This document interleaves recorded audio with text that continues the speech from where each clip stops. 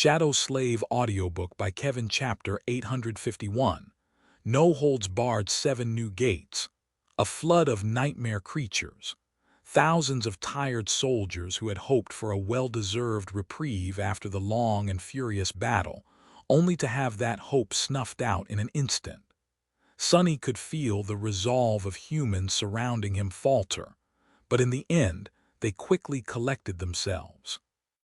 The officers barked orders, the soldiers hurriedly gathered in proper formations, the lumbering mobile war platforms repositioned to open fire on the new threat.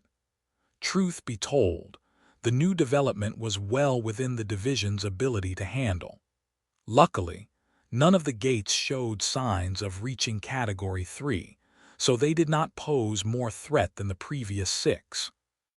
The human force had barely suffered any casualties, if any at all, in the recent battle, and they had a theoretical chance of repeating that success. If there was one problem, though, it was that the division, just like Sonny and his soldiers, had overexerted itself in the previous engagement. Logistical vehicles hastily moved forward to give the fighters an opportunity to reload their empty magazines and recharge their armor suits. Artillery needed new batches of explosive shells. Infantry needed energy cells and ammunition. MWP companies needed to cool down to avoid a forced shutdown. All that demanded time, which caused humans to blunder the immensely important opening act of the second offensive. Additionally, they had lost the precious terrain advantage and strategic control due to the fact that one of the gates opened behind them. That just meant that the warriors of the awakened detachment had to pick up the slack and buy their mundane comrades a chance to regroup and properly enter the battle. That included Sonny and his soldiers, too. Damnation! Sonny remained motionless for a few moments, studying the approaching flood of nightmare creatures as his mind went into an overdrive. He had no doubt that hundreds of awakened accompanying the division would be able to stall and destroy the threat eventually. However, this time, the human force was not going to achieve victory with minimal losses. Many people were going to die. Was it time to unleash his trump cards already? This is just day 1, for heaven's sake. He had come to Antarctica in search of greater strength. Saving the lives of his fellow soldiers sounded very much like something that a man of conviction would do. However, Sonny was not convinced. Why should he go above and beyond to help these people to even the odds? It was not like they were going to suffer a crushing defeat. Victory was all but guaranteed, with only its cost remaining in doubt. Showing his aces, on the other hand, was a bit risky. Sonny would have felt more comfortable if he and his cohort were acting alone, but here in the middle of a massive battlefield. The thought left a bad taste in his mouth. He was tempted to bide his time. There was a grim feeling slowly rising in his heart, though. Indeed, it was the very start of a campaign that promised to be long and arduous. If Sonny did not go all out and his division lost a bunch more soldiers as a result, the losses would not be anywhere near substantial in the grand scheme of things. However, what would happen if a bunch of soldiers died tomorrow, too, and then the day after that and the day after that? Pretty soon, there would be no one left to fight by his side. And that was a big problem. Suddenly, a simple and chilling realization struck his mind. Sonny's eyes widened slightly. The thing he had come to understand was so straightforward that it bordered on obvious. Antarctica was not a place where one could hold back. Even though the chain of nightmares was far away from reaching its full magnitude, everyone had to exert themselves to the absolute limit already, or face eventual and inevitable destruction. In fact, even that might not be enough. Sonny gritted his teeth. He had known that this cataclysm was going to be a dreadful trial, of course, but now it became starkly clear that even Sonny had underestimated the true scope of the disaster. Theoretical understanding was very different from actual knowledge. Standing on top of the corpse of a mighty gate guardian, he sighed, and then glanced at his soldiers. That gate over there seems to be bringing our old eyeless friends to the real world. Since we already know how to handle them, it will be our next target. As one of the very few masters in the division, and a captain of the first irregular company to boot, Sonny had a larger responsibility than most. It was a given that his cohort would have to lead the charge on one of the 7 gates. However, he couldn't be in several places at the same time. The gate that had opened behind the human formation, the one that posed the most threat and prevented the division from presenting a united front, thus constraining every soldier on the battlefield, was too far away from his position, and so the irregulars had no hope of reaching it in time. Someone else would have to handle it. Move out. Samara, change position to get a clear line of fire on the designated gate. Kimmy, stay close to Luster and assist him in covering the vanguard's back. Stay alive. Kill them all. Without wasting any more time, the cohort rushed forward to meet the onslaught of frenzied abominations. Hundreds of awakened joined them, creating a buffer between the nightmare creatures and the line of mundane soldiers, buying time for the division to form an effective response. A dozen seconds after they left, however, something moved in the shadow of the massive carcass. Suddenly, a terrifying black steed emerged from it, carrying a fearsome dark rider. The rider observed the battlefield with cold indifference, and then sent her destrier into a gallop. Their eyes burned with infernal red flames. Nightmare and Saint were heading away from the approaching abominations, toward the hastily assembled battle formation of human soldiers. Chapter 852. The Return of the Lord. A soldier named Ash was not having a great day. Early into the battle, his powerful exoskeleton armor suit sustained damage to one of its knee joints. Although he could still fight and shoot his rifle, not to mention more than willing to face the abominations despite having his mobility severely reduced, the command judged that the risk was not worth it. As a result, he had to abandon his fellow infantrymen and retreat to the supply train of the division, where a team of techs tried to repair his suit as fast as possible. Sadly, they weren't fast enough. Who knew that a bunch of new gates would open, with one of them appearing almost on top of the scarcely defended supply train? While the techs and other noncombatants desperately tried to retreat closer to the main formation, Ash and a small number of soldiers that happened to be nearby had no choice but to face the advancing nightmare creatures alone. They unleashed a torrent of bullets at the monsters, but there were just too many of them. Even when he emptied his shoulder-mounted launcher to send a hail of miniature rockets into the mass of rabid abominations, the surprisingly potent explosive load his missiles carried failed to make any difference. He had managed to slaughter a number of dormant bastards with that salvo, but those of them that were awakened, you needed an awakened to kill another awakened. All mundane soldiers knew that, more or less. Slowly, Ash's blood turned cold in his veins. Bad, bad, bad. An officer's shout reached his ears through the communication system of the armor suit, barely legible because of all the distortion produced by the massive gates.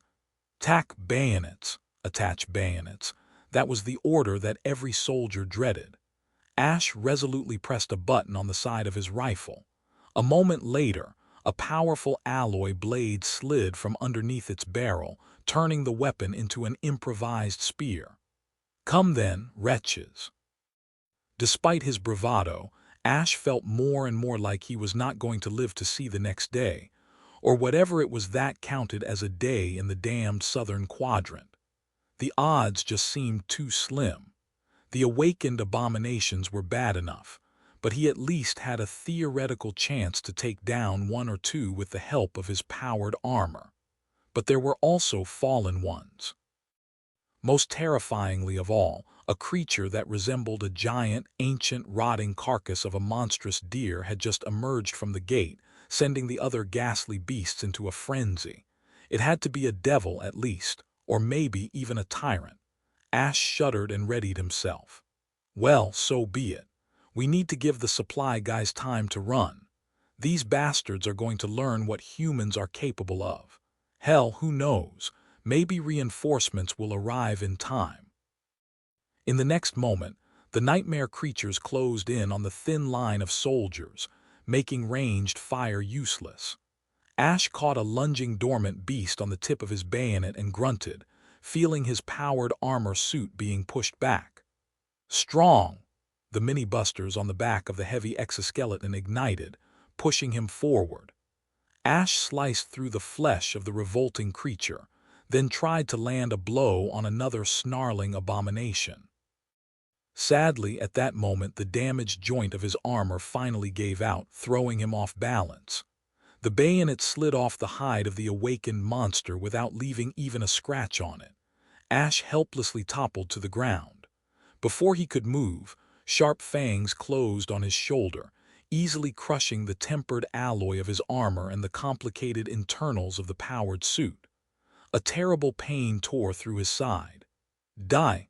I am going to die. He looked up and stared at the ugly snout of the monster that was going to kill him, his eyes wide.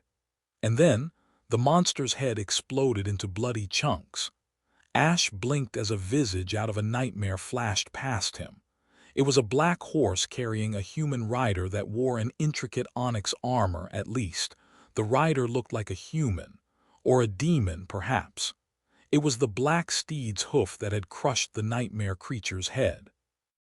Without ever slowing down, the demonic knight continued forward, killing numerous abominations in passing. Suddenly, the pressure on the mundane soldiers reduced. The dark rider and his nightmarish steed flew through the mass of rabid creatures, slaughtering one after another. The sword the knight wielded, a strange weapon. The sword she held was made out of black stone and broken. Its edge, however, was still sharp.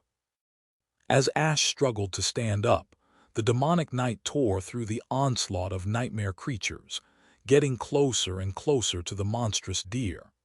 At some point, the rider gracefully jumped off the black steed's back, soaring high into the air and landing right in front of the charging guardian. Ash didn't see what happened next, because the figure of the infernal knight became hidden behind the mass of nightmare creatures. All he perceived was a chilling, absolutely inhuman shriek that suddenly rolled across the battlefield, so loud that the auditory systems of his exosuit failed to filter the deafening wail out. Gods! Finally, he managed to raise himself from the ground. The battle was still not over, in fact. It was only starting. Even though Ash would have to struggle to do anything with only one functioning leg and a torn shoulder that reduced the range of motion of his right arm, he was determined to do his part.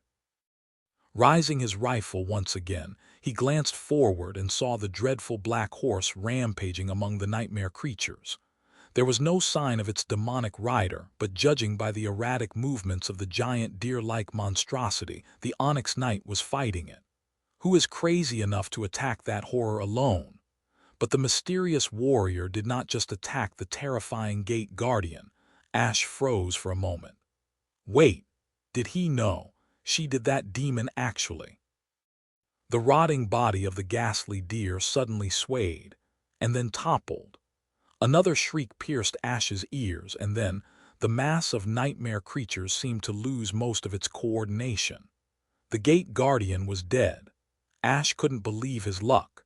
And as if fortune truly smiled on him today, not too long after the fearsome abomination fell, reinforcements arrived from behind, forging an impregnable defense line to stop the enemy's advance. Ash fired the last of his bullets, then stumbled away and retreated.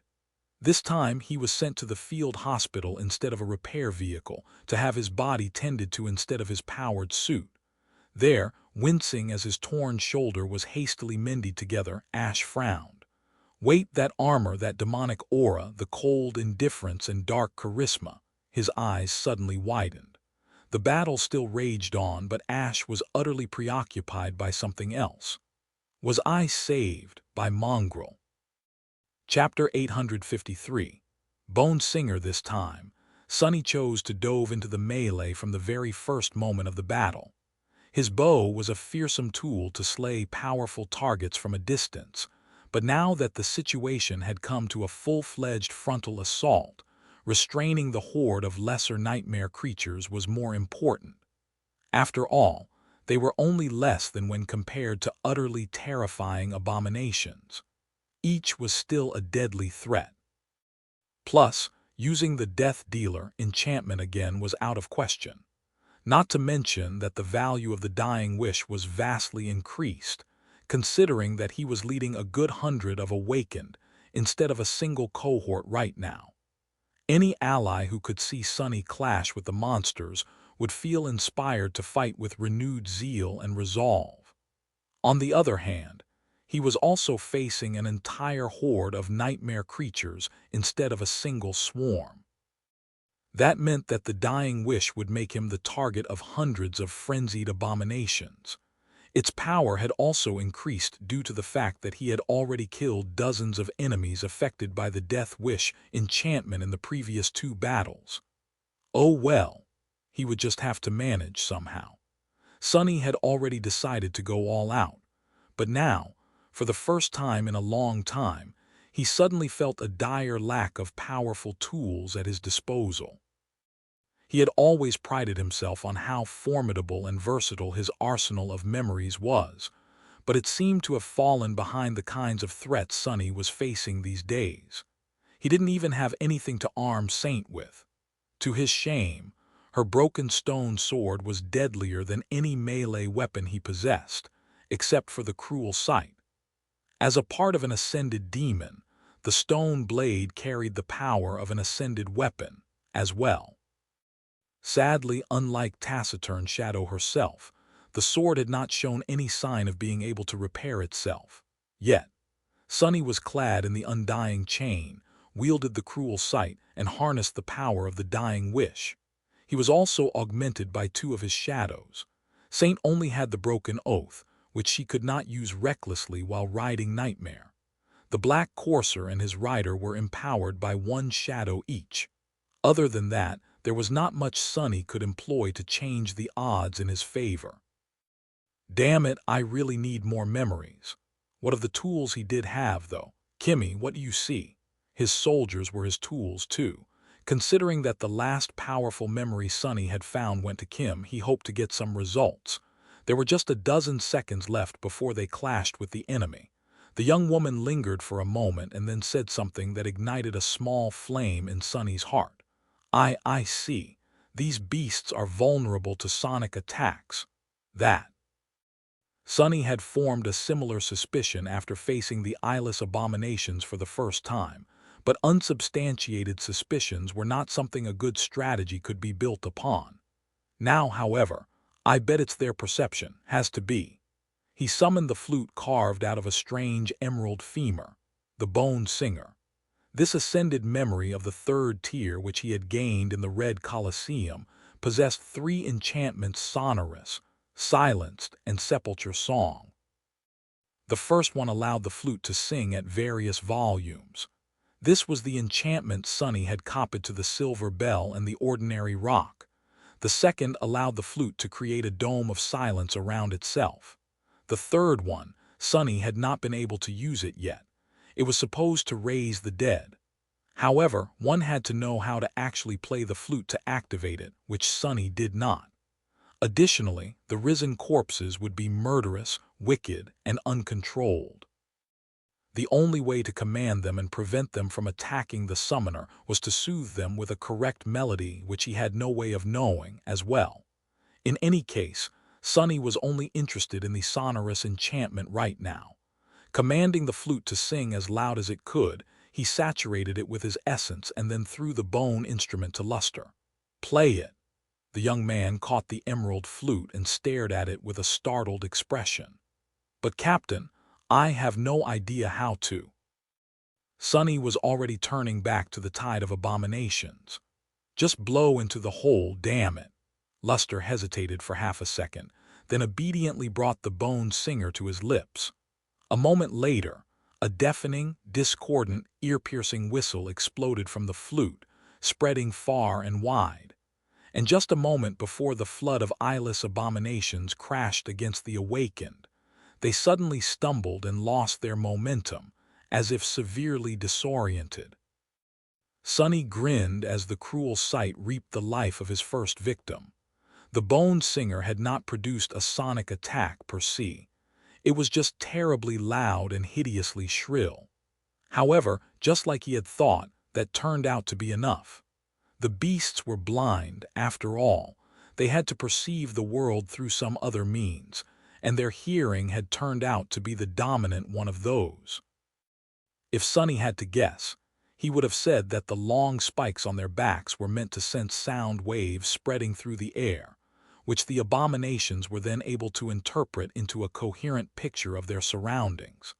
Subjecting them to the terrible song of the Bone Singer was akin to using a flashbang grenade. Without ever slowing down, Sonny cut into the horde of nightmare creatures. Driven into a murderous frenzy by the dying wish, hundreds of them rushed forward to tear him apart, only to die by his blade.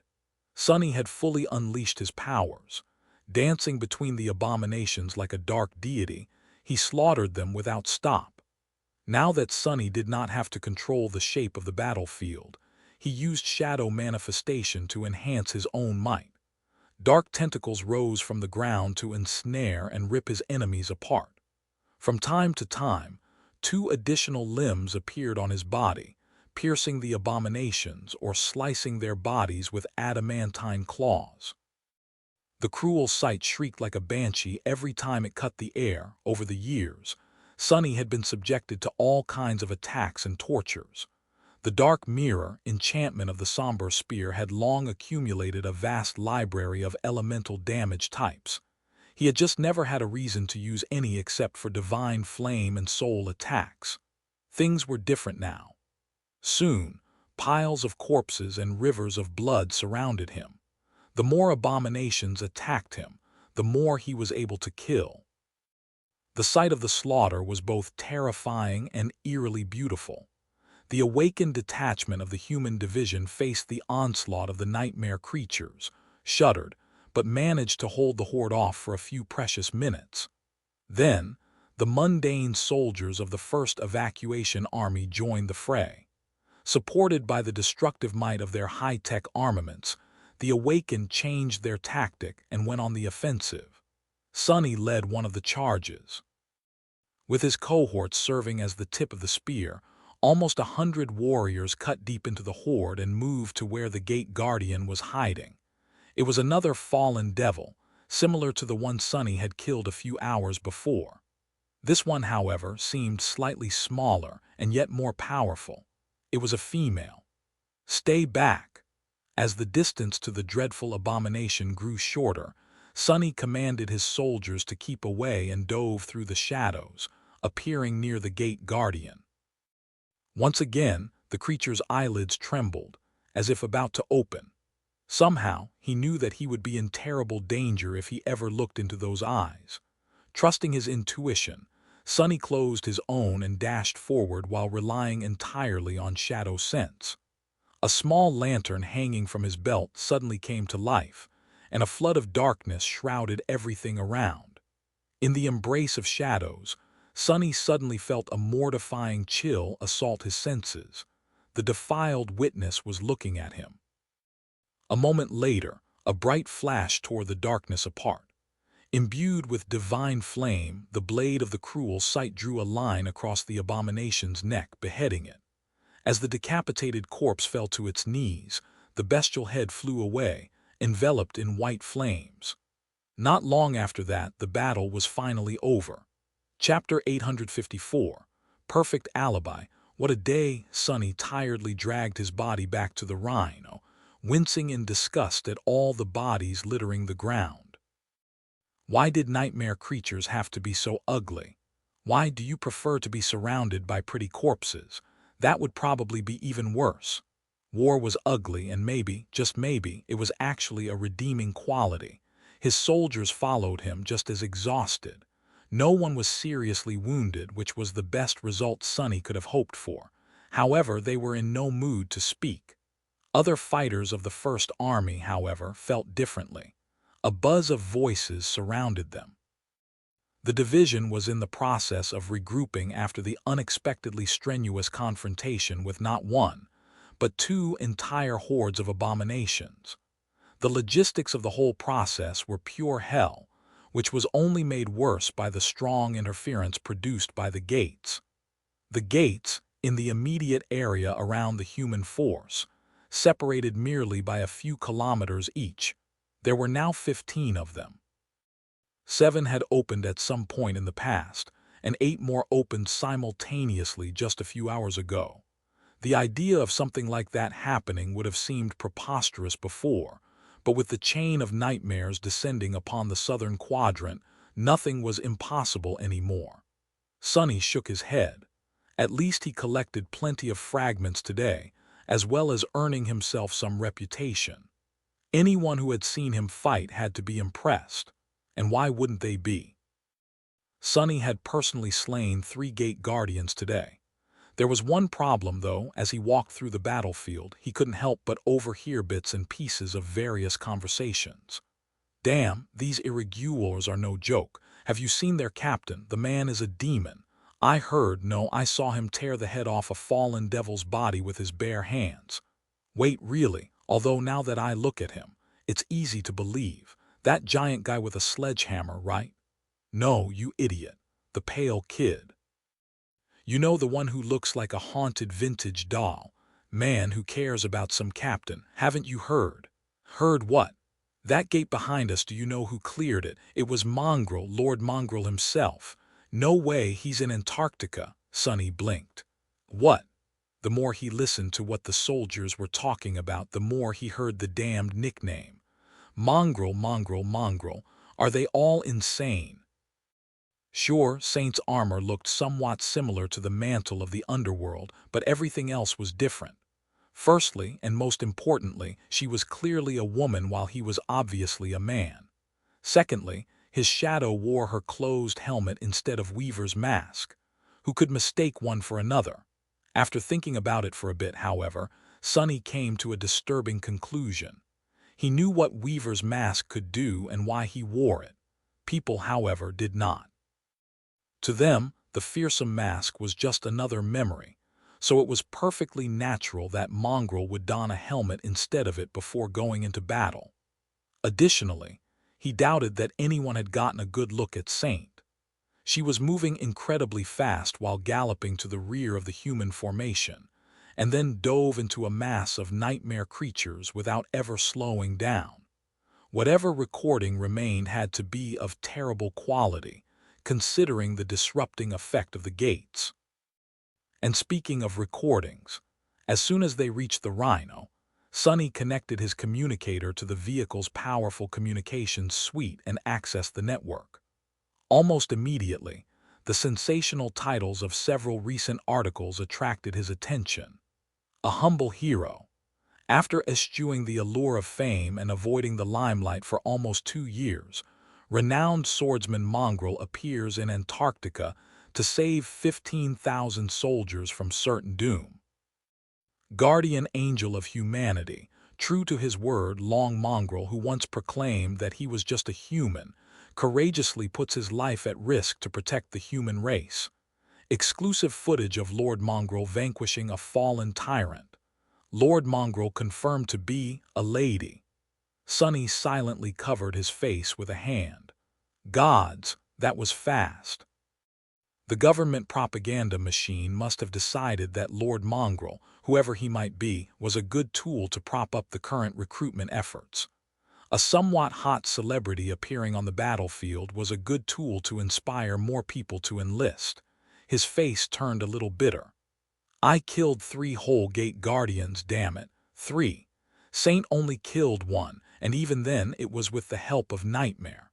Why is no one speaking about me? Even the soldiers of his division seemed to have completely forgotten about Sonny's contributions once the news of Mongrel appearing during the battle spread.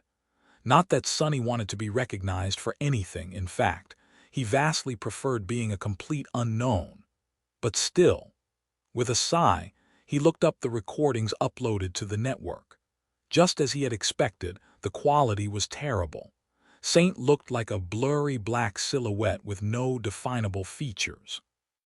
What little the government allowed to be shown did not paint a clear picture of her clash against the nightmare creatures. It just looked like a mess of movement accompanied by a litany of bestial howls. However, that only added fuel to the collective imagination of people who had watched the video. He read a few of the discussions and closed his eyes for a moment, holding back a groan. What is this crap? From what people were saying, it seemed as if Mongrel single-handedly eradicated several thousands of nightmare creatures, while actual soldiers helplessly stood back and applauded. Suddenly, Sonny let out a small laugh. Before unleashing Saint, he had been worried that people would connect the dots and realize that he was Mongrel. Reality, however, turned out to be the exact opposite. Thousands of humans had witnessed him fight at the front of the formation, while at the same time, thousands more had seen someone who they mistakenly assumed to be Mongrel fight at the back. The two couldn't possibly be the same. The action that could have potentially revealed his secret had become a perfect alibi instead. Sonny sighed and then shook his head in bewilderment. Well, that's something, I guess. Chapter 855. Snow and ash. There were a lot of things to do before the division resumed its march. Soul's shards had to be extracted from the carcasses of the nightmare creatures. The carcasses themselves had to be piled into mounds to clear the way for the vehicles. Usually, each would have been dressed to harvest useful materials. The hides and bones of the abominations were a precious resource, especially that of the fallen ones. However, no one had time to properly process the remains of the fearsome horde, so the corpses were simply discarded by the side of the road, doused in incendiary liquid and burned. The transports and artillery vehicles, damaged war platforms, and powered suits of mechanized infantry had to be checked and repaired. Spent ammunition had to be replaced, wounded had to be healed. Soldiers, both mundane and awakened, needed time to rest and recover. Aboard the Rhino, members of the cohort slept in shifts. 3 entered the dream realm while the other 3 remained on guard. As soon as the first shift returned, the second shift took their place inside the sleeping pod. Sonny remained awake, meditating silently at the back of the vehicle. In the morning, the division had to perform one final task. In a solemn silence, the bodies of the fallen soldiers, about 100 or so, were covered by pristine white flags. The general in command of the division gave a short speech, and then lowered his head. After that, several war platforms towering above him activated powerful flamethrowers attached to their mechanical arms, unleashing long streams of furious fire to consume the bodies. In the harsh conditions of the Antarctic campaign, the First Army could not give its fallen a better burial. Even if the division could spare time to dig graves in the frozen soil, the risk of a stray nightmare creature disturbing them in the future was too high. And with so many living people waiting for their turn to board the evacuation ships, sacrificing precious space to send the bodies back home was a luxury that no one could afford. Looking at the funeral pyre in silence, Sonny couldn't help but fall into a somber mood. Although the ritual itself was beautiful and dignified, in truth, the soldiers who had sacrificed their lives were treated not much different from the nightmare creatures that had killed them. In the end, both were consumed by flames. For some reason, the image of countless candles burning in front of the academy gates appeared in his mind. With a sigh, Sonny turned away and spoke to his subordinates. Let's go. At least the losses weren't too terrible. If Saint had not struck down the guardian of the northernmost gate so swiftly, things could have been much worse. Soon, the division moved forward. All that was left behind was a landscape decimated by the battle, with snow and ash mixing as they swirled in the air. Sonny remained at the back of the Rhino with a contemplative expression on his face. Soon, however, he was distracted from his thoughts by an incoming communication. Masterjet's alabaster face appeared on the screen. "Sonny, I have a new mission for you." The field army dispatched to the Antarctic Center had a straightforward objective: turn a small number of cities into impregnable strongholds. Relocate all human population of the region to these strongholds, and then entrench themselves for as long as it was going to take to evacuate everyone. At some point, reinforcements were supposed to arrive and make the task of withstanding the siege of nightmare creatures easier. Before that happened, however, the First Army had to complete the most perilous stage of the operation alone. Siege capitals had to be built, evacuation corridors had to be established, and millions of people had to be moved through them in a timely fashion.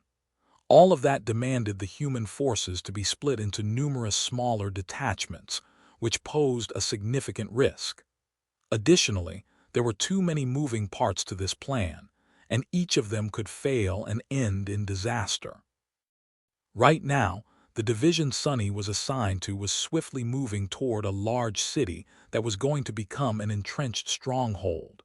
In the process, they were also laying the groundwork to establish transportation connections to smaller settlements, either by bolstering the existing civilian infrastructure or creating their own.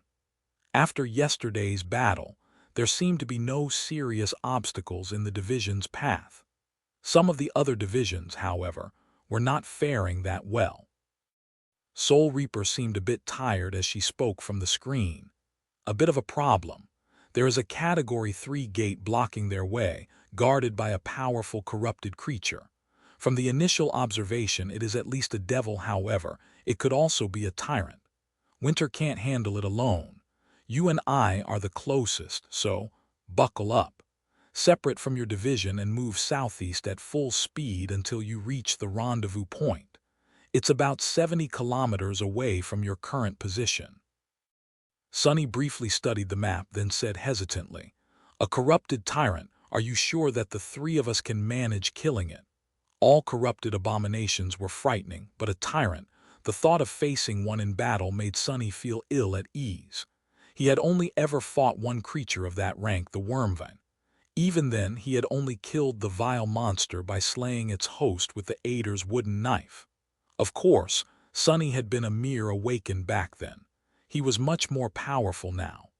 But what truly disturbed him was the lack of information.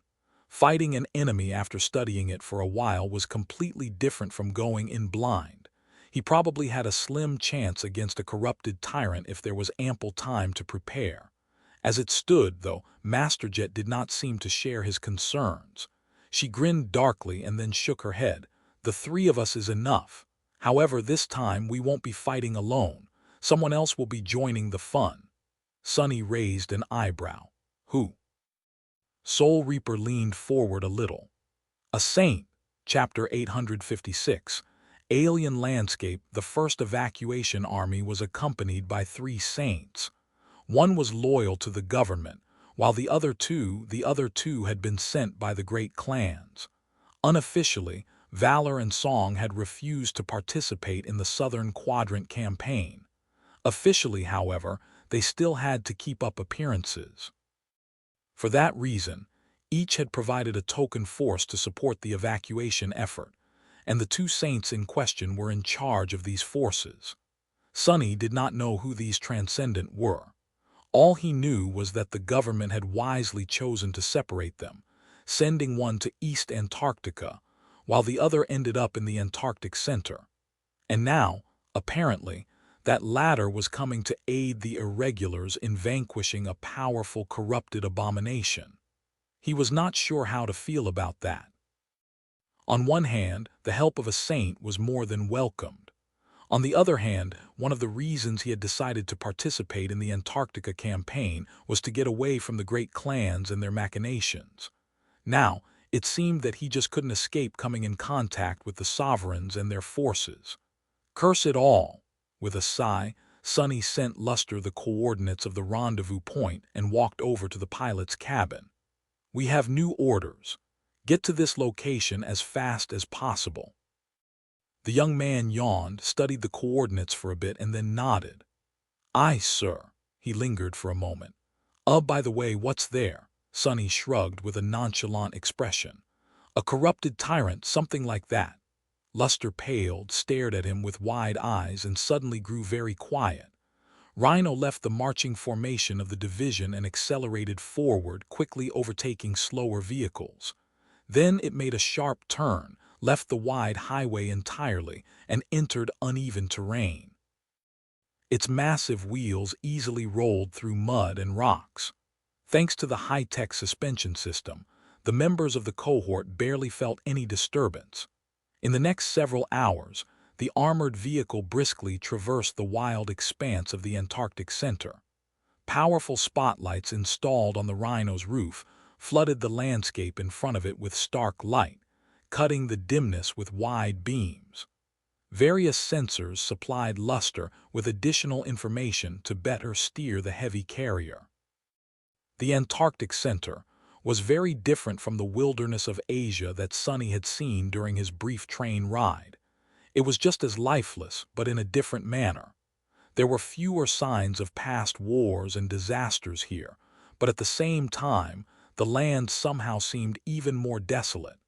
It was much more uneven and mountainous, too. Basically, most of the landmass was covered by a vast mountain chain.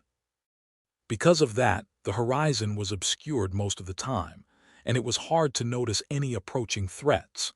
More than that, the landscape itself looked strange and alien. Well, no surprise. After all, Antarctica had been covered by ice for millions of years, and only recently shrugged off its heavy veil.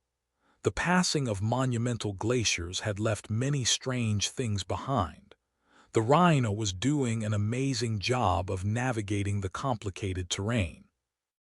It moved toward the rendezvous point with sufficient speed, sometimes making use of existing roads, sometimes cutting through untouched wilderness.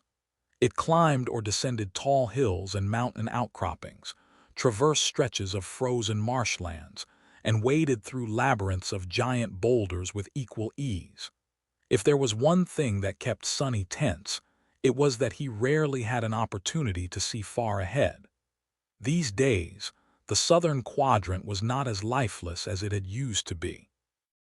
The life that was spreading through its reaches, however, was not the kind anyone in the waking world would welcome. Eventually, he sighed and climbed on the Rhino's roof through one of the upper hatches. Since Samara was yet to return from the dream realm, Sonny was the only member of the cohort with decent means of ranged attack. Using the open lid of the hatch to shield himself from the cold winds, Sonny summoned Morgan's warbow and peered into the dimness that surrounded the moving vehicle. In the next few hours, he had to use his bow 3 times. Several stray abominations wandered into the Rhino's path, only to be slain by a swift black arrow before having the chance to approach it. Luckily, none of them turned out to be too powerful or laid a dangerous ambush. For now, by noon, which, of course, looked the same as morning, evening, and night, the Rhino reached the ruins of a small outpost, where 2 similar carriers were parked in the shadow of a broken wall. A handful of people could be seen gathered around a fire, having a cozy meal. As Luster stopped the vehicle, Sonny jumped off the roof and walked toward the fire. Orange light gleamed, reflecting from the bleak metal of his armor. "What are you guys drinking?" The members of Queen's and Soul Reaper's cohort looked at him with wistful expressions. "That, just hot water, sir. The cargo capacity of our carriers is limited, so we couldn't bring anything better." He shook his head, then summoned the covetous coffer. As the large chest manifested itself into reality and opened its toothy maw, Sonny thrust his hand inside, and then threw a can of instant coffee and an expensive chocolate bar to the startled awakened. "Oh, sir. Thank you, sir." The bunch of irregulars did not look like people who were about to fight a corrupted abomination of a high class. They seemed relaxed and nonchalant about the whole ordeal, and paid more attention to the can of coffee than to a menacing mountain that loomed above them. The Category 3 gate was situated on its peak. As the grateful Awakened brewed coffee for themselves and Sonny's soldiers, who emerged from the Rhino and joined them, he looked around and noticed Master Jet and Winter. The two were standing some distance away, discussing something between themselves in low voices. He headed toward them and caught the tail end of their conversation. "Is definitely a woman, hot as hell too. I am telling you, idiot, I saw that mongrel guy myself once. He's definitely a man. Everyone knows that you're blind in both eyes when it comes to these things, Reaper. I mean, remember the time when that handsome saint tried to hit on you? What are you talking about? He was just hoping to cooperate with us to claim a new citadel. Damn, you are hopeless, you know that? All men." At that moment, Sonny approached them, glanced at Master Jet, and then cleared his throat. Winter stared at him for a moment. "See, case in point. What is that supposed to mean?" As Sonny pondered what she alluded to, Master Jet smiled and waved at him. "Ah, Sonny, you're just on time. The saint should be arriving any moment now, too." He couldn't help but frown. Who exactly is, at that moment, a vaguely familiar feeling suddenly overwhelmed him. Sonny sensed a massive shadow covering the ruined outpost, and then heard a sound that resembled the rustle of 1,000 wings. Suddenly, a fourth figure was standing among them. Sonny blinked, momentarily lost for words. Saint Tyrus, what are you doing here?" In front of his stood none other than Sky Tide of the White Feather Clan. Chapter 857. Jade Beetle. The woman standing in front of Sonny was tall and slender, with long hair that fell down in a gentle cascade of pale gold. Her posture was perfectly straight, and her cold face was dazzlingly beautiful. Sky Tide was wearing a suit of light steel armor, with pauldrons and greaves decorated with stylized feathers. The gaze of her stern amber eyes was piercing and heavy, while her strange vertical pupils resembled that of a bird of prey. Snowflakes swirled and danced in the air as if trying to get closer to her. Sonny was rather startled to see the familiar transcendent. "Saint Tyrus, what are you doing here?" Sky Tide glanced at him, Master Sunless. "It is good to see you again. I am glad to find you in good health. As for why I am here, isn't it obvious? I have come to hunt the beast." He shifted awkwardly. "No, I meant why are you here in Antarctica?"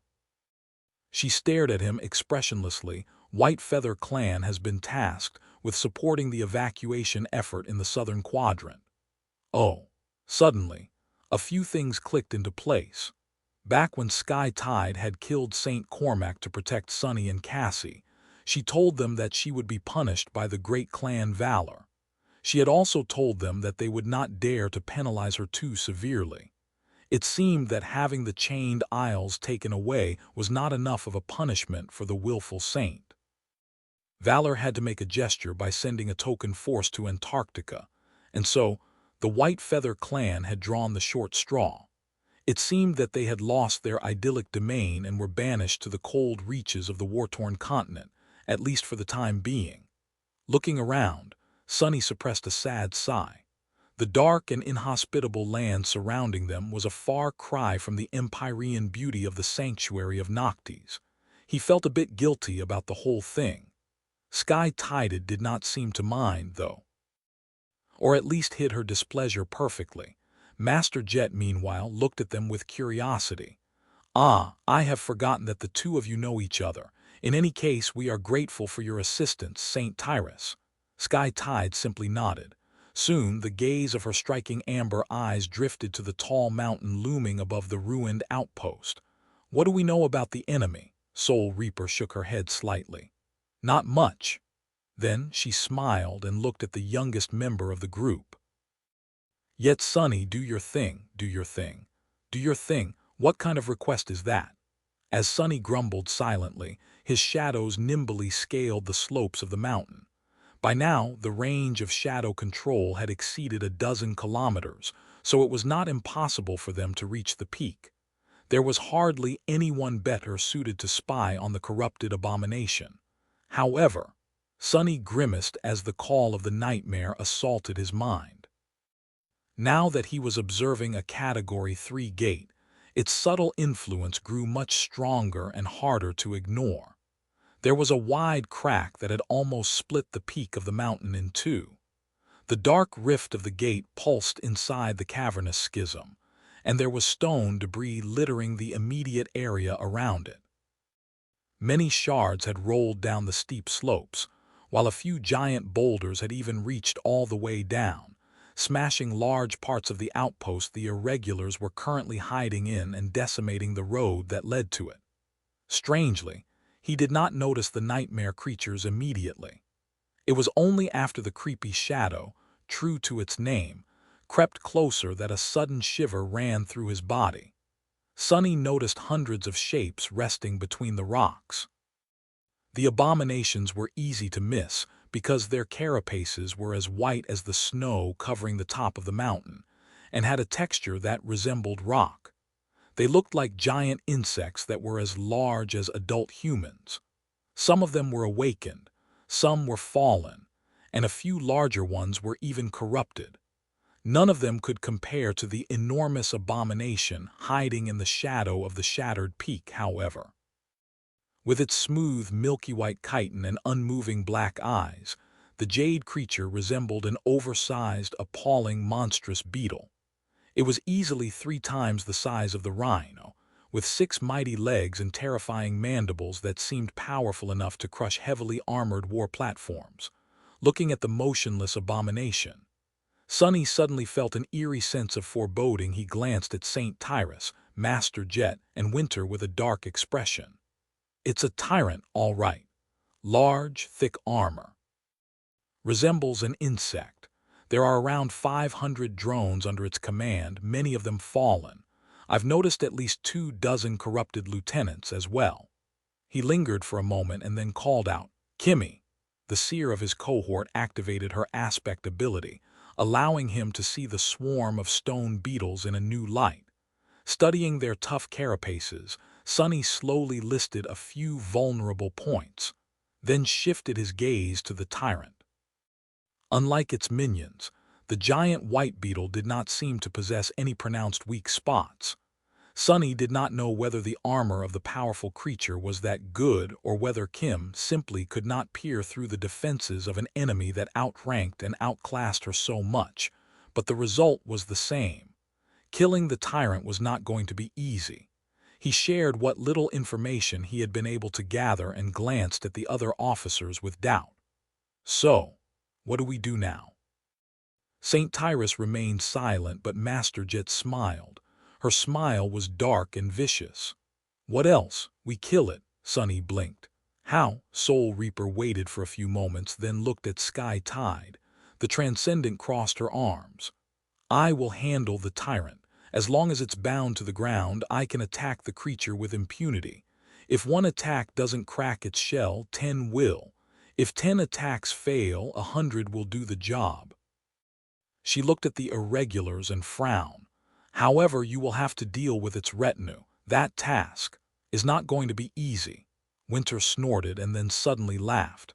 Easy? What's that? Chapter 858. Aerial superiority. They did not spend too much time trying to come up with a detailed plan. Firstly, because the nightmare creatures could have discovered the irregulars at any moment. Secondly, because no plan they could come up with would have been reliable. There was just too little information at their disposal. Without knowing what the tyrant, the few devils serving it, and the lesser soldiers of the Stone Hive were capable of, what was the point of creating rigid strategies? The battle ahead was going to be decided by raw power, resolve, and ability to swiftly adapt to changing circumstances. Luckily, the irregulars had more than enough power at their disposal. With 3 elite masters and an actual saint leading them, there was hardly a more fearsome human force in the Antarctic center. Would that power be enough, though? They were going to find out soon. How did I end up here? Creeping up the slope of the mountain with a morose expression, Sonny bitterly remembered his dreams of becoming a rich, decadent, cowardly shop owner. What was he doing on a continent drowning in nightmare gates, preparing to battle a corrupted tyrant and its army? He could have been relaxing in the hot springs of a luxurious spa with a bunch of beauties right now. That was what rich people did, right? Instead, Sonny hid behind a tall boulder, shivered in the cold, and glanced at the handful of people pressing against rocks around him. Sure, there were plenty of beauties among them as well. But it wasn't the same. It couldn't be more different, really. Damn! There was still a good stretch of the mountain slope remaining until the peak. That high, the air was not devoid of oxygen yet, but it surely tasted different. None of the awakened would be hindered by the slight hypoxia or suffer from the high-altitude illness, of course, but it still required some adjustment. Sonny sighed and watched as St. Tyrus calmly walked forward. A swarm of sparks surrounded her hand, and then coalesced into a long javelin. At the same time, Winter summoned a strange silver bow and 2 arrows.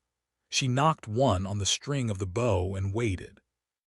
A shadow hiding at the peak of the mountain watched as one of the hideous insects wandered to the edge of a protruding rock outcropping and froze, its long antennae twitching in the wind. Sonny frowned. I think we're noticed." Before he could warn anyone, however, Sky Tide took one last step, raised her javelin, and silently threw it into the dark sky. Her throw caused the snow around St. Tyrus to be cleared away by the gale of crushing wind. The rocks beneath her feet cracked. In the next moment, a thunderous roar of a sonic boom rolled across the mountains as the javelin accelerated toward the peak with terrifying speed. It streaked across the sky like a radiant star, and then collided against the tyrant's carapace with devastating force. The milky white chitin did not shatter, though. The javelin shattered instead. As St. Tyrus tilted her head a little, Winter shot an arrow almost straight up. It flew into the sky and then exploded with brilliant radiance, flooding the gloomy slope with bright light. Illuminated by it, the nightmare creatures hiding behind the rocks moved. They ran forward with surprising agility and then jumped, twisting their bodies into tight spheres. Hundreds of these spheres then rolled down, approaching the hiding irregulars like with terrible speed. Sonny felt his heart growing heavy. Because of how similar the carapaces of the Stone Hive soldiers were to actual rock, it seemed as if the mountain itself was falling on them. And that wasn't all. The tyrant moved forward and opened its maw, disgorging a cloud of darkness from it. The cloud flowed down like an avalanche of volcanic ash, swallowing the figures of rolling drones as it overtook them. Bad. Sonny did not know what the black avalanche consisted of, but his intuition was screaming that inhaling, or even being touched by the black ash, was deadly to humans. At that moment, Sky Tide suddenly disappeared, and a massive shape shot forward from their formation. A giant bird of prey with white feathers and talons forged of lustrous steel appeared above the mountain, gaining speed as it flew into the sky. Her body was wreathed in a radiant mantle of dancing lightning bolts. As St. Tyrus moved her enormous wings, the cloud of black ash was torn apart by the hurricane winds and dissipated long before reaching the irregulars. She soared high into the dim sky and then plummeted down, aiming to savage the jade beetle with her terrifying beak. The two monstrous creatures collided, and the tyrant jumped back with an ear-piercing screech. A beam of darkness escaped from its maw, but Sky Tide was already rising into the sky as she circled to deliver another devastating attack. The bolts of lightning gathered on her body and then shot forward, colliding with the dark beam. It seemed to weaken considerably and missed the swift saint, disappearing into the somber expanse of cold heavens. A net of lightning descended from above and bit into the milky white jade chitin of the tyrant. A devastating thunderclap battered it like a physical attack. Tyrus folded her wings and fell down again, leaving deep grooves on the enemy's armor with her talons. The whole mountain shook from the ferocious force of their clash. Comparatively uninjured but hopelessly outmatched by the flying opponent, the jade beetle seemed almost aggrieved. Its black eyes stared at the silhouette of the colossal bird with an indescribable, inhuman emotion. And then the tyrant straightened. Its carapace suddenly seemed to split in the middle and move aside like a giant gate. From beneath it, four long, translucent wings emerged and then blurred, causing the massive creature to rise into the air. It would have been an eerily beautiful image, if it wasn't so dreadful. Looking from below, Sonny gritted his teeth. Well, crap, Chapter 859. Summit the corrupted tyrant and Sky Tide were of the same rank, but there was an abyss of 4 entire classes separating them. Nevertheless, St. Tyrus had been confident in her ability of defeating the perverse creature. As long as it was bound to the ground, that was what she had told them. Watching the giant insect spread its 4 translucent wings and soar into the somber sky, both grotesque and eerily beautiful at the same time, Sonny froze for a moment. Then he looked back down. Nothing ever went according to plan.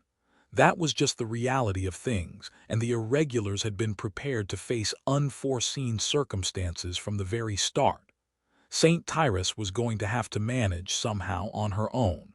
The rest of them had their own trial to face. He couldn't spare attention to the titanic battle happening above. Hundreds of nightmare creatures were bearing down upon the 3 cohorts of irregulars like an avalanche. Contracted into balls of white chitin, the soldiers of the stone hive were rolling down the mountain slope with tremendous speed, all their vulnerable spots safely protected. Their advance could be easily seen in the light of Winter's radiant arrow. Among them were awakened, fallen, and even corrupted abominations. Beasts, monsters, demons, and even devils. The air this close to the summit of the mountain was cold and thin, and unlike the previous battle, humans held an unfavorable position below the enemy. Worse still, Sonny had yet to recover from yesterday's exertion. He had barely half of his essence left. Saint and Nightmare were mending themselves in the dark flames of his soul after the clash with the powerful Gate Guardian. Things weren't looking good. Whatever, more fragments for me. As he thought that, Winter sent a second arrow into the sky. It disappeared into the darkness and then seemed to explode into 1,000 brilliant shards. Her aspect was a strange one. From what Sonny knew, it combined some sort of powerful combat augmentation with an affinity to revelation. Winter was both a warrior and a seer. As a result, she never missed. That was not an exaggeration, just a frightening and bizarre fact. She had literally never missed a shot since becoming an awakened. It did not matter what weapon Winter used, be it a bow, a sling, a throwing dagger, or simply a rock. They always struck true. Of course, simply being able to hit the target did not always mean victory. What made her truly formidable was an extensive arsenal of enchanted arrows that she had accumulated over the years. Master Winter was basically a walking artillery unit. As the 1,000 brilliant shards rained from the sky, each revealed itself to look like a small silver arrow. They bit into the mass of rolling abominations, shredding their carapaces, and finding their way through the smallest cracks in the chitin armor. Instantly, fetid blue lymph flowed onto the snow-covered rocks. A moment later, another arrow was already knocked on the string of Winter's bow, with several more already manifesting themselves from a whirlwind of sparks. Each appeared exactly as the previous one was sent flying. Shooting the bow with unnatural speed, she unleashed a squall of death on the mass of descending nightmare creatures. Every arrow was unique but absolutely deadly. Studying the nimble, calculated, and lethal movements of the older master, Sonny couldn't help but sigh. So that's what a professional looks like. He had a long way to go if he hoped to reach this realm of archery. Soon, the other ranged fighters among the irregulars joined the fray. Almost all members of Winter's own cohort were sharpshooters of some kind, so it easily outshone the rest in this phase of the battle, reaping dozens of abominable lives. Often, the awakened marksman aimed at the breaches in the white carapaces that the rain of arrows summoned by winter had created.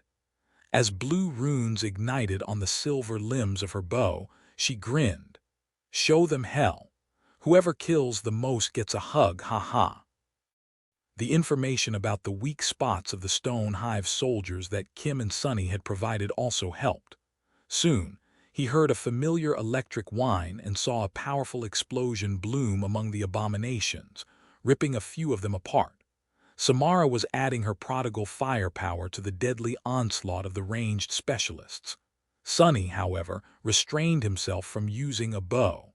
In this battle, he needed to conserve his essence as much as possible. Plus, he was meant to play a different role. The tide of abominations was almost upon them. "Sunny," he turned around and saw Master Jet running at him. Her short raven black hair was dancing in the wind, and her eyes were burning with chilling blue light. There was a light armor of black leather wrapped tightly around her body, and a familiar dark glaive trailing behind her. Lowering himself slightly, he interlocked his fingers and offered his hands to her as a step. As soon as Soul Reaper's foot landed in this cradle, he strained his muscles and threw her into the air. Augmented by 3 shadows, his strength was nothing short of monstrous. Boosted by Sunny, Jet flew forward as if she was an arrow herself. The somber glaive flashed, cutting. No, passing through the body of one of the corrupted abominations before it could even react. The creature rolled forward with tremendous speed for a few more moments, but then suddenly convulsed, unfurled its massive body, and came to a shuddering stop. Its white carapace was perfectly whole, with not even a smallest crack on it. And yet, the massive beast was dead.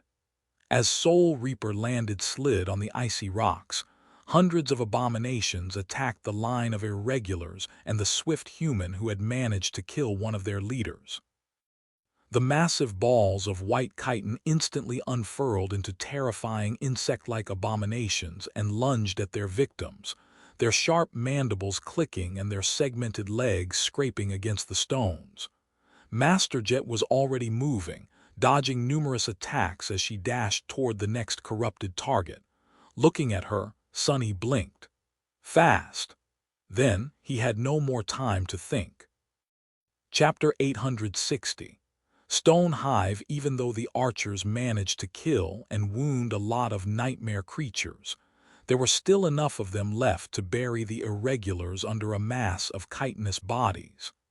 Master Jet's sudden advance divided their attention and lessened the pressure on the rest of the human force, but that was not her primary goal.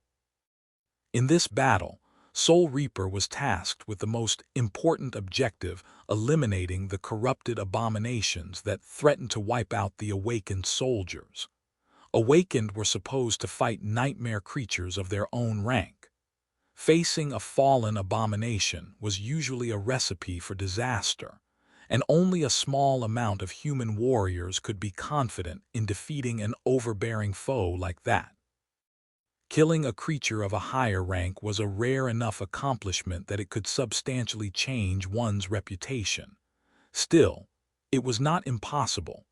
Sunny himself, as well as every other survivor of the Forgotten Shore, had slain plenty of beings that they had no business fighting.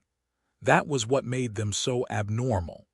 In the terrible crucible of the Forgotten Shore, only the strongest of the strongest survived.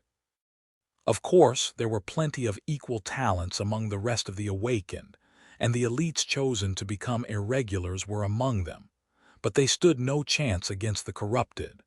The power gap of 2 ranks was just too insurmountable. In the rarest of circumstances, a victory could still be possible, but usually, awakened would not even be able to leave a scratch on the bodies of these monsters. No conventional weapon could harm them either. That was why the corrupted lieutenants of the Stone Hive had to die first, considering that these revolting insects possessed immensely durable armor. Soul Reaper had been chosen to strike them down. Her dreadful aspect, after all, allowed her to ignore all forms of physical protection. That did not mean that the rest of the irregulars were going to get it easy.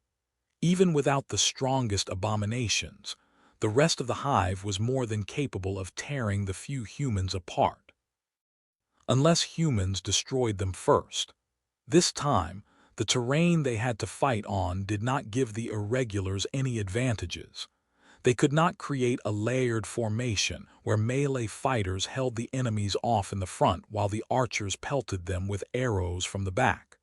The small human force was destined to be instantly surrounded. That was where Sunny came in. Most of the irregulars created a defensive line slightly higher up the slope, while the range specialists continued to shoot arrows and other projectiles over their heads. Their line bent like a crescent moon so that the abominations could not attack them from the sides. He alone stood behind the formation, holding the cruel sight and breathing deeply. Sunny's task was simple, to not let even a single nightmare creature attack the human force from the back. Let's go. The tide of Stone Hive soldiers broke against the single blade of Soul Reaper's glaive, collided against the defensive line of irregulars and spilled over it. He saw a mass of abominations slide past him from the sides, slow down, then turn around and scurry back up the slope. His fourth shadow had just returned and wrapped itself around the blade of the cruel sight, and at the same time, the dying wish called the enemy's fourth. Sunny dashed forward with stunning speed. At the same time, the shadows around him seethed, and then exploded forward with four long and powerful tentacles. Each tentacle pierced the carapace of a nightmarish insect and tore its body apart.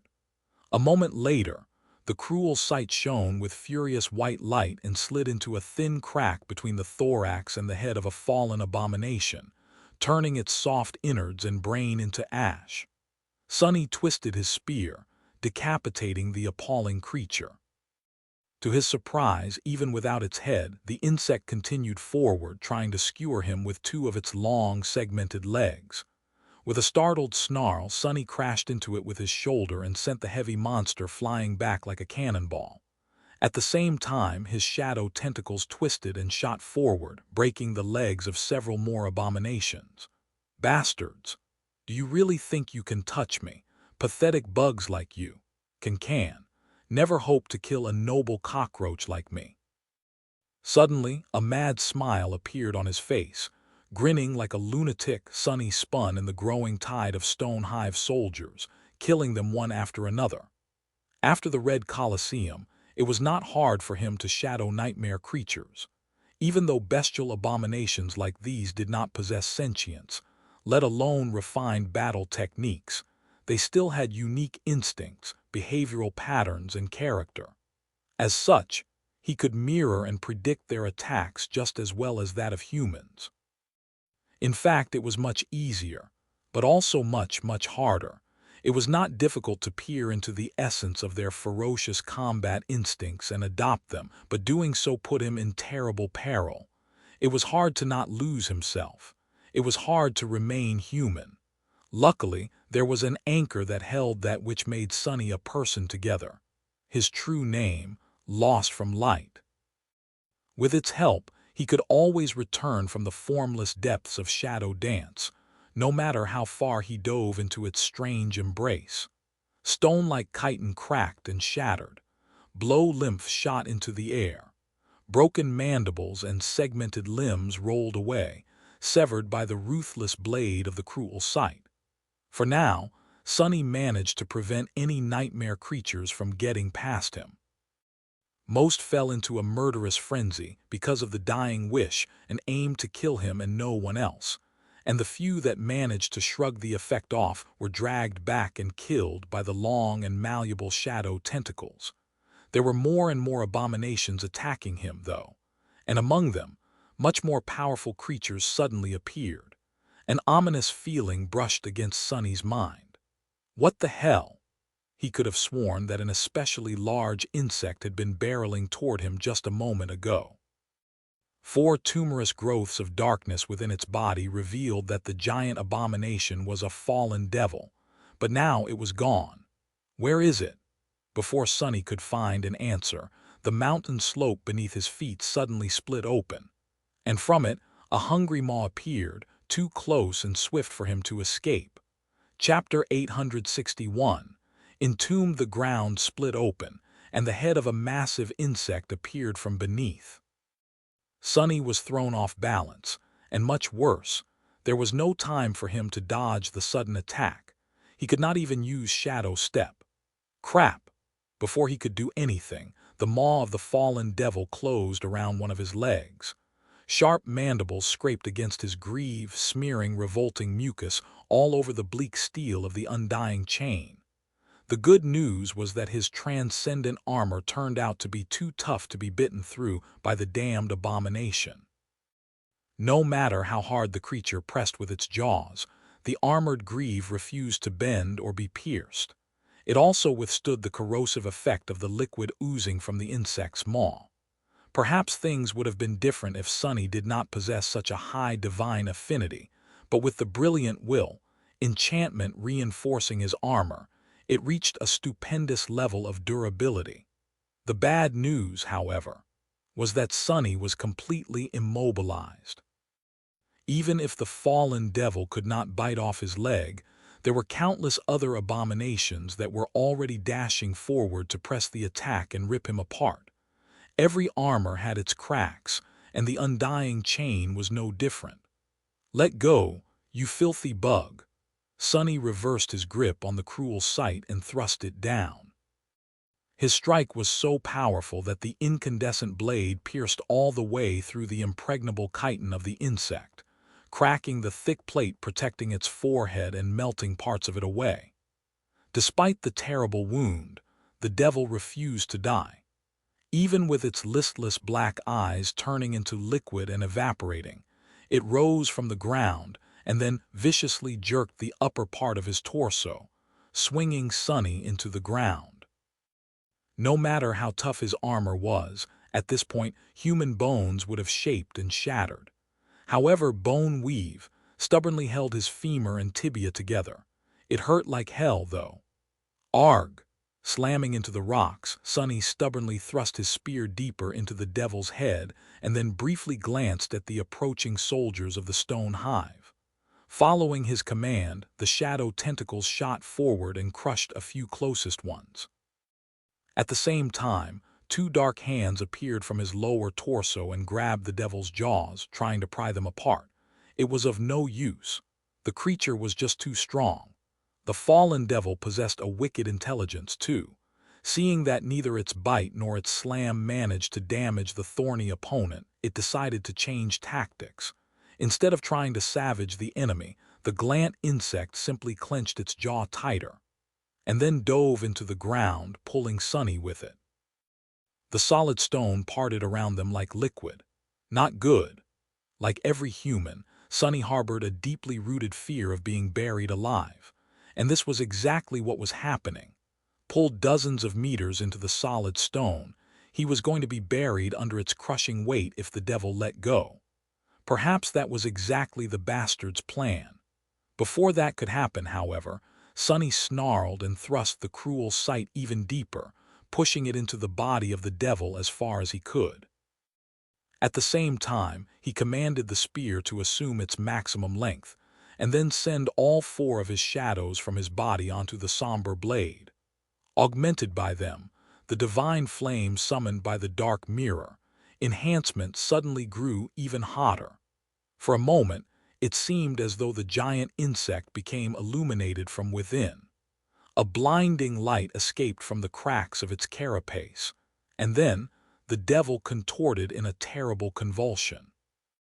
Just a few seconds later, it was immolated from within, turning into nothing but an empty, blackened shell. "You have slain a fallen devil, Stone Titan Flea. Your shadow grows stronger," Sonny shuddered, feeling his heart turn cold. "That's great, but—" The devil was dead, and so its unnatural power dissipated. The stone surrounding them turned back into its solid state, encasing Sonny in a cold, inescapable coffin. There was no light, no room to move, no air to breathe. Even with a master's prodigious might, digging himself out was impossible. A creeping horror entered Sonny's mind. Luckily, he was not just any master. Stretching his shadow sense upward, Sonny simply used Shadow Step and emerged from a stretch of darkness above ground. The cold air of Antarctica had never felt so sweet. The inhospitable, dim sky had never looked so beautiful. Suppressing the desire to fall to his knees and take a gasping breath, Sonny swiftly looked around to evaluate the situation. He had only been absent from the battlefield for a dozen heartbeats. But in a clash like this one, just a few seconds was an eternity. Just as he had suspected, things were not looking great. His absence left the rear of the human formation wide open, and a tide of Stone Hive soldiers was already flowing up the slope, approaching it. Most were already well outside the range of effect of the dying wish. That was really, really bad. Sonny's eyes widened. I have to come up with something, fast. Since there was no time to think, only a single idea came to mind. It could lead to a lot of unforeseen circumstances, but forced to act immediately, he did not see any other choice. Commanding the extraordinary rock to relay his command, Sonny barked, "Samara, Kimmy, turn around and open fire." At the same time, he dismissed his armor. As both of his soldiers unleashed a haul of bullets at the flood of abominations advancing from the back, the undying chain disappeared into a swarm of sparks. At the same time, wisps of dark fog swirled around his body. For a few seconds, Sonny was left without any protection. Ignoring that chilling fact, he dove into the mass of nightmare creatures, rampaging between them as the dark fog slowly coalesced into a different suit of armor. Luckily, or rather due to his panicked effort, no attack managed to land on his body in that time. Glossy onyx, ominous lines, intricate and ancient design. Finally, the mantle of the underworld wove itself into existence. His shadows slid onto its black surface. Merged with it, the dying wish was suddenly augmented by the underworld armament enchantment. The nightmare creatures advancing on the rear of the human formation slowed down and stalled. Then, they froze in place. And then, one after another, they slowly turned around and peered at Sonny. Subjected to an almost palpable pressure of immense hatred and bloodlust, he smiled nervously. Come eat me, bastards. Look, I am very tasty." With fervor and frenzy that made him shudder, the mass of nightmare creatures obliged. Chapter 862, Soul Reaper. The Death Wish enchantment worked. In fact, it worked a little bit too well. Damn. Sonny was drowning in the tide of nightmare creatures. No matter how strong he was, no matter how fast he was, no matter how well he understood the attack patterns of the Stone Hive soldiers, there were just too many of them for him to handle without paying the price. The mantle of the underworld sustained more and more hits. The onyx armor mostly held for now, and what little damage it did sustain was swiftly mended by the living stone enchantment. His body beneath it, however, was hurting. There were no holes in him yet, but it was just a matter of time. If there was one good thing about the situation, however, it was that the irregulars were completely safe from being attacked from the back. Sonny was holding the mass of abominations advancing from the rear single-handedly, killing more and more of them as he desperately tried to survive. By now, all the snow around him had melted, and the rocks were covered by the viscous blue lymph. Savaged carcasses of nightmare creatures littered the ground, and 3 shadow tentacles were rampaging among those that remained. The 4th had been destroyed by another fallen abomination, whom Sonny then finished off with the shining blade of the cruel sight. The twilight enveloping the summit of the mountain was long gone. High above, a constant stream of lightning tore the darkness of the cold sky, and on the mountain slope itself, chaotic flashes of light produced by Winter and other awakened ensnared in a bloody battle with the Stone Hive created a strange and beautiful illumination. Sonny himself was surrounded by nothing except for darkness, however, since the shadow lantern devoured any light that reached him. "I can't go on like this for much longer." His only solace was that he did not need to. Soon, help would arrive. Sonny just had to hold on long enough for Master Jet to finish off the corrupted lieutenants of the Hive and join the battle against the lesser abominations. Slaying a score of corrupted was not something an Ascended was supposed to be able to do, but he had faith in Soul Reaper's ability. After all, even saints were wary of fighting her. Speaking of Colonel Jet, killing a frenzied fallen beast with a devastating slash of the cruel sight, and at the same time piercing the head of an awakened monster with the ghostly blade of the Moonlight Shard, Sonny used the carcasses of the dead creatures to buy himself a moment of respite and glanced higher up the slope, where Soul Reaper was in a similar position as him, drowning in abominations, as she was trying to hunt down the strongest among them before they could hunt her.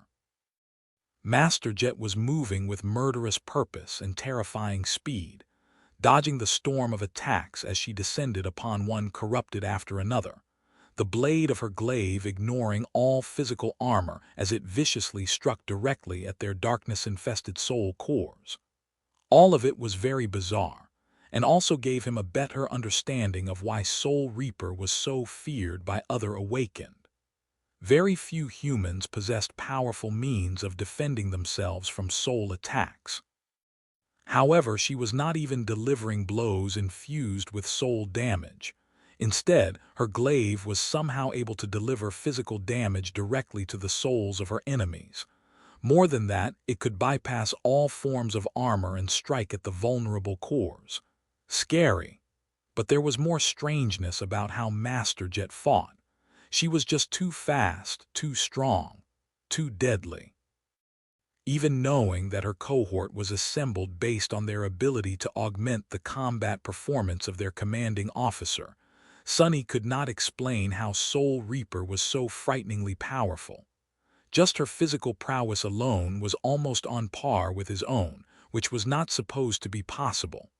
Not only did Sonny possess more cores, he also enjoyed the enhancement of shadows. And yet, he couldn't deny what he saw. Her battle style, meanwhile, was brutal and domineering, honed and perfectly sharpened to achieve a single purpose: deliver swift death and utter devastation to her enemies. While it lacked flair and refinement, when Sonny looked at how Soul Reaper fought, he felt something that he had never felt before.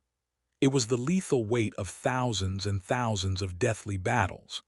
He did not think he had ever encountered a human fighter that seemed to possess quite as much combat experience. Her technique possessed a dark depth to it that he had yet to sense from anyone else. Not even Pierce and Welve, two high-ranking knights of valor, could compare to Soul Reaper Let. Not even the saints he had met. It made sense, in hindsight. Saints serving legacy clans might have been more powerful, but they led a very different life than someone like Master Jet. The government was always short on personnel and resources, and so every capable fighter serving them had to do more. Considering that Soul Reaper was possibly the most capable of them, she had to also be one of the most active government operatives.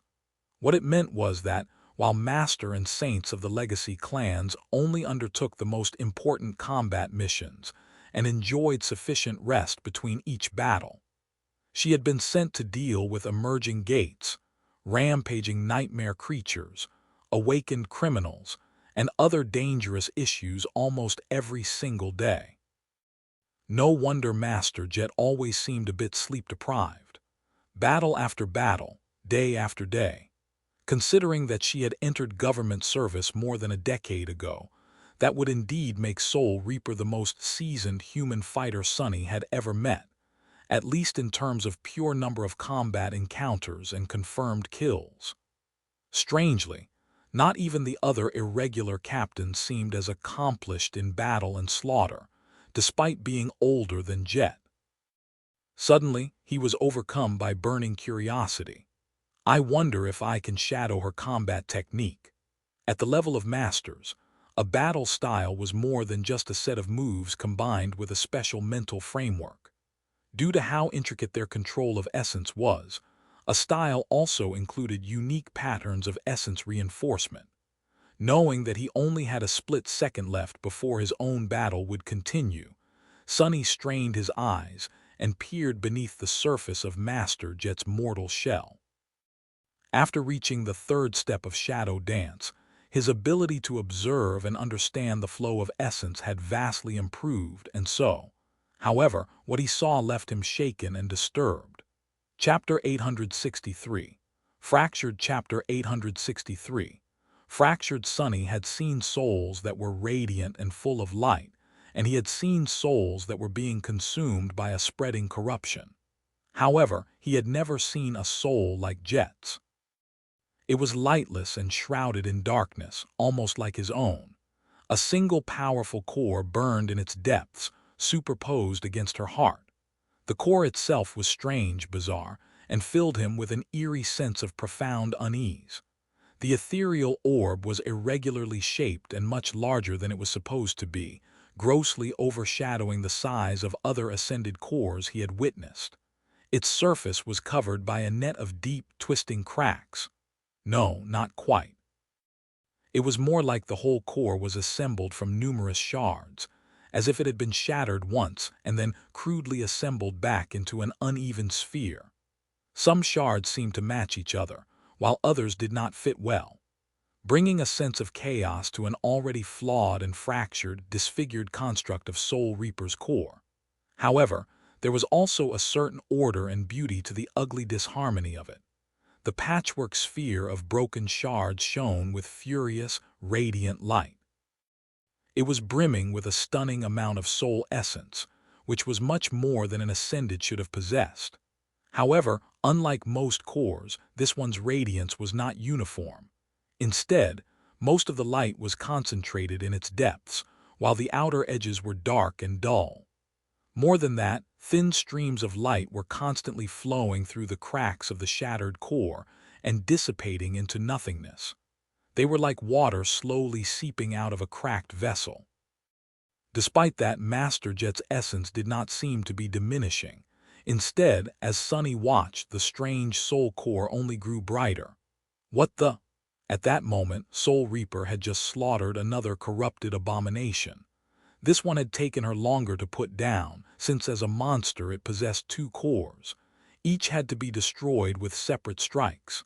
As soon as both perished, however, the creature twitched and collapsed to the ground. Then something strange happened. When the corrupted insect died, a flood of tainted essence seemed to rush into Master Jet's fractured core. The remnants of the fetid darkness permeating it were then burned away by the furious light, and soon, a stream of pure radiance flowed into the brilliant center of the shining sphere. Sonny was left very puzzled by what he had just seen, and a little bit troubled as well. I guess there really are all kinds of bizarre aspects. He was one to talk. His own soul was not exactly the picture of normalcy. In any case, distracted by the unusual nature of Master Jet's soul core, Sonny had missed his chance to study her battle technique. All he managed to notice was that her flesh was saturated by essence to a much larger degree than usual. It was as if, unlike all the other awakened, Soul Reaper's ability to reinforce herself with essence was not limited by the modest capacity of human flesh, or at least had a limit so high that it put the rest of them to shame. That would partially explain why she was so strong and fast despite possessing only a single core. This just went to show that having multiple cores was not an absolute advantage. There were a lot of strange and unimaginable powers out there, many of which could achieve the same result through different means. However, they wouldn't be as versatile. Would I be able to win against her in a fight? Sonny was not sure. He was reasonably confident in his ability, but then again, as someone who often achieved victory through being underestimated, he did not want to fall into the same trap. Even if he won, what would be the cost? Losing one or two cores was not going to kill him, most likely, but being left with a crippled soul was small consolation for victory. Maybe that was why Saints were reluctant to fight Soul Reaper despite being much more powerful than her, and why many people treated her with fear and resentment. Sonny would have loved to ponder on these issues, but sadly, his time was up. The Stone Hive soldiers were already jumping over the carcasses he had used to hide behind, and their frenzy was just as murderous as before. Gripping the cruel sight, he lunged forward and pushed it into the tough carapace of another enemy. Hundreds of nightmare creatures descended upon the three cohorts of the irregulars, with Soul Reaper diving into their tide alone to hunt down the most dangerous foes. The initial clash was not as obliterating as it could have been. Supported by Queen and her sharpshooters, the melee fighters held, but were instantly surrounded. Behind them, Master Sunless, the youngest of the first company captains, was somehow holding off the entire flanking force of abominations by himself. Even if irregulars had time to look back, they wouldn't see much except for a veil of strange darkness that refused to dissipate despite the constant flashes of bright light produced by the battle. All they could perceive were the deafening shrieks of dying nightmare creatures and the cracking noises of parting chitin that resounded from the depths of unnatural darkness, as well as smell the sickening stench of burning flesh. One of the soldiers staggered back after killing another bug and briefly looked back. At that exact moment, a disfigured body of a massive fallen beast flew out of the darkness and crashed onto the rocks, splattering fetid blue lymph all over the mountain slope. It was more or less torn into two halves. Not cut, torn. The soldier shuddered. Gods, what kind of monster is that kid? Suddenly, a blinding flash momentarily turned the world white. High above them, two gargantuan forms clashed furiously, producing a deafening thunderclap. The whole mountain shook from the violent force of their impact. Cursing his luck, the irregular tried to throw all unnecessary thoughts out of his mind and lunged back into the deadly melee. There were still hundreds of the damned bugs for them to kill. By his side, other soldiers of the first irregular company fought for their lives. No one faltered, no one allowed despair to poison their mind. Each of them gave it their all, full of determination and resolve worthy of the government's best. And yet, things weren't going too well. The enemy was just too numerous, vicious, and overwhelming. Worse than that, the cursed bugs were wickedly smart and coordinated. Something had to change soon. Chapter 864. Breaking the Balance. Chapter 864. Breaking the Balance. Stuck in the middle of a never-ending massacre, barely holding on, and sensing a ruinous hint of exhaustion already seeping into his muscles, Sonny knew that the battle was entering its decisive stage. For now, it seemed to remain in a fragile equilibrium. The Jade Beetle and Saint Tyrus were clashing somewhere high above, neither of them capable of striking down the adversary yet. On the ground, Master Jet were fighting alone in the tide of nightmare creatures, seeking out the most powerful foes. She had already killed many, but her task was far from being accomplished. The irregulars held, pushing back against the rabid onslaught of the Stone Hive. They had managed to avoid being overwhelmed, but could not throw the enemy back and go on the offensive.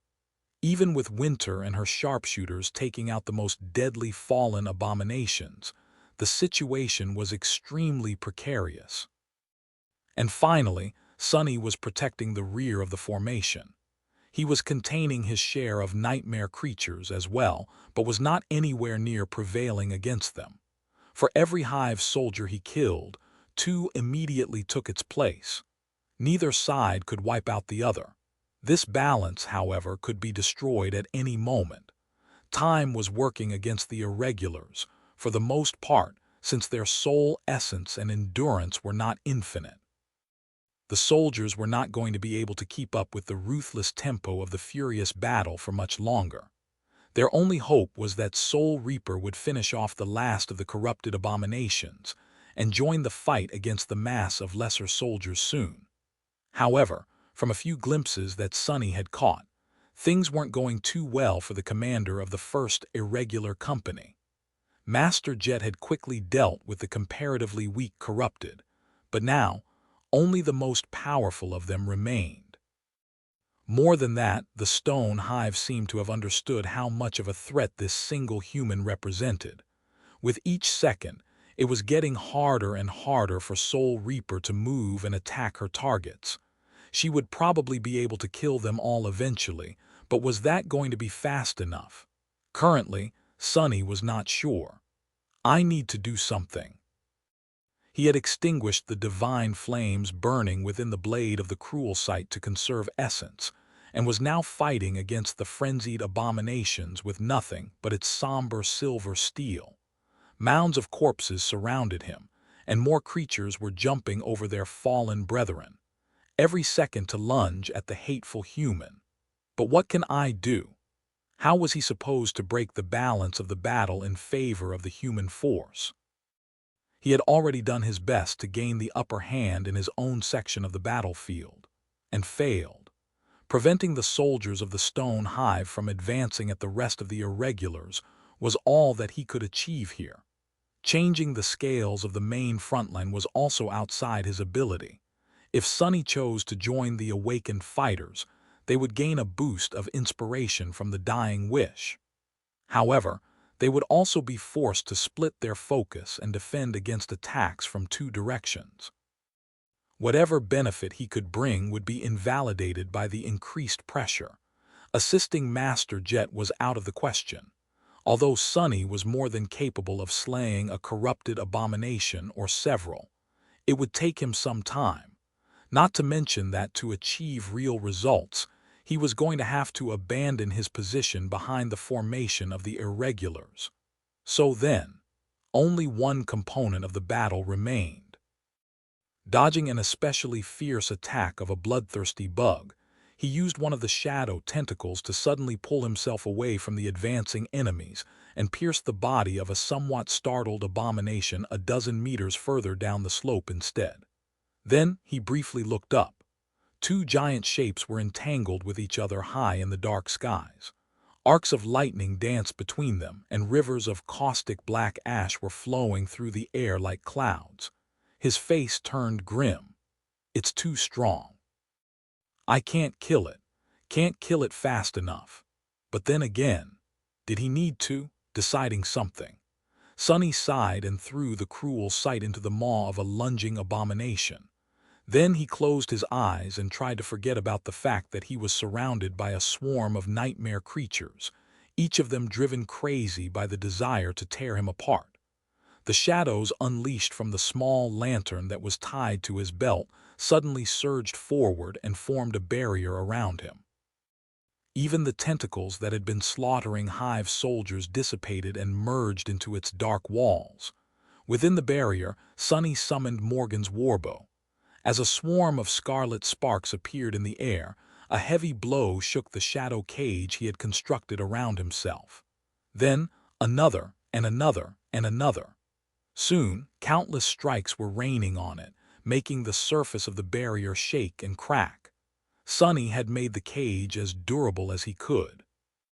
Infused with his ascended essence, it was much more resilient than the armored hull of the mighty battleship he had once helped preserve. And yet, just a few breaths later, it was already crumbling. Wide cracks appeared on its surface, and then a sharp chitin blade shot through one of them, scraping against the onyx surface of the mantle of the underworld and throwing Sunny back. However, it was enough. As the black bow appeared in his hand, Sunny commanded the shadow cage to transform itself. Immediately, it lost solidity and substance. Instead, long and sharp spikes shot forward from the barrier in all directions. A few abominations were skewered by them, but most were only stalled for a moment as deep scratches appeared on their carapaces. Not paying them any attention, Sunny looked up and drew his bow. Soul Arrow. Death Dealer. This time, a lustrous arrow that appeared to be made out of pale gold appeared on the string. Its wide broadhead, which was perfect for slicing flesh and dealing devastating wounds, was radiating a soft golden radiance.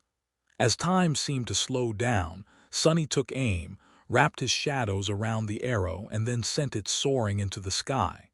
Flying through the darkness, the arrow reached its target almost instantly. The target, of course, was the corrupted tyrant. However, Sonny was not aiming to kill it. He knew all too well that a creature like that would not be destroyed by a single strike, no matter how much essence he poured into it. The golden arrow did not strike the milky white chitin or pierce the creature's eye. Instead, it hit one of its translucent wing, tore through it, and then bit deep into the base of another one. At the same time, Sonny activated a third enchantment, Burden of Peace enchantment description. After soul arrows pierce the flesh of an enemy, their weight can be drastically increased. Lodged deep into the jade beetle's flesh, the golden arrow suddenly grew as heavy as a ship's anchor, far below the monstrous tyrant. Sonny smiled in satisfaction. "Try and fly away now, bastard." Chapter 865. Lucky Shot. Chapter 865. Lucky Shot. Sonny was not powerful enough to casually slay a corrupted tyrant. Yet, defeating one was not outside the realm of possibility for him anymore, but it would require a good amount of meticulous study and preparation. Even then, challenging a nightmare creature of such immense power meant dire risk to his life. However, Sonny did not really need to kill the jade beetle. All he really needed to do was to break the balance of power between the monstrous tyrant and Sky Tide. Something like that was more easily said than done, but Sonny had several advantages that very few people possessed. He had a bow created by the best forgemasters of the great clan Valor, or maybe even King Anvil himself. That bow demanded immense strength to be drawn, but was capable of sending arrows much further, and imbued them with much greater force. He had the Death Dealer enchantment, a rare divine affinity that translated into highly destructive soul arrows, and the ability to see through the darkness devouring the cold sky of Antarctica. More importantly, he had enough power and ability to buy himself enough time to make a good shot. As a result, the divine arrow he had sent tore through one of the tyrant's wings and dealt modest damage to another. Just like that, 2 of the 4 wings of the jade beetle were wounded. That alone might have not robbed it of the ability to fly, but combined with the weight of the Burden of Peace, the result severely reduced the creature's mobility in the air. Sadly, it did not plummet to the earth as Sonny had hoped, but it was enough to give Saint Tyrus a crucial advantage. Using the window of opportunity created for her by Sonny's arrow, she lunged into a recklessly committed attack without wasting a single moment. Slashed at the 2 untouched wings of the jade beetle with her steel talons, Sky Tide finally managed to break them. Then, she delivered a terrible blow with her beak and threw the abomination down. Wounded and barely able to keep its weight in the air, the corrupted tyrant was ruthlessly sent into a perilous fall. The jade beetle tried to slow down the speed of it, but failed. A few moments later, the massive body hit the slope of the mountain with a thunderous crash. However, Sonny was too busy to see any of this, because, while his arrow had managed to turn the tables of the titanic clash in the skies, he had to survive the consequences of that success somehow. Sonny had to burn through a lot of essence to have a hope of dealing serious damage to the corrupted tyrant, and so, his reserves were now very close to being empty. He had discarded the cruel sight to summon Morgan's warbow and buy himself enough time to create the shadow cage, and so, he was now more or less unarmed in front of the swarm of nightmare creatures. He had wrapped the soul arrow in 3 of his 4 shadows, and so, they needed time to return. Ever worse, making the fateful shot left him open to enemy attacks for far too long. Even before Sky Tide delivered her vicious strike, Sonny was already dearly regretting his actions. Dismissing both the warbow and the distant cruel sight, he then summoned the latter back.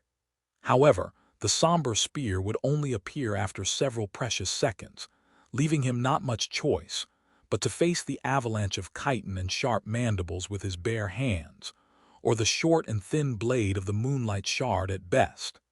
Instead of using the ghostly stiletto, though, Sonny simply commanded one of the wild shadows surrounding him to flow into his hands and turn into a dark Odachi.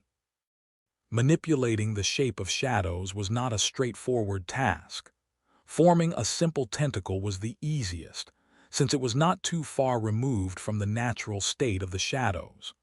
However, the more precise, specific, and compressed the shape was, the more concentration and essence it took to achieve it. A sword hard enough to withstand the rigors of battle and sharp enough to cut through the flesh of the enemies was not easy to create. Usually, it would have taken Sonny some time and a lot of mental exertion to make one from a formless shadow. However, the black Odachi appeared in his hands almost instantly. That was because Sonny had methodically trained several applications of shadow manifestation during the 6 calm months after the second nightmare. He had come up with a small number of forms that could serve his basic needs in battle, such as a barrier, a spike, a chain, a sword, and created them over and over again, day after day, until manifesting them became an instinct. That was why it only took a split second for the shadow sword to manifest when he needed it.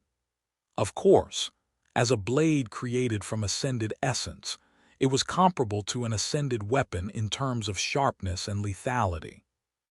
Sonny was just not sure how long he would be able to maintain the dark Odachi, considering that keeping it tangible was slowly eating through the scarce remains of his essence. Crap!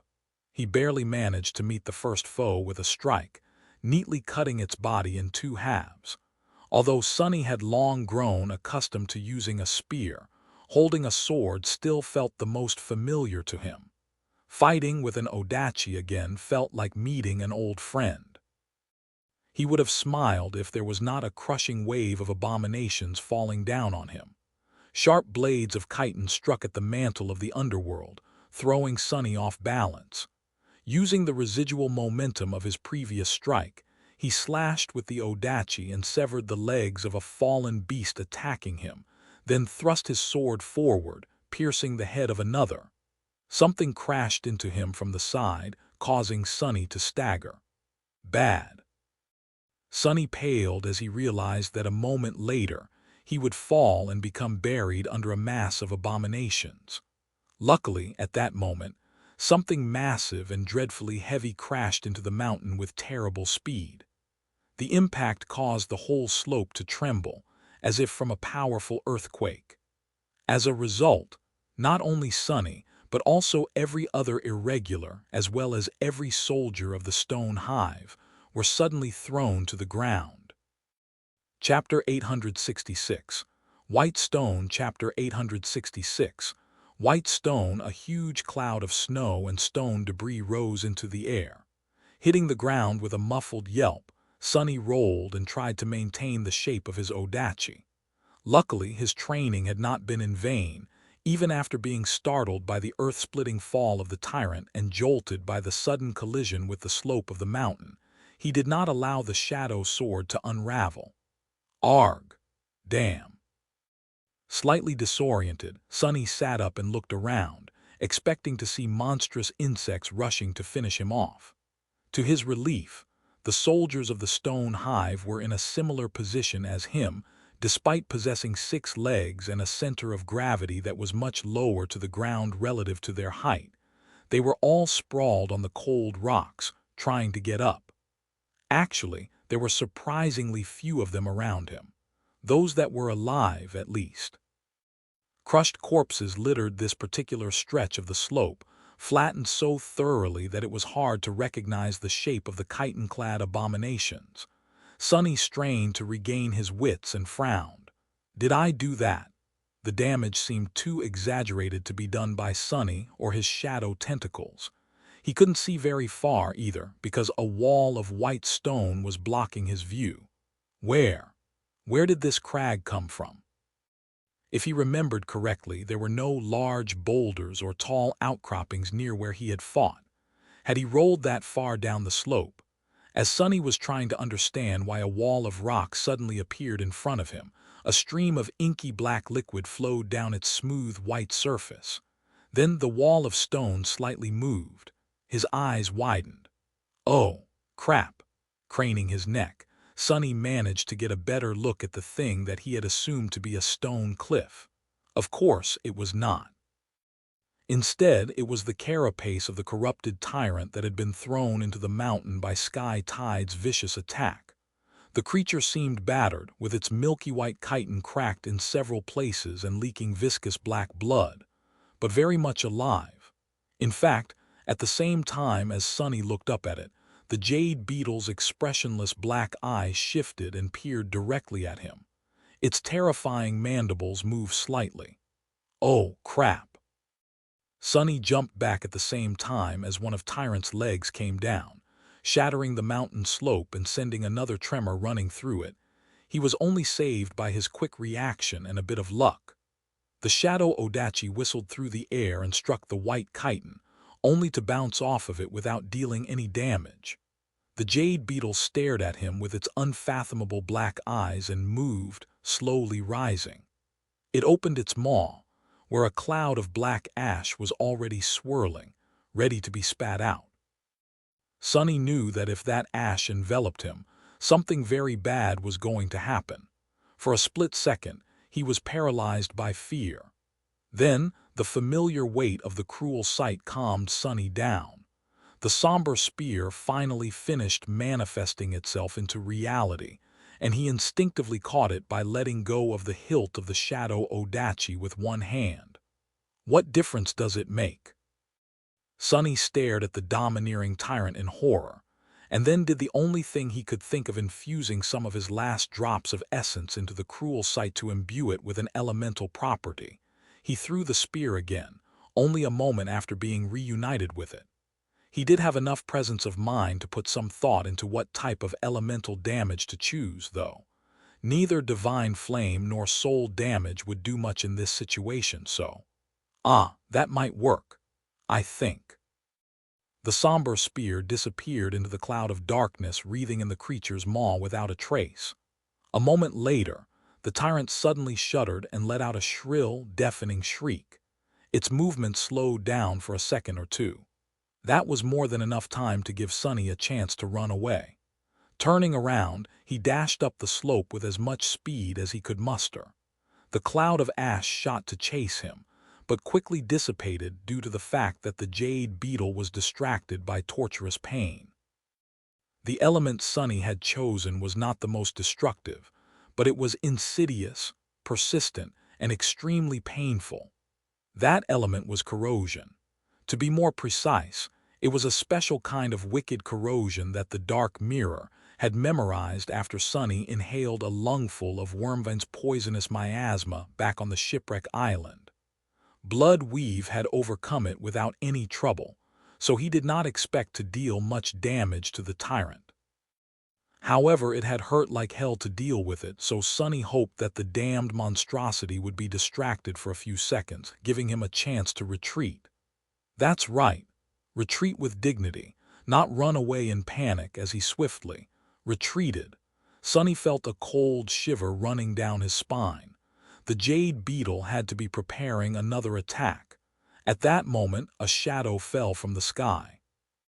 Saint Tyrus, in her human form and wielding a saber that seemed sharp enough to cut the fabric of the world itself, flashed through the air and collided with the corrupted tyrant somewhere behind his back.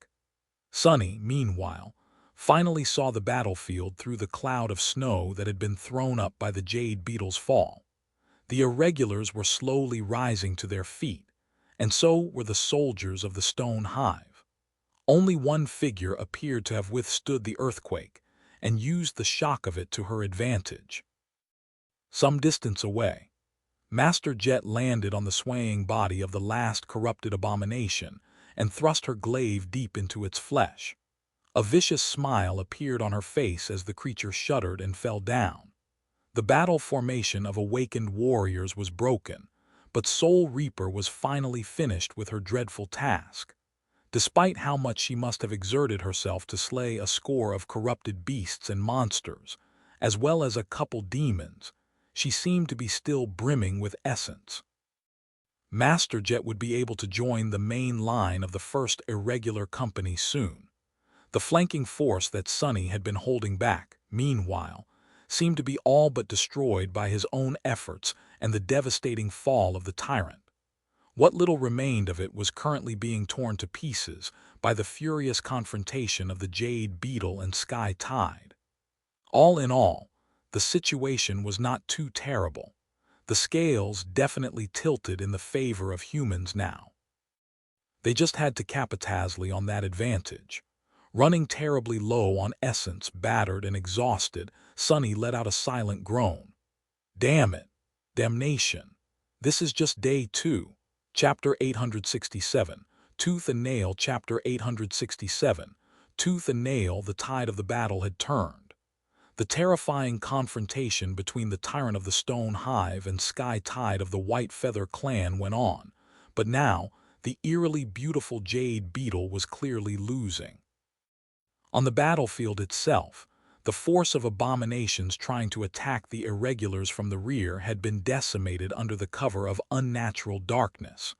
The corrupted lieutenants leading the main assault had been dealt with by Soul Reaper, although human soldiers had been feeling hints of despair just a few minutes ago. Now, a new strength filled their bodies. Fight! We can do this! Crush the bugs! The irregulars knew that the moments when hope finally shined from the distance were often the most dangerous, so they did not allow themselves to relax and fought with fierce determination. Then, something strange happened. The veil of darkness enveloping the lower part of the slope suddenly flowed forward and drowned a large swath of nightmare creatures assaulting their defensive line from the flank. Immediately, frenzied shrieks of the abominations resounded from it, only to stop abruptly in the cracking noise of splitting chitin. At the same time, Soul Reaper Jet broke through the ranks of the hive and joined the crescent battle formation. Suddenly reassured, the humans fought with doubled ferocity. The effect was even more pronounced for the members of one of the cohorts, who could actually see through the unnatural darkness thanks to Kim's unique aspect. Luster, who had lost count of the number of repulsive bugs he had killed or wounded with his halberd, threw a quick glance to the flank of the defensive line and almost stumbled. What? Out there in the darkness, their captain was dancing between the abominations, slaying one after another with graceful strikes of a long and somber blade. His swordsmanship was elegant and exquisite. However, what stunned the young man was not the battle skill of their commanding officer, but the armor Captain Sunless was wearing, as well as the shape and color of his odachi. That's Monaral's armor and sword. Luster's eyes widened. Don't tell me. Suddenly, a lot of things made sense. Influenced by the death wish enchantment that spread to those who witnessed Sunny fight, an intense fire ignited in Luster's heart. His eyes gleamed, and he threw himself into the battle with burning determination. More, I need to kill more. After learning their captain's true identity, Luster was extremely inspired. He had given up on his goal not long after the clash with the Stone Hive started, but now it did not seem as impossible anymore. I must vanquish these abominable bugs. If I kill enough, I might get a hug from Master Winter. Oh, I can't wait. Similarly, although of course in a different manner, the other members of the cohort experienced the bolstering effect of the dying wish as well. All of them fought like devils, earning themselves a fearsome reputation among the irregulars, and the man who had made it all possible was currently cursing his fate. Damn, crap, curse it all. Surrounded by a swarm of nightmare creatures, Sunny fought while feeling extremely aggrieved. Things were not going great for him. He was extremely tired, bruised and battered, and worst of all, his essence was running dry. Keeping the Shadow Sword tangible was eating through what little he had left with frightening speed, but the worst offender was the Shadow Lantern. A divine memory was as gluttonous as one would think. On top of that, there were the dying wish and the mantle of the underworld. Pretty soon, he would be completely spent. Sadly, he could not dismiss the veil of shadows, since doing that would reveal his identity as Mongrel to a lot of strangers. The members of his own cohort had already seen enough, most likely, but he somewhat trusted them to keep his secret. Due to the fact that Sonny had kept them alive through several dire battles, the bonds of loyalty were already forming between the 6 soldiers and their captain. He had to dismiss something, though. The first thing to go was the dying wish. Although it brought benefit to his soldiers and, to a lesser degree, to all irregulars, he simply could not allow the expenditure of essence that both the death wish and the underworld armament required. The next memory to go was the mantle of the underworld itself. Sonny was reluctant and more than a little scared to continue his fight without a suit of armor, but there was little he could do. Without sufficient essence to feed the living stone, many cracks appeared on the stone-like onyx surface of the mantle. Not only had it lost some of its protective quality, but there was a risk that the ancient armor would receive too much damage and succumb entirely. It was also growing heavy without the effects of the Feather of Truth enchantment. He just had to fight carefully and concentrate on dodging the enemy attacks from now on. Even if he made a mistake or two, a couple wounds were not going to kill him.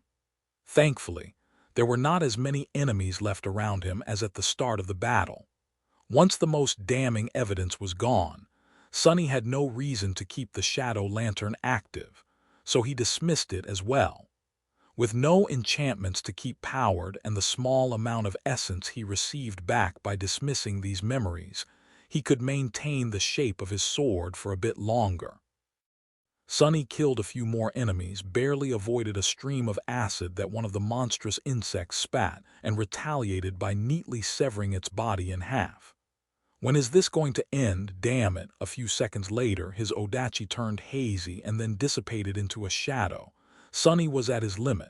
Please, gods, let it stop. Let it stop. Let it stop. Arg, damnation, this is such crap. What the hell? What kind of damned situation is this? With nothing better to do, he grabbed a severed chitin blade of one of the abominations and used it as a makeshift sword. At that moment, the veil of shadows created by the shadow lantern finally dissipated.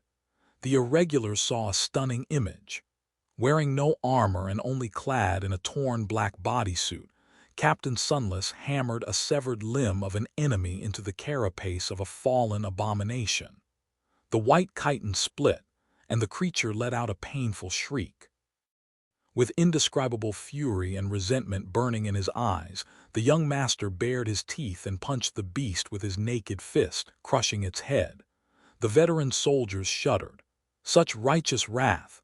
Master Sunless must really hate nightmare creatures, huh? Sonny, meanwhile, kicked the fallen beast away and let out a trembling breath. Phew, that was close. How did I even survive that last attack? At that moment, something imperceptible changed on the battlefield. The stone hive, which had been unified and deviously intelligent before, suddenly seemed to lose much of its coordination. At the same time, the spell suddenly whispered into Sonny's ear, "You have slain a corrupted tyrant, remnant of the Jade Queen. Your shadow grows stronger. You have received a memory." He blinked. What? What had just happened? It seemed that the persistent corrosion, which the cruel sight had learned to reflect thanks to the Wormvind's miasma, turned out to be more powerful than Sonny had thought.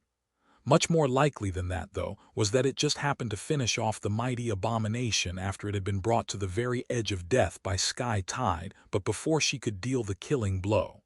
What were the chances of that? 1 in a million, standing above the dead fallen beast.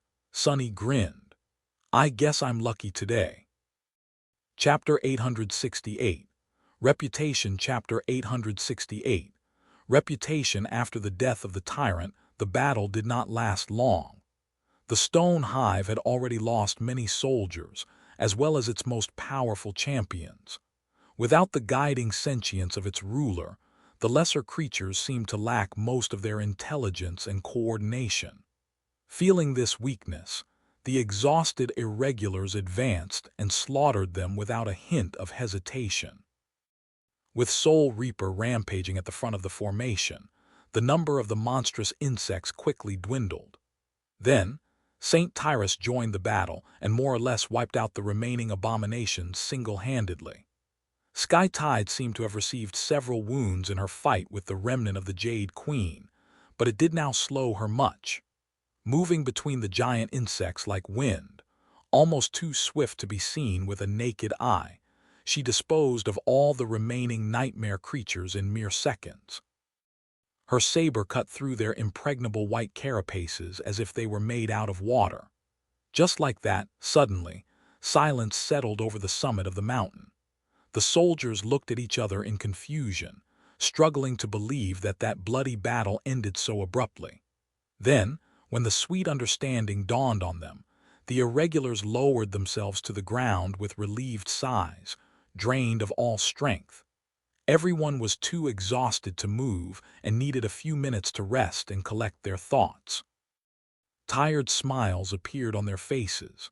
Sonny found a patch of rock that was not covered by fetid blue lymph and plopped on it as well. He was utterly spent. As the excitement of the battle died down, his thoughts turned slow and lazy. I'm hurt all over. He felt a pleasant satisfaction. Not only had they won a hard fight, but he also received a fair share of shadow fragments. Better yet, there was a transcendent memory of the fifth tier he was yet to take a look yet. For a moment, he wanted to summon the runes immediately, but then gave up on that idea. He was too tired to think properly right now.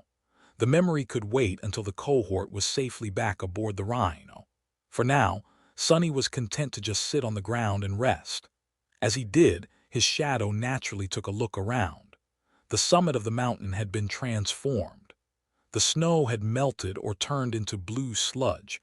The slope itself was littered with hundreds of dead nightmare creatures and deep cracks.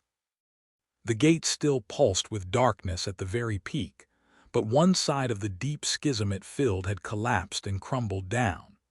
Further down the slope, the massive carcass of the jade beetle lay on the cold stones.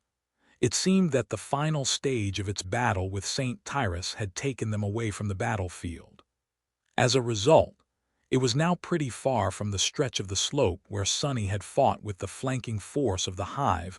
Only corpses of awakened and fallen creatures remained. Some were cut apart, some were torn apart by the shadow tentacles, and many were utterly crushed by the fall of their ruler. Of course, the irregulars did not know that, since that area had been covered by the veil of darkness summoned by the shadow lantern. To them it all looked like Sonny's doing. Their whispers entered his ears. "Gods, look over there, is that where Master Sunless fought? So many dead bugs. Wait, what the hell? Why are these corpses so mangled? It's like they were put through a meat grinder. I mean, it does not even look like they were cut by a blade. It's more like he ripped them apart and crushed them with his bare hands. He did. Did you not see him at the end? His weapon and armor must have been destroyed in the fight, so he just tore a leg off a fallen abomination and then beat the bastard to death with it. And then, I swear to the gods, I saw it myself." He stood there and smiled as though someone gave him the best present in the world. "I think he really hates nightmare creatures. His expression before that. So much anger, so much resentment. It looked, I don't know, personal. Maybe there's a tragic story there. No wonder Soul Reaper went into trouble to personally recruit him. What kind of devil is that kid?" Sonny blinked. Had he really smiled? Oh, that must have been the moment when he received the transcendent memory. He had indeed lost composure and grinned like an idiot for a few moments there. In any case, none of these soldiers seemed to have connected him to Mongrel. They just thought that he was some kind of monster with a personal grudge against nightmare creatures. His own cohort, meanwhile. Sonny turned slightly and caught sight of Luster, who was staring at him with an intense expression. The young man's eyes seemed extremely bitter for some reason. "What's up with that clown?" At that moment, Someone approached and sat down near him. Sunny turned around and saw Winter, who stared at him with a nonchalant expression. Wah! Before he could finish the thought, she suddenly grinned and pulled him into a very tight hug. You did great, little devil. Let's be friends. Soon the irregulars caught their breaths and started moving. St. Tyrus departed after approaching Sunny to thank him for his contribution in slaying the tyrant, her voice cordial and stern as usual. This time, however, it almost sounded partial. Since the threat of the stone hive had been eliminated, a signal was sent to the First Army that the path was clear. Not too long after that, a long column of vehicles appeared on the road that stretched far below, on the other side of the mountain. One of the divisions was proceeding with haste to its next destination. The irregulars themselves were busy with collecting soul shards from the Stain abominations. A dozen heavy loaders arrived to drag the carcass of the remnant of the Jade Queen away. Even in death, a corrupted tyrant was extremely valuable. Its impenetrable carapace and other parts had a lot of uses for advanced spelltech applications. Sunny would not be surprised if some of the Jade Beetle ended up being used to bolster the defenses of one of the siege capitals, most likely Falcon Scott itself. After some time, Master Jet left for the base camp where the apps were parked in order to contact the Army command. Since there was nothing for Sunny to do at the summit of the mountain, he followed her and climbed into the Rhino to rest. There, sitting on his comfortable bed, Sunny finally summoned the runes. A transcendent memory. Ah, let's see. Soon his eyes gleamed. Chapter 869, Sin of Solace. Chapter 869, Sin of Solace. The runes shimmered in the air. Memory, Sin of Solace. Memory rank, Transcendent. Memory tier, V. Memory type, Weapon. Looking at ethereal weave of symbols, Sunny felt a cold shiver running down his spine. A weapon, the Sin of Solace, was the third transcendent memory he had received. However, it was of a higher tier than both the Undying Chain and the Dying Wish combined. More than that, it was a weapon, something that could express its power much more directly than an armor or a charm, something that he desperately needed here in the cold expanse of Antarctica. A weapon bestowed by the slaying of a corrupted tyrant. Had to be truly powerful. Holding his breath, he continued to study the runes. Memory description. This blade is a whisper of Ariel, the demon of dread, who turned a beautiful monster into a queen and gave her a sinister gift of forbidden knowledge. Sunny tilted his head, suddenly excited. The demon of dread. Another demon. There are 5 of them I know of now. Demon of fate, demon of hope, demon of choice, demon of dread. Wait, who was the 5th one? He strained his memory for a while and then scratched the back of his head. Oh, right, the demon of oblivion. How did I forget? Sunny pondered about the fact that the demon of oblivion was so forgettable for a bit. Then he slightly shook his head. In any case, if this memory was connected to a demon, it had to be immensely powerful. His heart started to beat faster.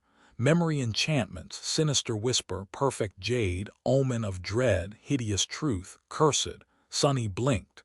Wait, what? Cursed? What did that mean, cursed? Somewhat disturbed, he decided to read the description of the last enchantment first. Soon, an ugly expression appeared on his face. Cursed enchantment description. This blade slowly drives its wielder mad. What the hell? His new shiny transcendent weapon had come with side effects. What kind of crap is this? Since when do memories have flaws? Mad. It wants to drive me mad. We'll see who goes mad first, damn it. Glancing at the runes with resentment, Sunny decided to study the other enchantments before coming to conclusions. Sinister whisper, enchantment description. This blade can deal both physical damage and mental damage to those that it cuts, destroying not only their bodies but also their minds. The mental damage persists like a curse, even after a single cut, he grunted. How insidious. Mental attacks were almost as rare as soul attacks and equally as hard to defend against. There was something terrifying about them, too, especially to those beings that were very hard to kill or nearly immortal. After all, what was the point of living if one's sanity was gone? A blade like that. Truly, it would have been a bane of someone like the eternal chain lords of the Kingdom of Hope. If only the damned memory did not deal the same mental damage to the wielder. Sunny grimaced, and then continued to read the runes. Perfect Jade Enchantment Description. This blade is carved from a piece of sublime jade, and as such is sharp and durable beyond logic and reason. Straightforward. Omen of Dread Enchantment Description. A faint remnant of Ariel's presence lingers on this blade, striking terror into the hearts of all beings. Sunny frowned. Another mental attack enchantment, but this one is passive and affects an area. Not bad. Should work wonders when Nightmare is around, too. Finally, the last one made him frown. Hideous Truth Enchantment Description. The more the wielder's sanity is shattered, the more powerful this blade becomes. It bestows revelations of madness on those who give in to its will. Sunny sighed. Damnation. So basically, this already formidable weapon could grow many times more terrifying, but only if the person wielding it went completely insane. Conveniently, the Sin of Solace also drove anyone who wielded it to madness, thus providing an easy solution to unlocking the potential of the hideous truth. What am I supposed to do with this thing?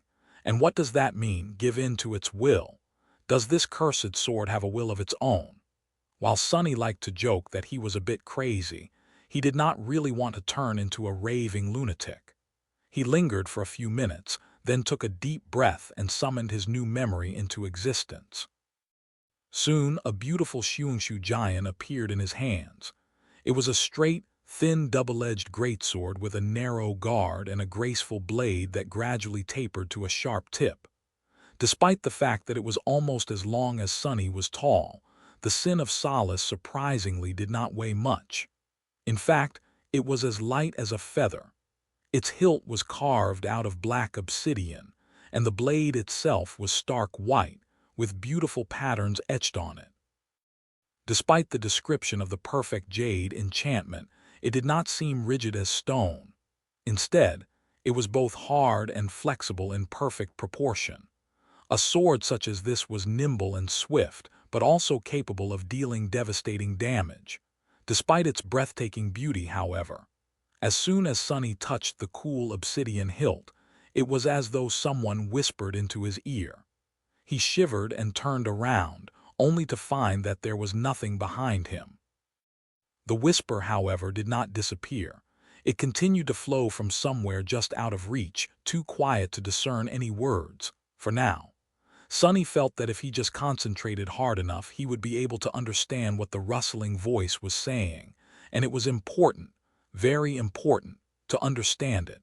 There was a meaning to them that he just had to know, before Sunny noticed. His body was covered in cold sweat. He stared at the Sin of Solace with a complicated expression, and then summoned the undying chain. As soon as the bleak armor wrapped itself around his body, the insidious whisper seemed to grow weaker. Sunny was only slightly obsessed with listening to it now. Ah, good.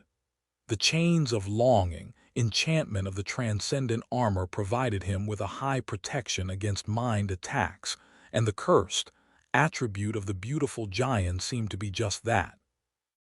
A strange and sinister mind attack aimed at the sword's own wielder, which meant that Saint, who was completely immune to mind attacks, would be able to use the jade sword without any problem. Sunny was sufficiently certain what he would be able to withstand the tantalizing whispers if need be as well. It was a small price to pay for being able to wield such a frightening transcendent weapon. If push comes to shove, I can afford to lose a bit of sanity too. I mean, what's wrong with going a little mad? Been there, done that. Chapter 870. To-do list. Chapter 870. To-do list. Dismissing the beautiful sword, Sunny breathed a sigh of relief.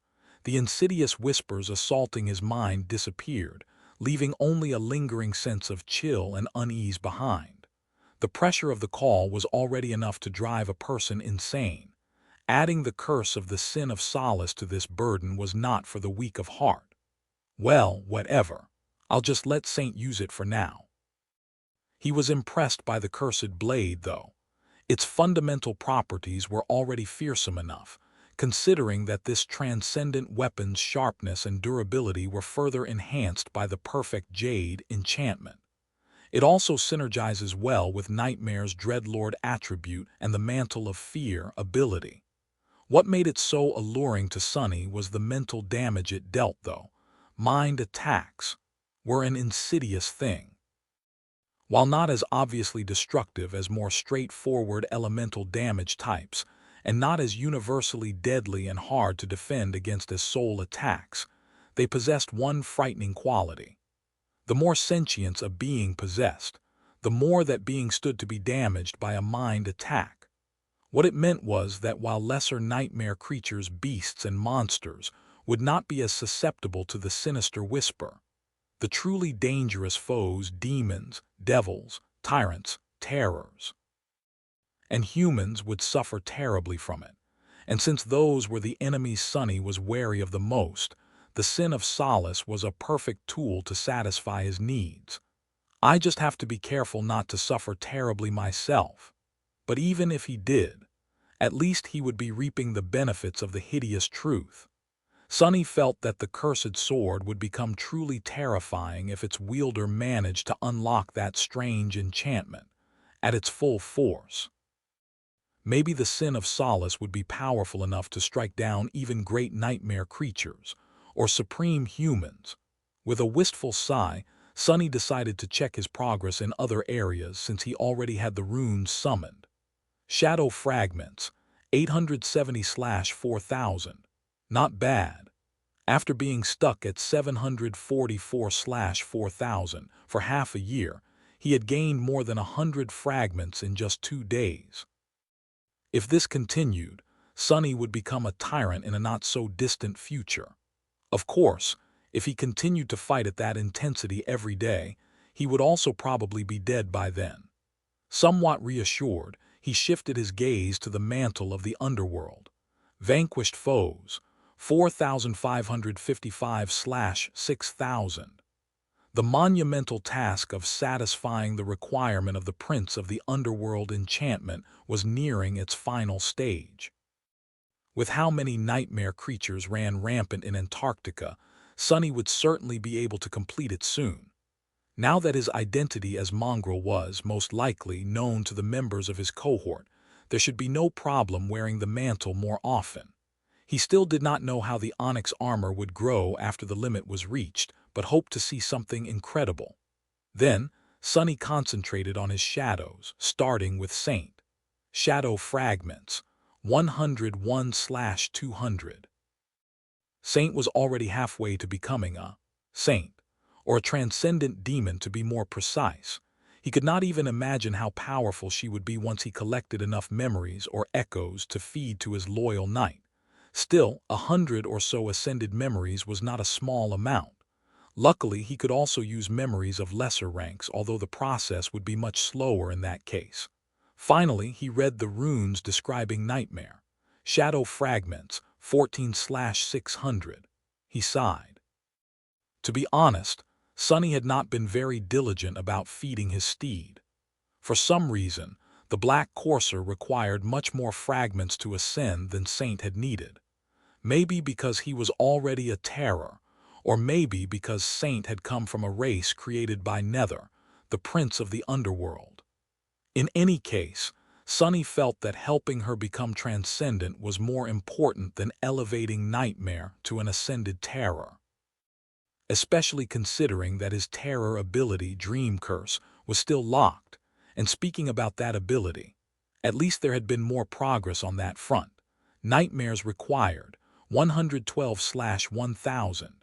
His steed had already subjugated more than 100 nightmares, both making himself stronger and growing closer to unlocking the Dream Curse. Of course, that task was still far from being over, but Sunny had a feeling that there would be a lot of progress soon. Antarctica was in the throes of a cataclysm that had become known as the Chain of Nightmares after all. It was bound to breed a lot of them. Better yet, up until now, the Black Steed had been limited to only subjugating nightmares of masters, simply because awakened humans did not dream. Awakened nightmare creatures did, however, which meant that Nightmare would be able to plant seeds of fear into their souls, and then visit the dreams of those abominations that had survived the encounter to harvest them. Maybe I should let him loose more often. And that was that, more or less. His own shadow fragments, that of Saint and Nightmare, the prince of the underworld enchantment and the dream curse. These were the things he needed to concentrate on. Then there were other things, his arsenal of memories, the power of his cohort and the equipment of its members. Oh, and he also had to survive somehow. I probably will. Sonny had made a lot of progress, but there was a lot more progress still to be made. Luckily, Antarctica was just the place to make it. It had an inexhaustible reserve of nightmare creatures of all kinds, with numerous new ones soon to arrive. As long as one could stay alive, there were countless opportunities for growth. Master Jet had been right. This campaign was going to shift the balance of power across all of humanity. Many new champions would emerge, many renowned warriors would become even stronger. Many would die. Thinking about that, Sonny suddenly felt somber. Now, he was even more convinced that the great clans would not be able to stay away from the chain of nightmares for long. He just had to make the best of it before they arrived. Then, Chapter 871, Wild Imaginations. Chapter 871, Wild Imaginations, 1,000 duels undefeated. He even went against Morgan of Valor before ascending. No way. What do you mean, no way? The recordings are all over the network, dude. No, Luster is right. I don't know much about the dreamscape, but it is a fact that he contained a manifesting gate as an awakened. Alone. I also heard that he is a bastard son of a saint from the House of Night. Maybe even of Nightwalker himself. Actually, some say that he was created in a secret government laboratory from the DNA of powerful nightmare creatures. But the research was abandoned with all records destroyed because he was the only test subject who did not go completely mad. I've heard that he is a woman, though. Does he look like a woman, you idiot? Well, now that you say it, he is strangely petite. Has anyone seen Captain undressed? Bell. Did you get hit in the head during the last battle? Keep your voices down, you'll wake him up. Already awake, Sonny was laying on his comfortable bed and listening to his subordinates gossip at the front of the steadily moving Rhino. His expression was hard to describe. These fools. He had expected that much from Luster. But Kimmy, not to mention Bell. Bell was supposed to be their reasonable senior, damn it. With a sigh, Sonny rose, threw a neutral glance at the suddenly quiet trio, and then went to the kitchen to make some coffee. He poured himself a cup of the fragrant drink, added some synthetic sugar to it, then sat down in the lounge area of the Apk and took a delighted sip. Throughout all of it, 3 pairs of eyes were following his every move. Sonny shifted slightly, then looked at them in return. What? Is there something on my suit? His black bodysuit had already repaired the tears it received in the battle against the Stone Hive. Its smart fabric was truly something else. The more Sonny wore it, the more he understood how well designed this unusual uniform was. One could argue whether it was dapper or not, but overall he was extremely satisfied with his new equipment. Hearing his question, Kim and Luster suddenly looked away with furtive expressions. No, it's nothing. You look great today, Captain. Sonny raised an eyebrow. Bell, meanwhile, continued to stare at him with a strange expression. For some reason, Sonny suddenly felt an impulse to cover his chest with an arm. He frowned. Anything you want to ask? The swordsman simply nodded and smiled.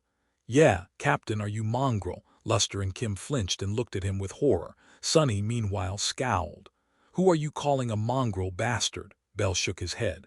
No, I mean, are you Lord Mongrel, you know that guy? Damn. As expected. Truth be told, the moment the question had been asked, he had no choice but to answer. Sonny just stalled a little to collect his thoughts. He shrugged. "Oh, yeah, that's me." Then Sonny took a sip of his coffee with an absolutely nonchalant expression. Luster and Kimmy, meanwhile, were staring at him in shock. Their eyes were as wide as saucers. For a few long moments there was nothing but dead silence. Sonny enjoyed his drink for a bit and then scratched the back of his head. "Ah. But don't tell anyone, it's a secret. I wasn't really supposed to become known to the public. You know?" Their expression slowly changed.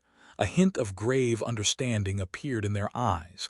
The three looked at each other and then Kim resolutely nodded. "Of course, Captain, we will keep silent about who you really are. We'll tell Samara, Quentin, and Dorn, too. Don't worry." Sonny nodded with satisfaction. "Isn't it great to have such understanding minions?" Of course, he had no idea what it was that they thought they understood. But that was the beauty of it. He did not need to.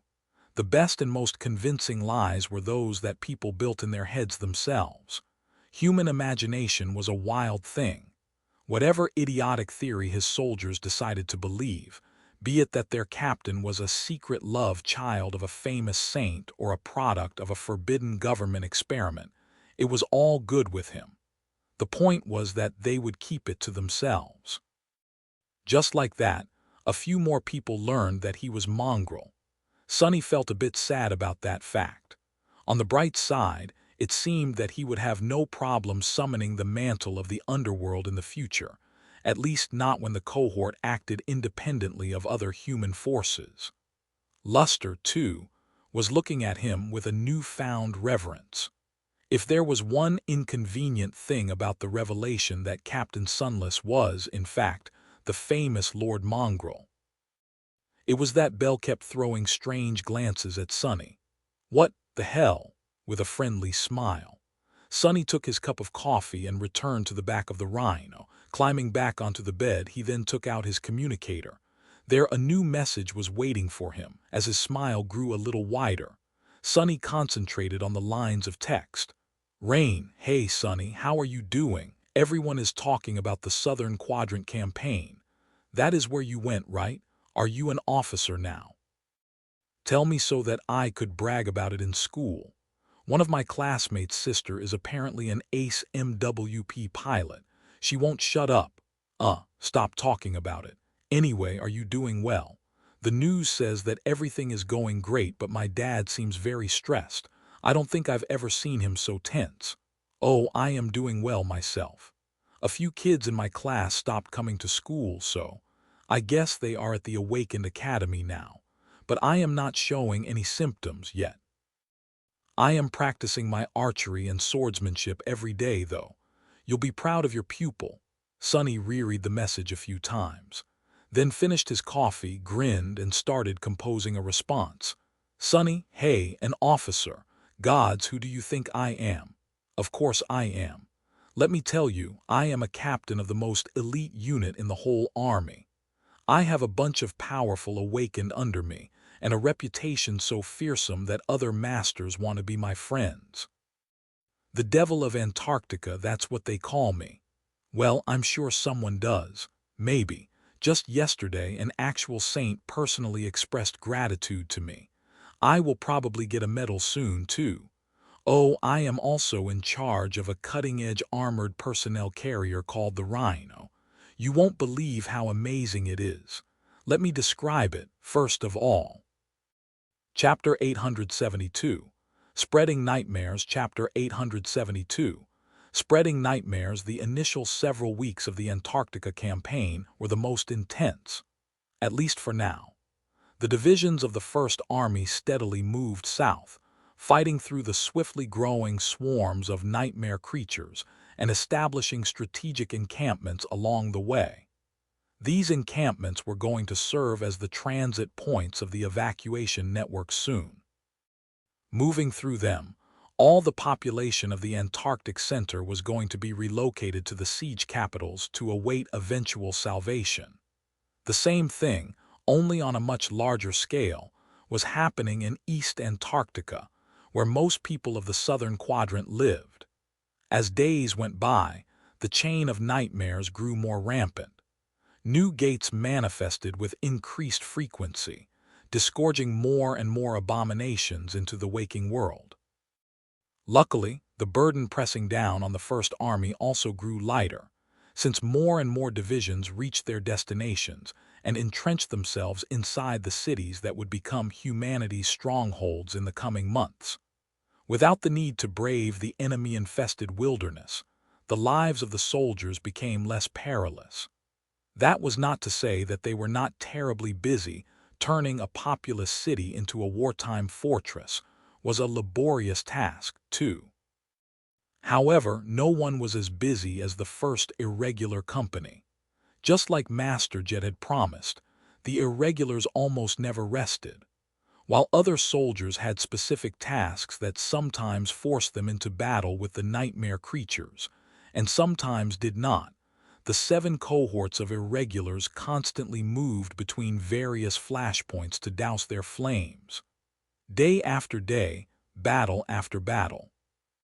Soon, the novelty of Antarctica's sobering reality dissipated, and the endless procession of combat engagements blurred into one continuous, bloody ordeal. They were doing their job still. Not all battles were as large-scale or as dire as those in the first 2 days of the active operation. Some demanded more precision than all-out effort. Others simply had to be fought because no one else could be spared to address the situation. Tempered in this terrible crucible, Sonny and his cohort were becoming accustomed to the trials of the chain of nightmares, as well as each other. Their ability to fight as a single cohesive entity increased, finally reaching a satisfactory level. Their personal power grew, too. Sonny was not the only one who had managed to enhance his arsenal of memories, for one. With so many nightmare creatures that needed to be slaughtered, each member of the cohort acquired new combat tools. Quentin, for example, had received a beautiful suit of plate armor for killing a fallen officer of the Stone Hive. Just like the carapaces of the monstrous insects, it was pure white and incredibly durable. Luster managed to acquire a charm that was supposed to increase his luck, even if no one could really tell whether it actually worked or not. Samara was now wearing a chameleon cape that blended into the environment and masked her position. Others were using new memories, too. Armed with them, the cohort managed to survive these perilous weeks without suffering any casualties. The swiftly racked up kills and contribution points, as well as soul shards and reputation among the soldiers of the First Army. However, their fearsome reputation paled in comparison to that of Mongrel, who was slowly turning into somewhat of an urban myth. Sonny had had no plans of unleashing his weird alter ego again so soon, but the circumstances forced him to make a different decision. There was just too much for him to do. Often, several missions of utmost importance appeared simultaneously, and since he could not be in 2 places at the same time, he sent Nightmare and Saint to take care of the easier ones instead. This approach turned out to be surprisingly effective. Armed with the Sin of Solace, which synergized extremely well with both of them, his shadows had become a real menace on the battlefield. They were also able to traverse the mountainous terrain of the Antarctic Center with great speed, allowing Sonny to dispatch them to complete missions that required speed above all else. Of course, these missions had to be on the lower spectrum of hardship. A transcendent weapon or not, Saint and Nightmare could not compare to the power of the cohort itself, especially since he led it personally. So while Sonny and his soldiers dealt with the most dangerous tasks, Mongrel popped up here and there without any discernible pattern, appearing from nowhere and disappearing without a trace after dealing devastating damage to the nightmare creatures and leaving only severed corpses behind. Suffice it to say, Saint's popularity among the rank and file of the First Army grew explosively. The Guardian Angel of Antarctica. That title, coined by a random network journalist, was spoken by them more and more often, jokingly at first, but then a bit less so. Sonny, meanwhile, finally earned his own nickname. Unsurprisingly, he was being called Devil now, or, infuriatingly, Little Devil. The latter one, however, was only used by the other captains of the irregulars. No one else dared to speak it to his face, or behind his back, really, considering that the rumor that he young master was always watching and listening quickly spread through the army. Of course, not everything went well for the human force. The First Army experienced several painful setbacks. More soldiers fell, and more were critically wounded. The technical equipment was starting to grow less and less reliable as time went by, even if the most critical pieces worked as intended due to expensive Spelltech countermeasures. It was getting harder and harder for the Awakened to find a safe place to sleep without being whisked away by the call. Worst of all, however, was the effect that the chain of nightmares exerted on mundane humans. Nephi's had once told Sonny that each person infected by the spell carried a small seed of nightmare in their soul, and that those of them who failed to pass the first trial became a Category 1 gate themselves. The chain of nightmares increased the rate of gate manifestations manifold, and that rate, terribly, spread to mundane humans as well.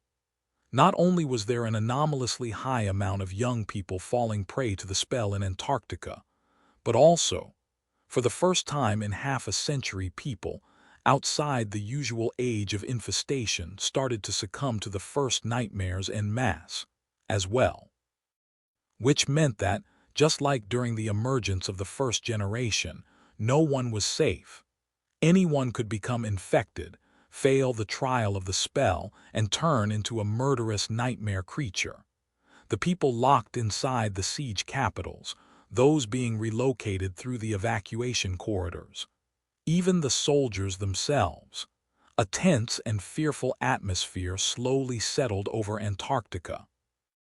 Chapter 873, and full of terrors. Chapter 873, and full of terrors. Chilling darkness veiled Antarctica like a burial shroud. The twilight of the dusk had finally succumbed to the inevitable advent of the cruelly lasting absence of light, and the long night had come to the southern quadrant, pregnant with countless horrors. This night was going to last for many months, and by the end of it, who knew if any of the humans it embraced would still be alive? How many of them would be lucky enough to see the light of day again? Sonny had never experienced a night quite like that. The sun was gone, and the empty sky was full of brilliant stars.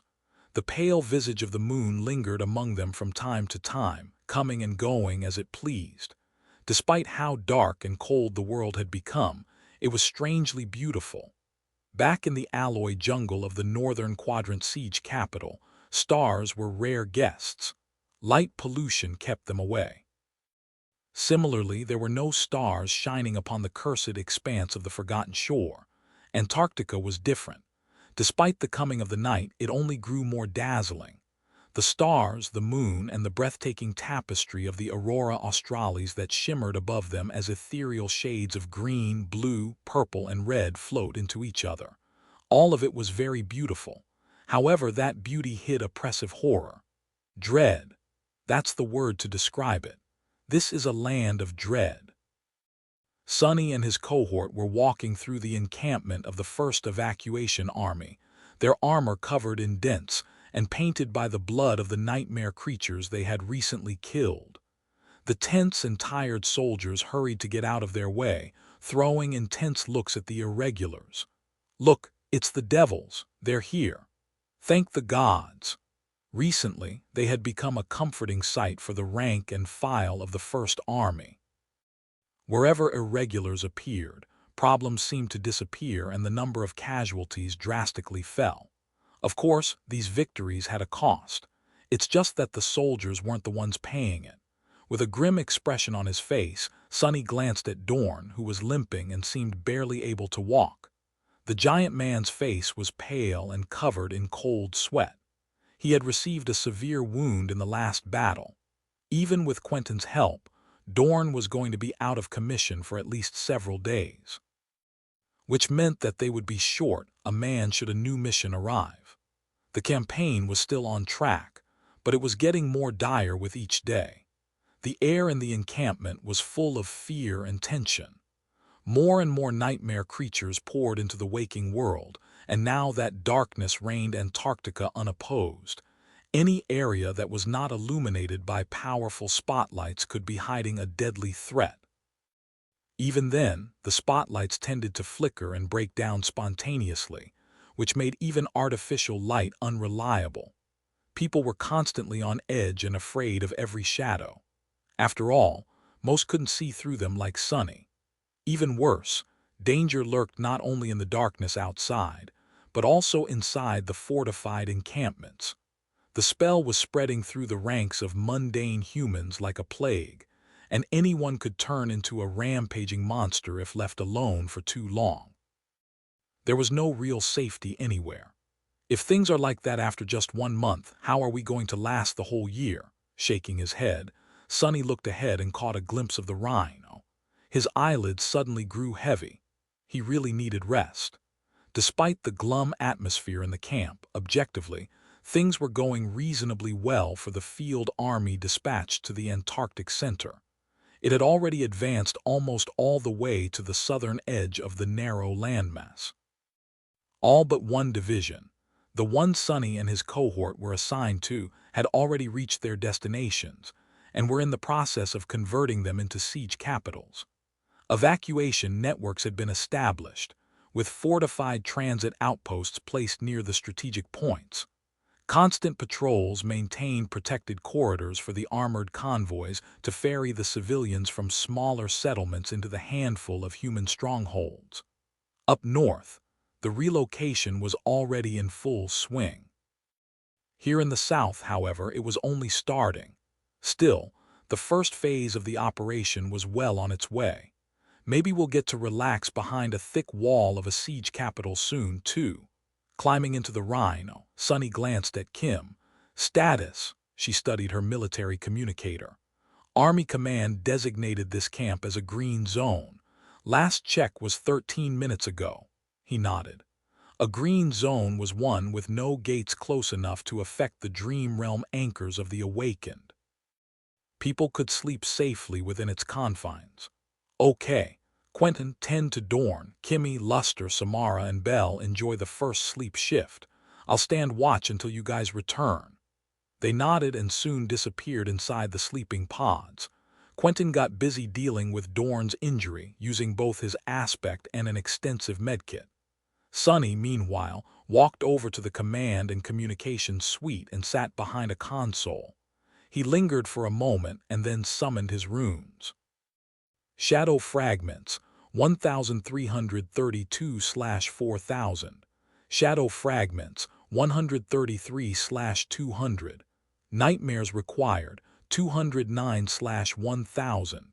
And finally, Vanquished Foes, 5523/6000. He had achieved a lot in the past month. So much, in fact, that exhaustion had seeped into his very bones. Sonny had long lost count of how many nightmare creatures he had slain, but it had to be a couple of thousands at least. Even more if he counted those that Saint and Nightmare had hunted down. Mantle of the Underworld will probably be first. Even though he could not wear the onyx armor in every battle, its counter was swiftly approaching the limit. Sonny sighed, and then dismissed the runes. Almost simultaneously, the symbol of an incoming communication appeared on the console's screen. He closed his eyes for a moment. Looks like a new mission is here after all. Chapter 874. One last mission. Chapter 874. One last mission. A moment later, a familiar face appeared on the screen. Despite the pressure of leading the first irregular company into the meat grinder of the Southern Quadrant campaign, Master Jet looked relaxed and at ease, like she always did. No, actually, she almost seemed to look better than how she had back in the safe haven of the NQSC. It was as though the exhaustion that everyone in Antarctica felt could not touch her. The perpetual dark circles under her eyes were gone and her whole presence appeared strangely invigorated. Sonny had a suspicion of why. Soul Reaper flashed him a bright smile. "Hey, Sonny, "How is it going?" He simply nodded. "We cleared that fallen nest. Dorn was wounded, though. He'll need a few days to recover." In the past month, his relationship with Master Jet had gradually changed. They grew a bit closer and more familiar with each other. That sense of camaraderie could only be forged by fighting side by side in numerous battles, and was only enhanced by the exceedingly rare background they shared. Wasn't it funny to see two outskirt rats leading the elite government awakened into battle? However, at the same time, after observing Soul Reaper in combat more, Sunny felt that he had come to understand the nature of her flaw, and it was a grim one for sure. A long time ago, in a different lifetime almost, before even the Forgotten Shore, Sunny had heard from Teacher Julius that Master Jet was feared by many awakened. As the old man had put it, her problematic personality destroyed any chance she might have had of ever becoming a saint. Actually, the exact words he had used were, "Who would want to help a psychopathic killer become a saint?" Later, Sunny had learned more about the unspoken rules of the awakened society and came to believe that these rumors were just a pretense to justify the suppression of the sovereigns. A product of the contempt-proud legacies felt toward a clanless nobody from the outskirts who dared to become stronger than them and refused to bend the knee to their power. But now, he was not so sure. Sunny had seen that Jet possessed a bizarre ability to absorb the soul essence of those that she killed. He had also witnessed her powerful, but fractured core that constantly leaked essence like a broken vessel. Later, he also observed that she seemed to lack the ability to naturally regenerate essence, as all awakened could. And so, he now suspected that Soul Reaper's flaw forced her to constantly pursue murder. It seemed that killing was the only way for her to prevent her fractured core from becoming lifeless and empty. That would actually explain a lot of things, from the true reason she had chosen to come to Antarctica to why a girl from the outskirts, someone who had never been treated like a human by the government, would decide to become a dedicated government operative. Working for the authorities might not have been the most glamorous job, but if there was one thing it did not lack, it was an endless amount of targets that had to be killed. So, maybe those who treated Soul Reaper Jet like a person obsessed with killing were not wrong. They were just mistaken about the reason for her morbid obsession, which posed a question. Could he really trust her? What would happen if Soul Reaper's essence was running low and Sunny was the only one around? If he was correct in his suspicion, of course. While Sunny was thinking about that, Master Jet grinned and waved her hand in front of the camera, and it was a strange charm. No, actually, it was just a mundane piece of jewelry. The thing looked like a golden circle with 4 stars engraved on it, beautiful filigree surrounding them, and a purple ribbon attached to the top. "What the hell is that?" Noticing his confusion, she shook her head. "God, Sunny, don't you know what that thing is?" "This is the Transcendent Star of Valor, the highest military decoration one can receive. It's your medal, fool. I finally managed to get the Army Command to issue it." Sunny blinked. "Oh, that's great." Master Jet let out an exasperated sigh. "It comes with a very sizable contribution point reward, too." Instantly, his expression livened. "Oh, that's great." Finally satisfied, Soul Reaper nodded. "It took some convincing to make happen. Anyway, I'll hold on to it until we meet in person.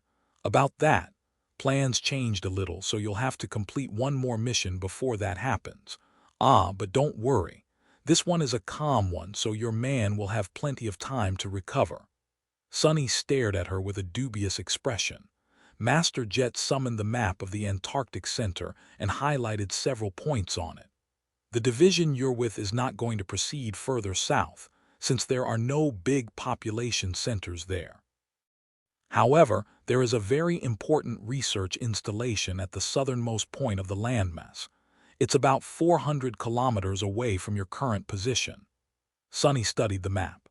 The Antarctic Center resembled a gargantuan snake that sprawled across the ocean, and the installation Jet mentioned was situated at the very tip of its tail. "What about it?" she shrugged. "Your mission is to reach the installation, secure the VIP currently residing there, and bring him back to the nearest siege capital. There is a garrison of local awakened commanded by a master at the installation, too. They will be responsible for evacuating the regular staff and scientists. You can choose to go back on your own, but that would be a jerk move, considering that they are expecting reinforcements to help them make the journey." Sunny thought for a bit, then nodded. "Sounds easy." "Yeah, no way. Something bad is definitely going to happen." Master Jet smiled. "It does, doesn't it? In any case, after that is done, we will probably remain within the walls of siege capitals for a long time and finally have time to rest. Good luck." Chapter 875. Old Roads. Chapter 875. Old Roads. The next day, Sunny and his cohort separated from the battered division. The mass of vehicles and soldiers marched down the broad highway, heading to a large city that was situated behind the mountain peaks to the cast. The Rhino, meanwhile, continued south. 400 kilometers. How long do you think it will take us to reach the research installation? Sunny was currently in the cabin of the APC, leaning on a bulkhead as he looked ahead. Luster glanced at him from the pilot's seat and shrugged hesitantly. "Hard to say, sir. The terrain here is really rough, and we'll need to climb over many mountains before reaching the coastal plain. There are some old roads here and there, with tunnels that can serve as convenient shortcuts. But since no one took care of them for half a century, it's mostly a stone labyrinth. So, several days at the least, maybe even a week if we want to be really careful and lower the risk of stumbling into a horde of nightmare creatures." He hesitated for a few moments and then added, "Of course, I can get us there in a day if we leave the mountains and drive along the coastal thoroughfare." Since most of the Antarctic Center was mountainous in nature, moving across its expanse with speed was somewhat of a problem. It would have been much faster by air, but no one was suicidal enough to use an aircraft in these circumstances. The reason was very simple. It was impossible to load enough armor on a flying vehicle. Not only would its electronics and navigation be swiftly fried by the interference of the gates, but even worse than that, countless nightmare creatures in a 100-kilometer radius would be able to see and take the aircraft down. Since very few awakened could fight effectively in the air, being swarmed by winged abominations or taken down by a hail of ranged attacks from the ground was their worst nightmare. Still, that did not mean that there were no means of traversing the Antarctic Center quickly. Since the terrain was much more flat near the coast, there was a convenient highway running along the shore of the cold ocean. It's just that traveling by it was not exactly safe, especially these days. The ocean, too, was overflowing with nightmare creatures. All kinds of horrors hid beneath its restless surface. Sunny sighed. "No, let's not go anywhere near the coast. Avoid those old tunnels, too. Just take your time and take us over the mountains, Luster. Dorn needs time to recover anyway." The young man smiled. "Yes, sir. Will do, sir." Sunny gave him a bleak look and shook his head. Ever since the revelation of his identity as Mongrel, Luster had been acting as an overly enthusiastic sycophant. It was honestly a bit bothersome. "Well, all right then." He walked back to the back of the Rhino and sat down to meditate. In the past month, the importance of replenishing one's essence had become painfully clear to all awakened in Antarctica. There were just too many nightmares creatures around and too many battles that had to be fought. Maintaining one's reserves was often the difference between life and death. It was also an inescapable restriction that defined how often and how well one could fight. Sunny's essence capacity was roughly 4 times as vast as that of almost any other master, but the rate at which his soul restored it was only twice as fast. As a result, he needed 3 to 4 days to fully replenish it. Sleep, rest, and meditation helped. But who had time to rest in Antarctica? All of them had to get accustomed to fighting while suffering from a dire deficit of essence. That was another reason why the campaign grew harder as days went by, and why everyone was exhausted. His cohort was in a much better spot than most thanks to Luster, but Sonny himself had not been able to make use of the young man's extraordinary aspect. Luckily, they were not supposed to fight any serious battles in the next few days. That was already a blessing. Keeping his eyes closed, Sonny rested as his shadows scouted the route ahead. The rhino climbed the steep slopes of the mountain chain with agility that was surprising for a machine of that size. The aurora australis shimmered with ethereal lights in the black sky above it, but the mountains themselves were shrouded in darkness. Driving a heavy ape up and down the treacherous slopes at night was not for the faint of heart, since one small mistake could send it plummeting down from a deadly height. Still, Luster seemed to be doing fine. He even had his lucky charm summoned, rubbing it from time to time with a nervous look. Everything seemed calm, slowly but surely. They were moving toward their destination. Sonny made an effort to memorize as much of the landscape as he could, knowing that they might be coming back the same way after picking up the VIP at the research installation. The southern edge of the Transantarctic Mountains was, indeed, a real labyrinth. Tall peaks rose into the sky, with remnants of broken roads clinging to their slopes. Dark maws of tunnels that had been burrowed through the mass of stone appeared from time to time, filling him with a sense of alarm.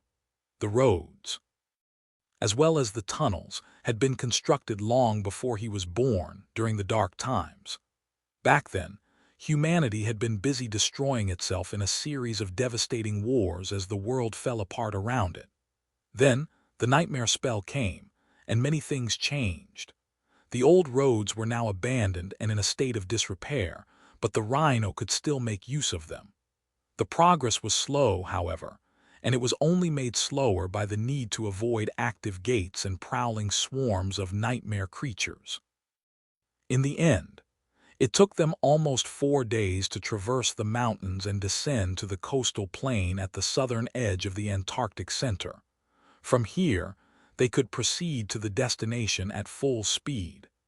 As the rhino accelerated and flew across the plain, a powerful blizzard enveloped it, reducing the visibility almost to zero. That was when things started to go wrong. Chapter 876. Low 49. Chapter 876. Low 49. Sonny woke up with a start. The familiar sounds and vibrations of the rhino told him that everything was okay, and that the vehicle was moving at high speed toward its destination. No one seemed to be attacking them. And yet, for some reason, he felt a sense of deep unease. Sonny frowned and rose from his bed, then went over to the pilot's cabin. On his way, he passed Kim, who was running diagnostics on the secondary control panel, and Samara, who was tinkering with her rifle on the workstation in the cargo bay. Reaching the front of the rhino, Sonny silently looked through the armored windshield at the white wall of the blizzard that enveloped the world. Of course, he could have just accessed the feeds of external cameras from the command suite, but he trusted his own eyes much more. Nothing seemed out of place. He hesitated for a few moments, then spoke to Luster. "Did something happen just now?"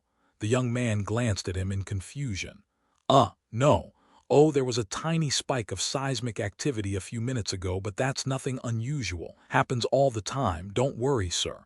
We'll reach the installation in about half an hour." Sonny scowled. Good. He returned to the lounge area, poured himself a cup of coffee, and then walked over to the command suite. "Kimmy, contact the research facility. Tell them we'll be arriving soon." She paused the diagnostic software, activated the transmitter, and sent a communication request to the installation they were approaching. For a few minutes, there was only static on the channel. Kim frowned, then repeated the call, this time extending the antennae of the rhino to their full length. Still nothing. Sonny took a sip of coffee. "What? No one's responding." She studied the monitors, then said in a tentative tone, "No, it's not that. It's just, our signal doesn't seem to be coming through for some reason." He scratched the back of his back. "Contact Army Command then, ask them for an update on the installation status." Kim did as she was told, but there was still no result. Her face grew a little dim. "I can't contact Army Command either, sir. All communications seem to be down." Sunny remained silent for a few moments. "So we're completely cut off from everyone. Is it because of the blizzard?" Establishing a stable connection had grown a bit hard lately, but they were yet to experience a complete communication blackout. After all, Sunny had spent a ton of contribution points to upgrade the Rhino's comms array. Kim hesitated. "I can't say, sir. A simple blizzard is not supposed to mess with the signal so much." Sunny rubbed his face. "That doesn't sound good." He sighed, then sent his shadows out into the snowstorm. They spread around the speeding Rhino, searching for any sign of danger that could have been hiding in the white haze. However, no matter how hard the shadows looked, nothing seemed out of the ordinary. Sunny remained on guard throughout the remainder of their journey. Minutes passed by without anything happening. Soon, there was a soft sound and some movement in the lounge area. Bell, Quentin, and Dorn returned from the dream realm and climbed out of the sleeping nooks, looking rested and refreshed. Even though the big man still showed some discomfort, his injury was well on its way to being healed. Just like that, half an hour flew by. Sunny caught sight of the research installation long before the powerful projectors of the Rhino flooded its gates with light. The facility looked more like a small fortress settlement than a scientific base. It was perched dangerously close to the ocean shore and had a thick wall surrounding it, with powerful turrets aiming at the dark waves. There was a large dome-like structure towering above the formidable fortress, painted white on the backdrop of the black sky. It resembled a giant, perfectly smooth egg. The facility had no official name and was known simply as Low 49. Sunny had no idea what kind of research was being done on its premises, but considering that there was a sizable garrison of Awakened guarding the installation complete with an ascended commander, it had to be pretty important. The best evidence that the scientists living here were doing very valuable work, though, was the fact that Sunny and his soldiers had been sent to retrieve them. "Luster, slow down. We're near." The Rhino gradually reduced its speed and approached the settlement. Beams of light soon illuminated a small fleet of transport vehicles parked in front of it, seemingly waiting to take the staff away as soon as the reinforcements arrived. For a moment, Sunny felt a pang of fear. It was as though the whole facility was empty, with only ghosts populating its streets. Then, however, the turrets above the gates moved, taking aim at the approaching APC. Powerful spotlights ignited on the wall, cutting through the snow and flooding the immediate area with stark light. The Rhino drove to the fleet of transport vehicles and parked nearby. At the same time, the heavy gates of the fortress opened, and a lone human figure walked into the blizzard. With a sigh, Sunny opened the hatch of the Rhino and climbed out into the cold. He walked forward and studied the stranger. The man was tall, strong, and looked to be around 40. He was dressed in a black bodysuit similar to one Sunny wore, with an unzipped parka resting on top of it. He had dark hair and calm, intelligent eyes. There was a composed expression on his stern and weary face. Overall, everything about the stranger spoke of experience and discipline. Sunny stopped a few steps away and gave him a nod. "I am Ascended Sunless, captain of the 1st Irregular Company of the Evacuation Army. You should have been informed of our arrival." The tall man lingered for a few moments, studying him, then returned his nod. "I am Ascended Vern." He offered his hand to Sunny and said in a steady voice, "Welcome to Low 49, Master Sunless." Chapter 877. Disconnected. Chapter 877. Disconnected. Sunny and his soldiers entered the fortified settlement, happy to hide from the blizzard behind its thick walls. There, they saw teams of awakened soldiers walking between buildings as they patrolled the territory. All of them looked tense and tired. Master Vern led them deeper into the complex, giving a wide berth to the central dome-like structure. His gait was steady and confident. I have around 100 awakened under my command, as well as close to 1,000 mundane soldiers. There are about 500 scientists and civilian staff members under our protection. Things were going fine until recently. But as you can imagine, all of us can't wait to get away from the ocean. Sonny raised an eyebrow. We're going fine, Vern grimaced. Yes. Several gates manifested nearby, but our garrison and defenses were more than enough to keep the nightmare creatures away. However, there have already been instances of people succumbing to the spell within the walls. We suffered a few casualties because of that. He lingered for a moment and then asked, "How is the situation outside?" Sonny shrugged. "Pretty bleak, but more or less under control. Don't worry. We scouted a good path through the mountains on the way here. Leading a convoy back shouldn't be impossible. There is just one problem."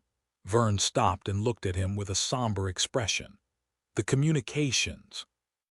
"You lost contact with Army Command too," Sonny blinked. "Yeah, wait too. You're cut off from the Army network as well." The local Ascended remained silent for a second, then nodded. "All communications ceased around 43 minutes ago. We have failed to establish a new connection, for now." Sonny frowned. He could reluctantly accept that the Rhino lacked the ability to pierce through the growing interference field enveloping Antarctica. However, a facility like Low 49 should have had an immensely powerful communication array, if even they could not connect to the outside world. Something is very wrong here.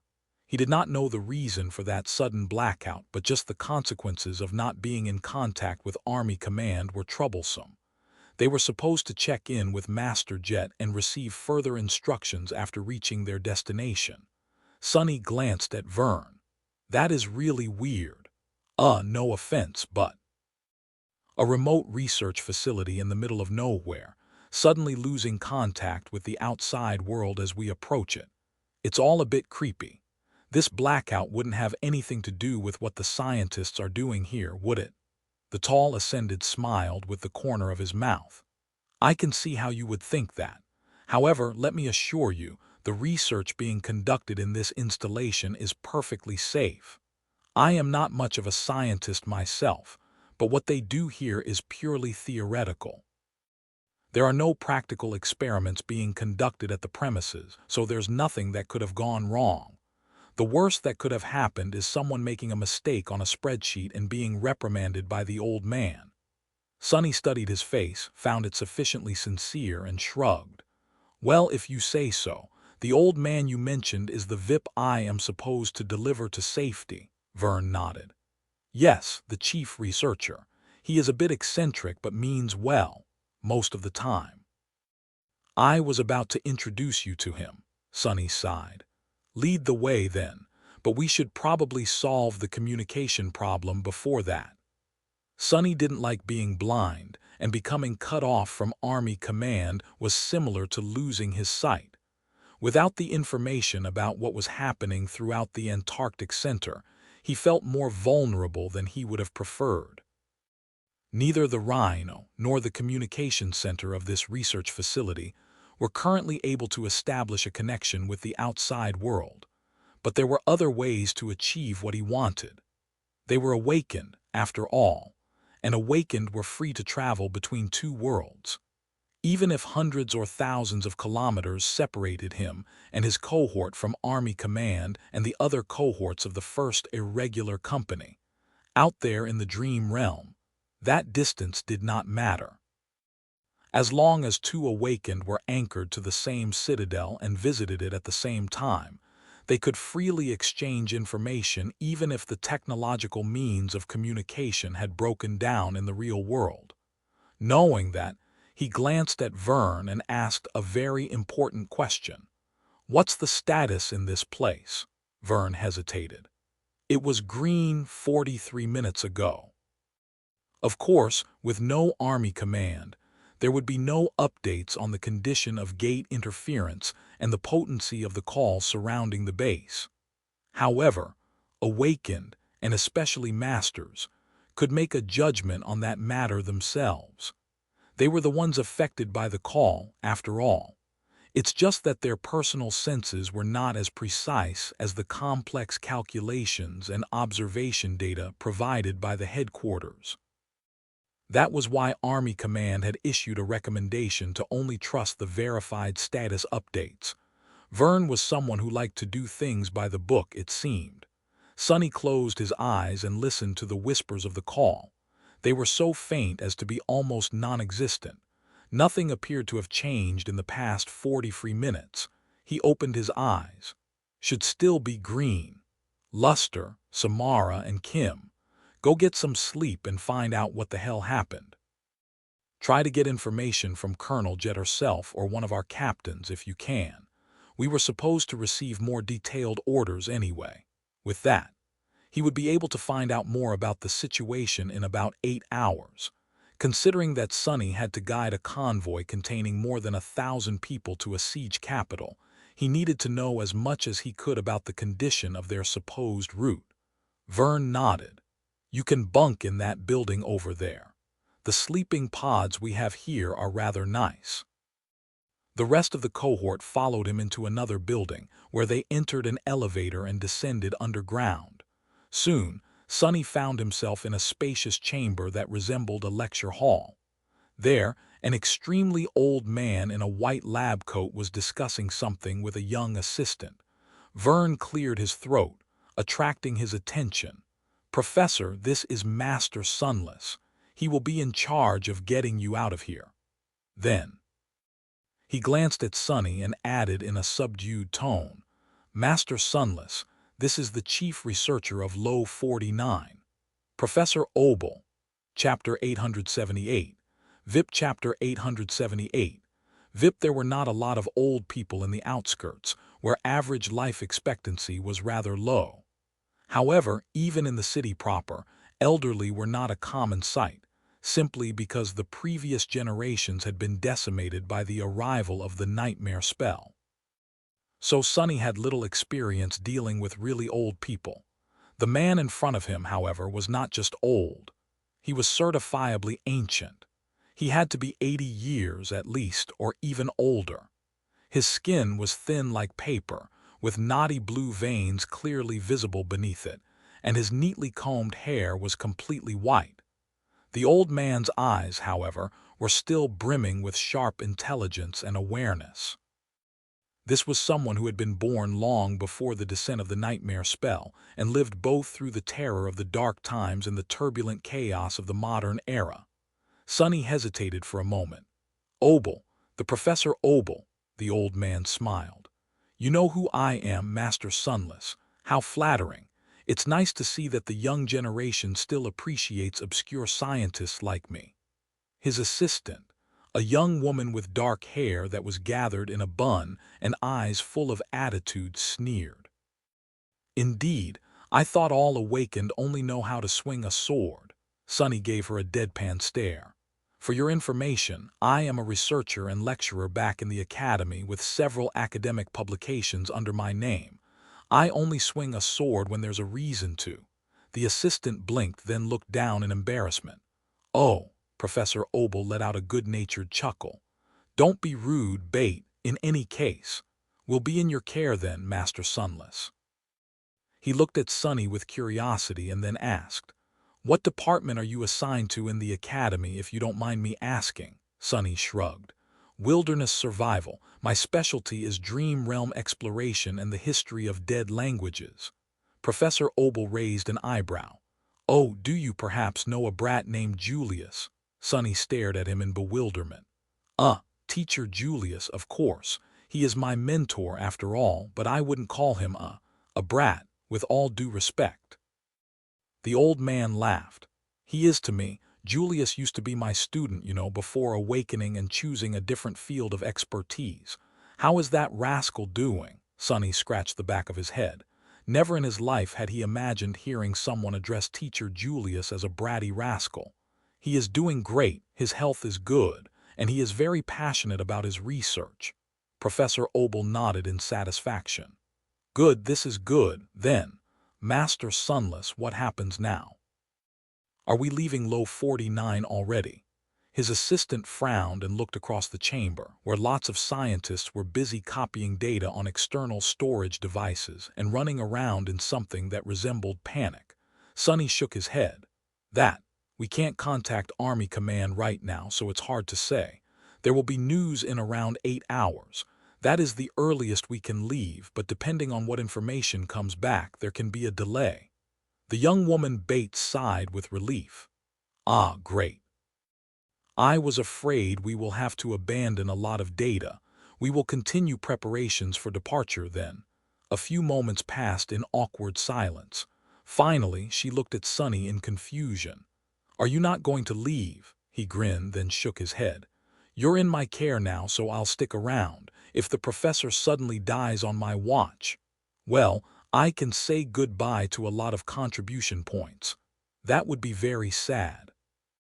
Bates stared at him with indignation, then scoffed and left to help the scientists pack things up. At the same time, Master Vern bowed slightly and took his leave, saying that he had a lot to do. Belle, Dorn, and Quentin left as well. Professor Obel watched them go inside. Don't mind my assistant, Master Sunless. All of us are on edge these days. Sonny shrugged. Understandable. After a while, he looked at the old man and asked, So, Professor, what exactly are you researching here? Also Low 49. That's a strange name for a facility. The old man smiled. The name? Oh, it's just an abbreviation. Lunar Observatory 49, that is what it means. Have you not noticed the telescope dome when you arrived? Sonny coughed. An observatory. So that was the purpose of that weird dome-shaped structure. Sonny had thought that it was some kind of strange magical construct, but it was just a mundane observatory. To his defense, he had never seen one of those before, at least not in real life. Ah, yes, I did notice a dome. You're studying. The moon? Professor Obel laughed. Goodness, no.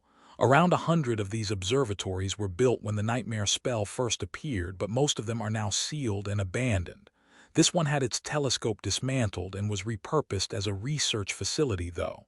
Sonny frowned, feeling like he was missing something. Wait, why were these observatories constructed? And why were they abandoned? The old man glanced at him with curiosity. Why, they were constructed to observe the moon, of course. There were human settlements on the moon in the past, you know. Not that that is important. What is important is the nightmare spell. Sonny shook his head. I don't follow. Professor Obel lingered for a moment. Ah, you might not know this. Actually, the first registered case of the nightmare spell infection happened in one of the moon's settlements. Mind you, that doesn't mean that it was the first case, just the first documented one. No one really knows where the spell came from, but many point to Luna as its origin, or at least the point of contact. So, of course, there was a strong desire to study the moon many decades ago. Sonny looked at him with a wary expression. Really? Wait. So what did people find out? The old man shook his head. Nothing. As it turned out, staring at the moon for too long can lead to some very, very dire consequences. After many casualties among the researchers, the Low program was discontinued and the observatories were sealed. I would advise you not to look at the moon too closely, young man. Actually, it's better not to think about it at all. Sonny remained silent for a long time. Eventually, he said, All right, I guess that answers one of my questions, but what about the other? If you are not studying the moon, what are you researching here? Professor Obel smiled. Oh, that is very simple. We are studying the nightmare spell. More precisely, we are trying to understand its causality. Chapter 879, Signs of Lightning. Chapter 879, Signs of Lightning. Sonny glanced at the old scientist with interest. Causality? Do you mean its reason? Professor Obel smiled. No, nothing so philosophical. What I mean is that we are exploring the cause and effect of various phenomena having to do with the spell, as well as correlations between them. Of course, our study mainly has to do with the nightmare gates, but since nothing exists in isolation, we need to consider the system in its entirety. Sonny considered his words for a while. Is this how you make the obel scale work? The old man shook his head with an amused look. That thing? No, not quite.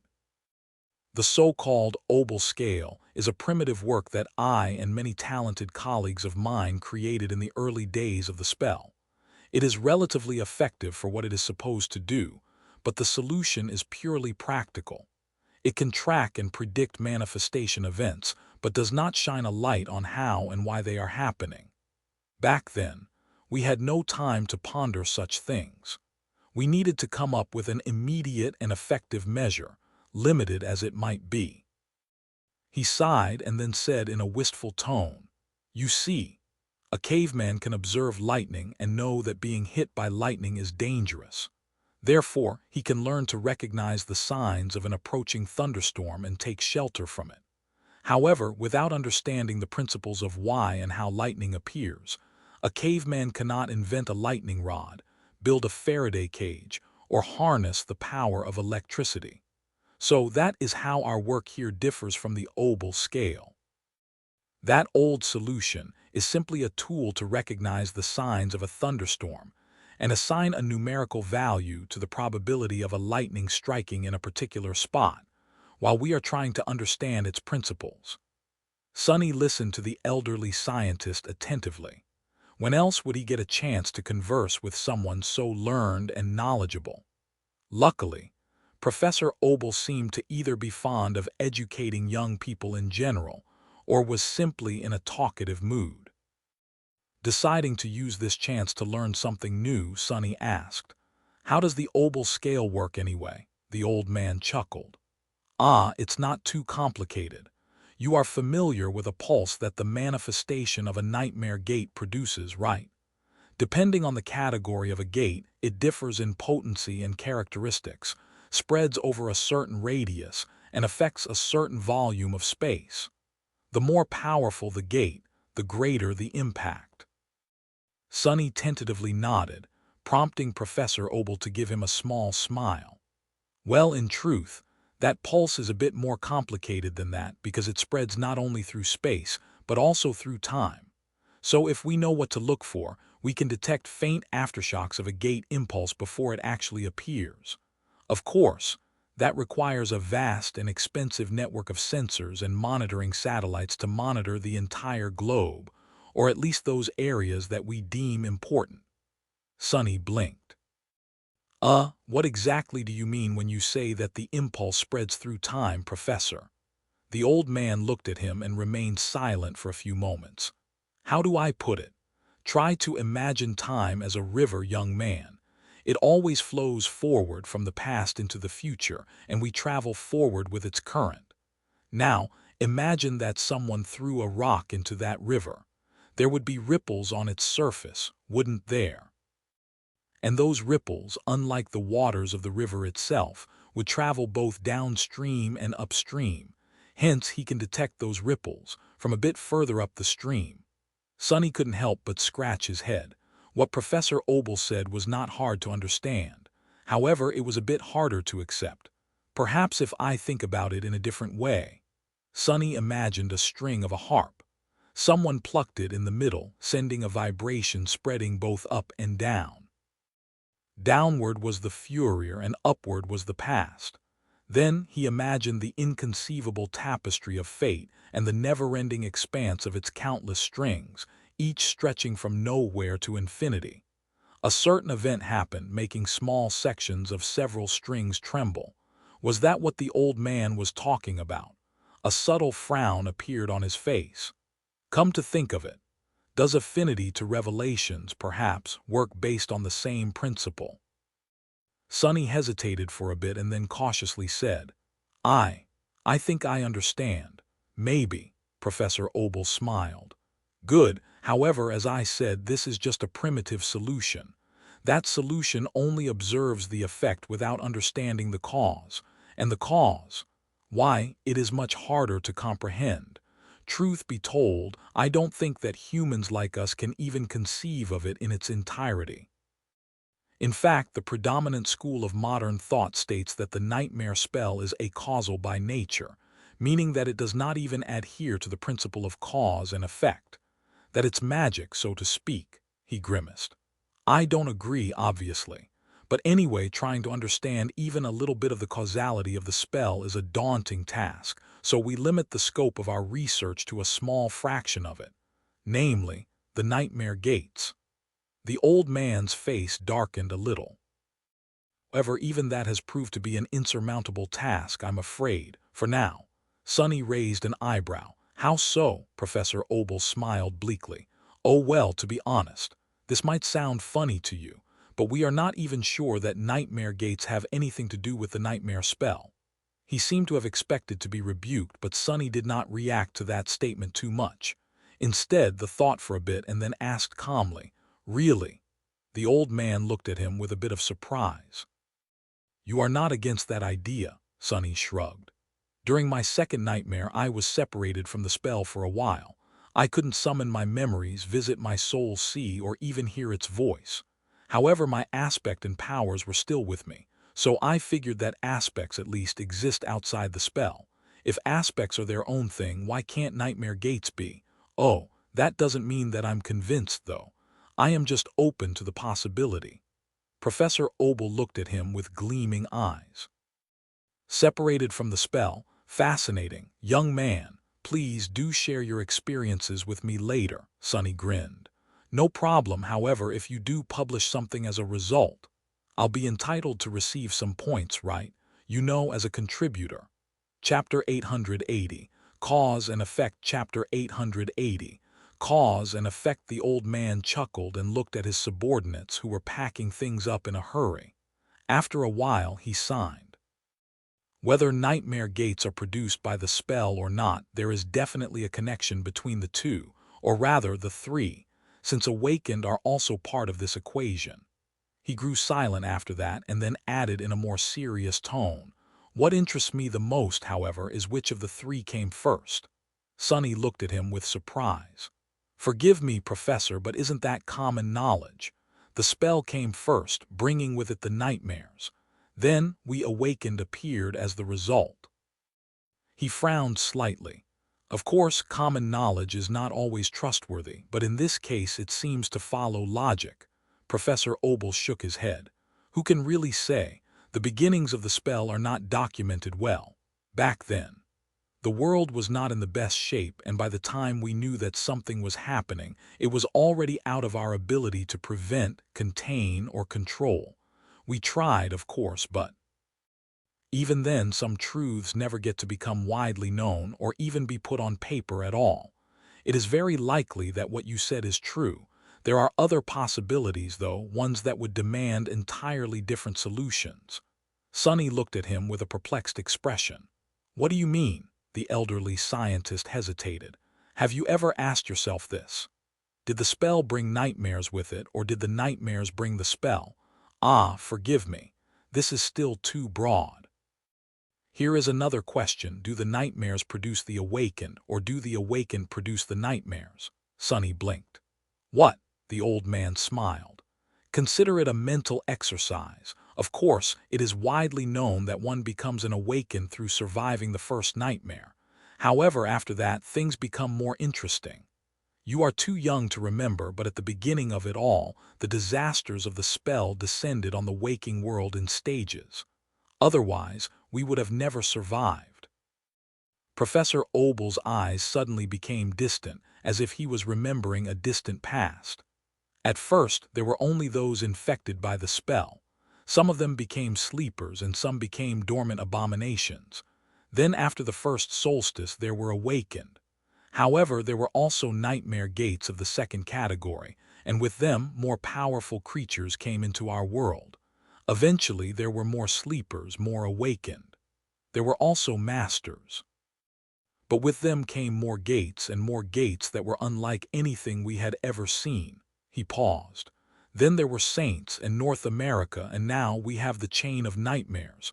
One can't help but wonder. Sonny did not like the sound of that. What is he trying to say? Wonder about what? The fragile old man let out a heavy sigh. This is just a scientific inquiry, Master Sunless. Don't take it close to heart. As scientists, our duty is to ask questions, and one of these questions is whether there is a correlation between the number and power of awakened in our world and the number and power of the nightmare gates that manifest here. Awakened and nightmares. Which of these elements is the cause and which is the effect? Sunny thought for a bit, then simply shook his head. Your argument has a big flaw, Professor. If there really was a correlation and we, awakened, were somehow responsible for attracting bigger and better nightmare gates, then there would not have been a Category 5 gate in North America before a bunch of Supremes ran around the world. I think you are just giving in to the desire to see patterns in the chaos that all us, humans, share. There were 3 sovereigns alive in the world right now, but there had not been any when that gate swallowed an entire continent. In any case, Sunny was not going to mention the Supremes as anything but a theoretical possibility. Professor Obel nodded with appreciation. Good thinking, young man. It is always good to have a healthy amount of skepticism. However, your point is only unassailable if we assume a crucial detail to be true. Sunny frowned. Yes, what detail? The old man looked at the scientists surrounding them and smiled with a bit of sadness. That the impact of a powerful, awakened emerging only flows down the river of time as we, mortals, do. However, if it spreads like a ripple through time, just like the aftershock of a gate manifesting itself into reality, then it doesn't matter when their ascension happens. The first Supreme might appear in a few years, but the consequences of their rise could have already burdened us years ago. His fatigued eyes suddenly shone with strange light. As for the harrowing gate that destroyed North America, who knows, maybe it is just an echo of a god emerging from the human race in a distant, dire future. Sometime later, Sunny left his shadow in the laboratory to stand watch and went to check on his soldiers. As he walked through the underground complex, his expression was dark. What Professor Obel had told him, Sunny was not exactly buying it, at least not entirely. However, he felt that there were a few nuggets of truth in what the old man believed, even if the scientists might have come to the wrong conclusions based on those theories. The ripples of time, the disasters that came from the future and thus paved the path for their eventual inception, thus creating a weird self-contained paradox. Sunny was dubious about the validity and even sanity of these ideas. In his experience, the simplest answer was most often correct. Professor Obel seemed to have lost sight of that fact. There was one theory, however, that made him restless. Can the ascension of many awakened really cause the growing number and intensity of the nightmare gates? He did not really see how that could be the case. After all, one had to go through a nightmare first to become awakened, not the other way around. However, if he assumed that there really was a correlation, one thing would make more sense. Walking through the dark corridors, Sunny scowled. Can this be the reason why the sovereigns are suppressing the emergence of new saints? No, more than that. Can this be the reason why none of them challenged the 5th nightmare yet? In the past, he had thought that all of this hidden oppression was just the result of the ambition and lust for power consuming Asterion, Anvil of Valor, and Kai Song. But was that the only reason? Sunny let out a frustrated sigh. He simply did not know. Chapter 881. Change of plans outside. The blizzard was still rampaging across the world, drowning reality in a murky white haze. It was hard for a master like Sunny to get cold, but even still, he shivered and hurried to get back inside. Entering the building that housed the sleeping pods of the cohort members, he nodded at Vern, who was already waiting there with a somber face. By now, around 8 hours had passed since their arrival. The people Sunny had sent into the dream realm would be returning any minute now. The steady master looked at him and asked, "How did your meeting with the professor go?" Sunny shrugged. "We had an interesting talk. He is an outstanding person." It was strange, really. Professor Obel was a mundane human, but he had probably saved more lives than any awakened Sonny knew of. Without the predictive system the old man had developed, countless people would have been swallowed by the emerging gates over the decades. Sonny knew how dangerous a sudden manifestation of a gate in a populous area could be. He had faced one himself, after all. Vern silently nodded. That he is. I hope you understand now why it is so important to deliver him and his scientists to safety, Master Sunless. Their work must continue. Sonny wanted to answer, but at that moment the sleeping pods came to life, announcing that the people occupying them were waking up. Samara, Kim, and Luster returned almost at the same time. They climbed out of the pods and put on their clothes with dark expressions on their faces. I guess the news is not too good. At that moment Luster blurted, "Captain, sir, bad. It's really bad." Sonny looked at him darkly. "I gathered as much. Speak." The three awakened looked at each other. Eventually it was Kim who addressed the masters. "The situation is still unclear, but there was some sort of earthquake, followed by the manifestation of multiple Category 3 gates. There were also several Titans that emerged. The three Saints fought one of them above the strait between West Antarctica and the center. And then communications across all the southern quadrant went down. By the time we left the Citadel, people were still trying to understand what happened." Sonny's face darkened. All of that sounded very troublesome. It seemed that the chain of nightmares had reached a qualitative change, plunging Antarctica in chaos. "What about our orders? Have you heard from Colonel Jet?" Samara spoke in a subdued tone. "She did pass on instructions, sir." "Well, at least something went well." Judging by the heavy gazes of his subordinates, however, he would not like what they were about to say. Master Vern frowned as he looked at the beautiful sharpshooter. "Well, what does Army Command want us to do?" Samara sighed. "The region between this installation and the nearest siege capital is judged to be too dangerous to traverse. All the Antarctic center is affected, but its southern edge was seemingly hit the worst. So, we can't go back. The previous evacuation plan was scrapped." Vern did not say anything, but his jaw muscles tightened. It looked as if he was on the verge of uttering a curse, which said a lot about how dissatisfied the man was with the news. From what Sonny had observed, Vern was a very uptight and proper person. He himself was far from feeling elated as well. Being stuck in a remote facility with no route of escape was not as bad as it could get, but very close to it. Sonny cursed for the both of them. "So, what? Are we supposed to just stay here and wait for death?" Samara shook her head. "We received new orders, sir. Although evacuation by land seems to be impossible at the moment, the naval convoy that delivered us to Antarctica is already on the way back to pick up the second batch of refugees.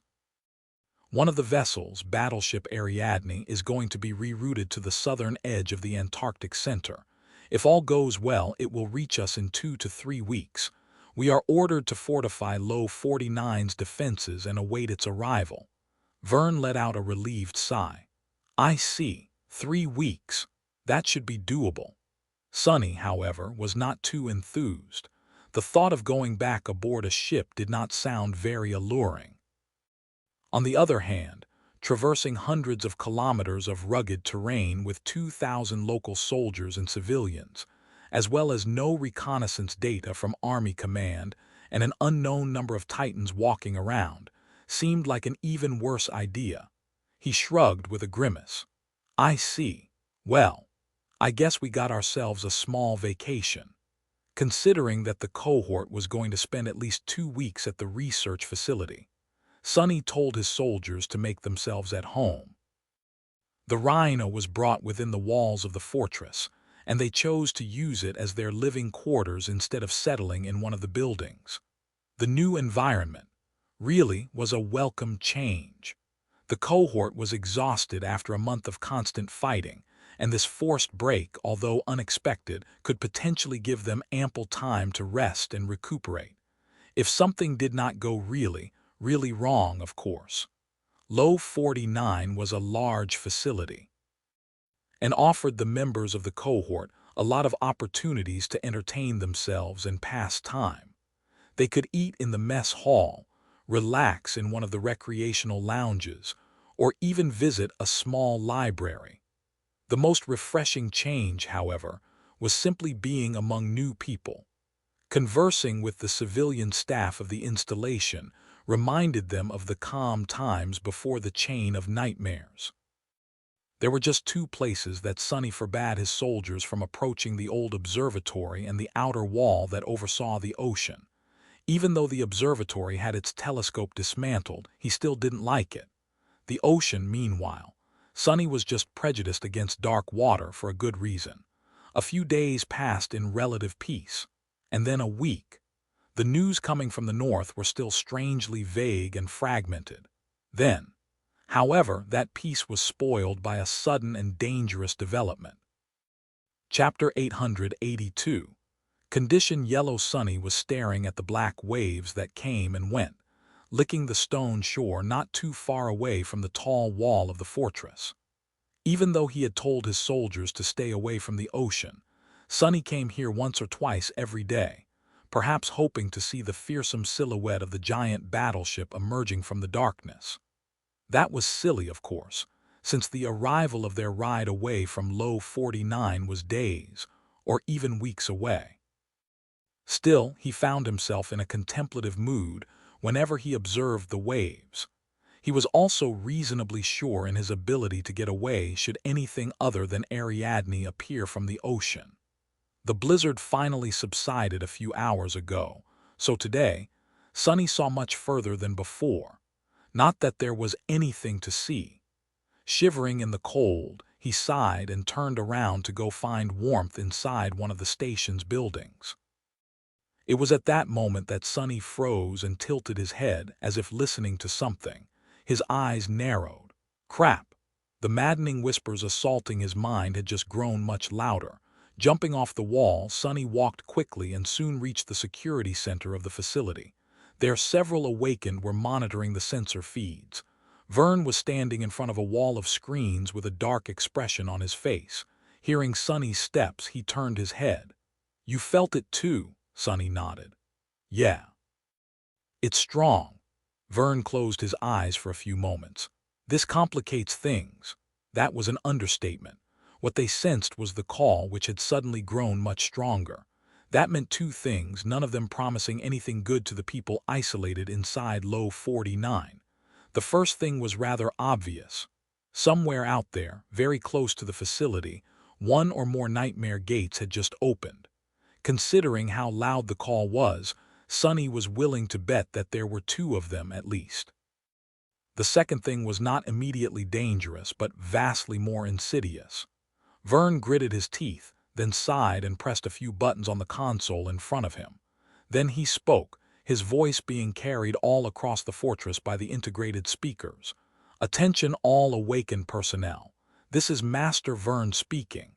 Effective immediately, the interference status of the Low 49 facility should be considered to be changed from green to yellow. I repeat." Sonny's face was bleak. With the strength of the call growing so much, the stability of the gateway anchors of the awakened inside the fortress was bound to become weaker. It was not at the stage where falling asleep would definitely lead to being thrown into an unknown region of the dream realm, yet, but close to it. What it really meant was that, from now on, falling asleep within the walls of Low 49 was a gamble for all awakened defending it.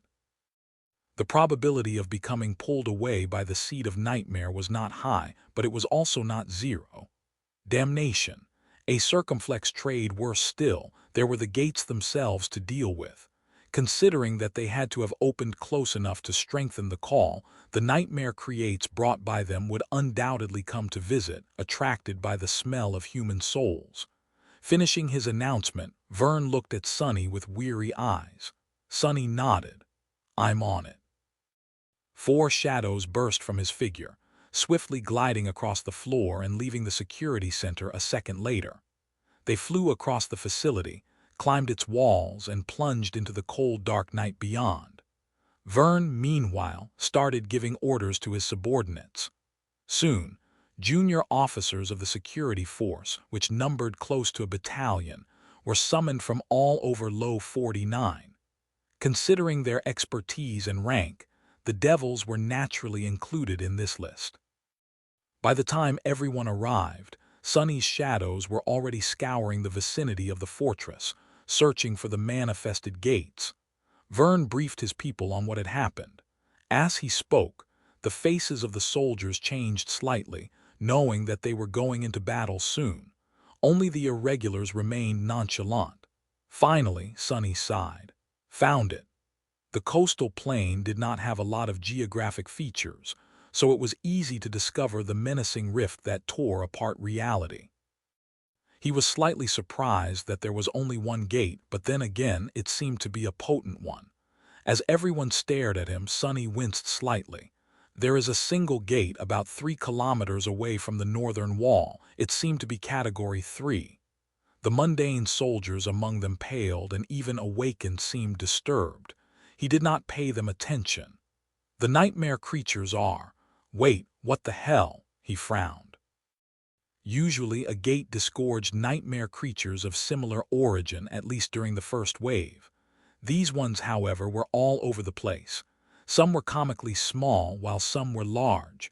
Some were bestial, while some were bipedal. It was a whole menagerie of monsters. The nightmare creatures all looked different from each other. A fierce scowl appeared on Vern's face. The scavengers. We fought their kind before. They start weak but quickly grow stronger by devouring corpses. They inherit qualities of the things that they eat too. Younger abominations are easy to deal with, but the older ones are truly vile. Sonny pondered for a bit. I see. Well, we seem to be in luck. There are about 300 them, and I only see 2 corrupted. The gate guardian is a demon. The soldiers shuddered and stared at him with a bit of resentment. If that was what the captain of the irregular considered luck, then what the hell could be called misfortune? 300 powerful nightmare creatures led by 2 corrupted against 100 awakened, 2 masters, and 1,000 mundane servicemen of the local garrison. The situation did not look too good. Sonny lingered for a few moments, and then smiled. Ah, and the last piece of news. The bastards have caught our scent. So, they are already heading here. Chapter 883. Sortie. There was not much time to prepare and make plans, since the abominations were going to reach Low 49 in mere minutes. The shrill alarms blasted throughout the facility, and powereal spotlights ignited on its walls, flooding the snow-covered plain with light. Civilians rushed to shelters, while soldiers ran to man the defensive fortifications. Sonny and his cohort followed, summoning their memories as they calmly prepared for battle. As they walked through bitter cold, he spoke. After we deal with the nightmare creatures, everyone is to remain awake until we board the ship. You know the drill. We won't be sleeping for a week at least, maybe 2. Get the stimulants from Quentin and keep each other in check. The Devils grumbled. They had already completed a few long missions in areas where sleep was deadly. A week was unpleasant but doable. 2 weeks, however, was going to be a hellish challenge. I just hope that Ariadne arrives on time. It was not like they had any acceptable choice other than sit and wait. At that moment, someone called out to Sonny. Hey, you, Master Sunless or whatever, what is going on? He looked to the side and saw Bate, Professor Obel's assistant, shivering in the cold in her civilian clothes and flimsy lab coat. The young woman's hair was gathered in a bun like always, but a few stubborn locks had wrestled free and were now dancing in the wind. Her pale face wore an irritated scowl, but he could see fear and alarm hiding behind that temperamental mask. In the past week, Sonny had spent most of his time with or near the scientists. When he was away, one of his shadows usually kept watch. He had spoken with the old man a lot, learning all kinds of things about the tumultuous times of the first generation, the world before that, and the scientific understanding, or rather, the lack of the nightmare spell. So he had come to know Bait rather well too. That was why he knew for a fact that she was pretending to barely remember his name on purpose. Gods, she is even more petty than I am, as the bleak steel of the undying chain appeared from nothingness and embraced his body. Sonny looked at the young woman and smiled. What do you think is going on? There's a big gate and a lot of nasty nightmare creatures coming this way. We'll go deal with them real quick. You head back, gather the scientist, and lock yourselves in the safe room. All right. She lingered for a moment, then nodded. Yeah, all right. With that, Bait turned around and ran back into the door of the research center. Sonny shook his head and continued forward. Soon, they reached the top of the northern wall and observed the vast expanse of the coastal plain. None of the abominations had reached the facility yet, but it was just a matter of time. As turret towers whined, ramping up their engines, Samara placed her rifle on the lip of the wall and looked through its scope. Vern, who was now clad in polished plate armor, holding a shield and a short sword in his hands, looked at Sonny. What do you think? Sonny remained silent for a moment. His shadows were still following the swarm of nightmare creatures, so he was studying them. He had been honest, of course, when he said that they were lucky. As far as Category 3 gates went, this one was surprisingly weak. He was even confused by the fact that it affected the strength of the call so much. The power of the wave of abominations brought by it was incomparable to the stone hive, for example. Back then, the irregulars had to face a whole score of corrupted creatures. This time, there were only two, and the strongest of them was merely a demon. Of course, the word merely could hardly be applied to a corrupted demon, but still. Finally, Sonny spoke. It is not a big deal. I will deal with the gate guardian and you deal with the other corrupted. Awakened Kim will support you. Can you handle it? Asking an average awakened to fight a fallen abomination was not an easy request. However, asking an average master to face a corrupted one was less so, because all masters were elites by definition. There was a fundamental distinction between awakened and ascended, since most of the former had no choice in what they had become, but the latter could only be what they were by choice. So, Sonny was reasonably sure that Vern would survive a battle against a corrupted scavenger. The local master hesitated for a moment, then nodded. I'll handle it, Sonny grinned. That's the spirit. With that, he stepped forward and leaped off the wall into the cold darkness below. The soldiers of the garrison seemed startled by his sudden jump, but the devils remained nonchalant. They were long accustomed to their captain's bizarre actions. Landing on the snow, Sonny considered the situation for a moment. He was thinking whether he should summon Saint. Eventually, he decided against it for now. Her help would only be needed if the enemy turned out to be more dangerous than he had judged. Sonny did, however, summon the Sin of Solace. As his hand took hold of the onyx hilt of the beautiful longsword, ghostly whispers assaulted his mind. It was already strained by the insidious and exhausting pull of the call, so the additional burden seemed even heavier. Sonny winced and shook his head, chasing them away. So annoying. The Sin of Solace scratched at his sanity, its murmurs slowly growing clearer, louder, more insistent. At that moment, Samara's rifle discharged, and the sound of a magical slug breaking the sound barrier boomed from somewhere above. A moment later, the turrets came to life, sending a hail of tungsten rounds into the swarm of approaching abominations. Grinning, Sonny sent essence flowing into his muscles and chased after the bullets. Chapter 884. Sinister Blade. 4 shadows flew across the snow, following the swarm of nightmare creatures. As a shining slug flashed through the darkness, gruesomely tearing apart one of the monsters, they surged forward and fused with a lonely figure that was running to meet the charging abominations.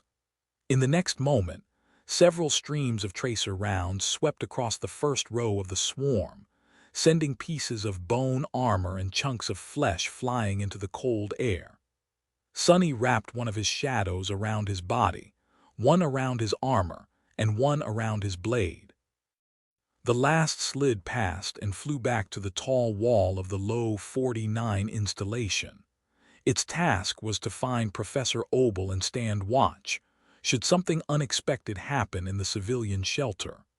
Sadly, the turrets had not been as effective as Sonny had hoped. Several abominations were slowed down or wounded, but most of the bullets bounced off their tough hides ineffectively.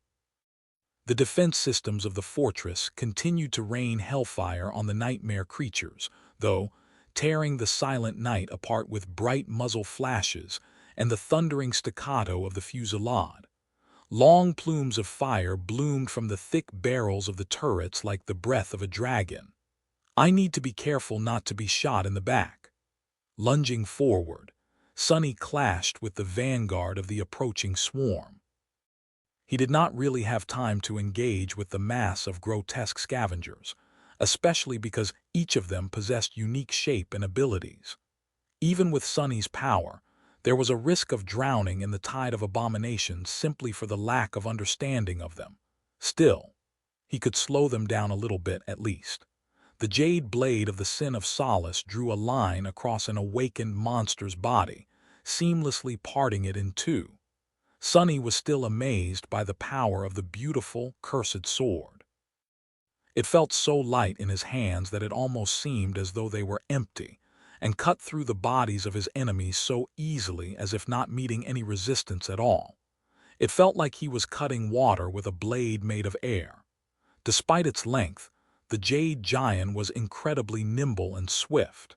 It almost demanded to be used, to dance gracefully through the air while shedding rivers of blood. For that reason, Sonny had to adjust his technique a little. The Sin of Solace was comparable to the Odachi he had grown accustomed to in terms of sheer size, but it was much lighter. It had a double-edged blade, too, and a sharp point that was perfectly suited for lethal thrusts. Although the foundational mechanics of using the two-handed giant were the same, it was better suited for a more agile, swift, unpredictable, and devious swordplay. Luckily, Sonny was proficient in using all kinds of weapons and battle styles, weaving them together to achieve the optimal outcome. Not that he needed a lot of technical skill to slaughter these pathetic abominations. For these waifs, pure speed was enough. Severing the first creature in half, he shifted his weight slightly, made a step to the side, and easily beheaded another. This one was a fallen, so its flesh presented more resistance to the jade blade of the Sin of Solace. However, it was still eerily easy to cut it down. Black blood rained on the white snow. By the time Sonny finished off the two stragglers that had broken away from the swarm, the mass of abominations already reached him. Instead of clashing with countless nightmare creatures, he simply dissolved into shadows and appeared 24 meters away in the midst of them. The Sin of Solace whistled through the air, reaping another life. Then he was gone again. Just like that, jumping from one abomination to another, Sonny soon reached the heart of the scavenger mob, where the gate guardian towered above the lesser creatures. The corrupted demon was different from the rest of them. It was taller, stronger, and seemed much more ancient. Most importantly, it filled Sonny with a cold feeling of dread. His intuition was ringing alarm, screaming at him that this foe was strong, dangerous, perilous, deadly. The creature resembled a giant with a body that was covered by pale, strangely organic bone-like armor. It was littered with deep scars and signs of corrosion, but seemed almost impossible to break. On the demon's face, or rather instead of its face, a single bone protrusion extended forward like a vicious horn. Sonny hesitated for a split second. "You're an ugly one, huh?" Then there was no time to think. The demon noticed him almost before Sonny had appeared from the shadows and brought his devastating fists down, aiming to crush the enemy into a puddle of blood. Sonny silently cursed and jumped back. The gate guardian struck nothing but the cold ground, splitting it open and causing a small earthquake with this single blow. A powerful shockwave spread from the point of impact, throwing several nightmare creatures down. If a mundane human had happened to be nearby, just this shockwave alone would have been enough to rupture their organs, killing them on the spot. Sonny, fortunately, was not mundane. His armor and ascended body absorbed the shock, and all he felt was a little rattle. The localized earthquake, nevertheless, was violent enough to throw him to the ground. Ah, not good. Usually, in a battle against something so powerful, losing his footing would have meant death. A corrupted demon was fast enough to unleash a finishing blow long before the enemy managed to get back up and regain their mobility. In this case, however, no attack followed. The shadows in the place where the creature's fists landed suddenly surged forward and wrapped themselves around its wrists like black shackles. The gate guardian tried to straighten and unleash another blow, but was pulled back down by the shadow bindings. It let out a rambling growl that rolled across the battlefield like an ill omen and strained its mighty muscles. A moment later, the dark shackles exploded into a myriad of shards, and it was free again. That moment was all Sonny had needed, though. Chapter 885. Myriad Eater. Using the short window of opportunity, Sonny jumped back to his feet, dashed forward, and thrust his jade sword into a small crack between two plates of armor that covered the giant's knee joint. The thin blade of the Sin of Solace easily slid into it and bit into the demon's flesh, drawing a few drops of putrid black blood. That was all he had time to do before leaping back. The shallow wound Sonny had delivered was by no means mortal or even seriously debilitating, but it didn't need to be. The plague of the sinister whisper had already been passed to the gate guardian by the swift jade blade. Let's see how strong your mind is, bastard. Even diminished by the potent mental barrier of the undying chain, the eerie whispers of the Sin of Solace were constantly assaulting his own sanity. Of course, it was strange to think of any nightmare creature as sane. They were all mad to begin with, after all. But Sonny had high hopes. A demon was a demon no matter how wicked. It was still a sentient being. That sentience, which made these creatures so dangerous, could also be destroyed.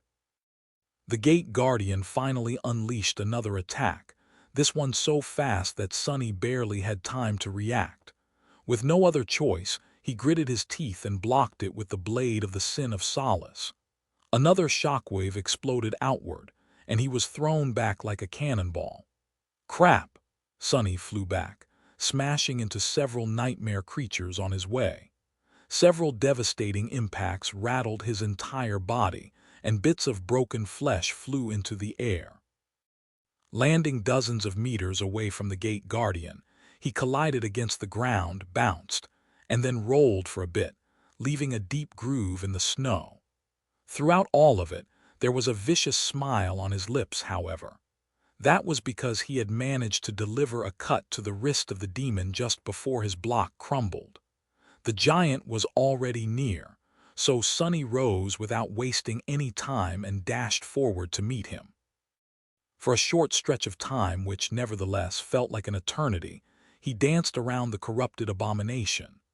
Diving through the shadows and using shadow manifestation, Sonny was able to just barely stay ahead of the terrifying creature by a split second. Several more shallow wounds appeared on the giant's body, drops of blood rolling down its bone armor. At first, the demon did not seem to be affected at all. Then, however, first, his movements slowed down a little, becoming slightly erratic. Then his body grew tense. The creature twitched and suddenly struck itself in the head as if trying to shake off a dizzy spell.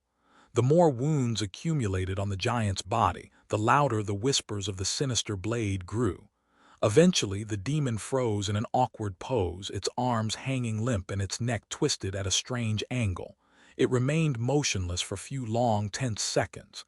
Then, a chilling roar escaped from its maw, making the world shake. What the?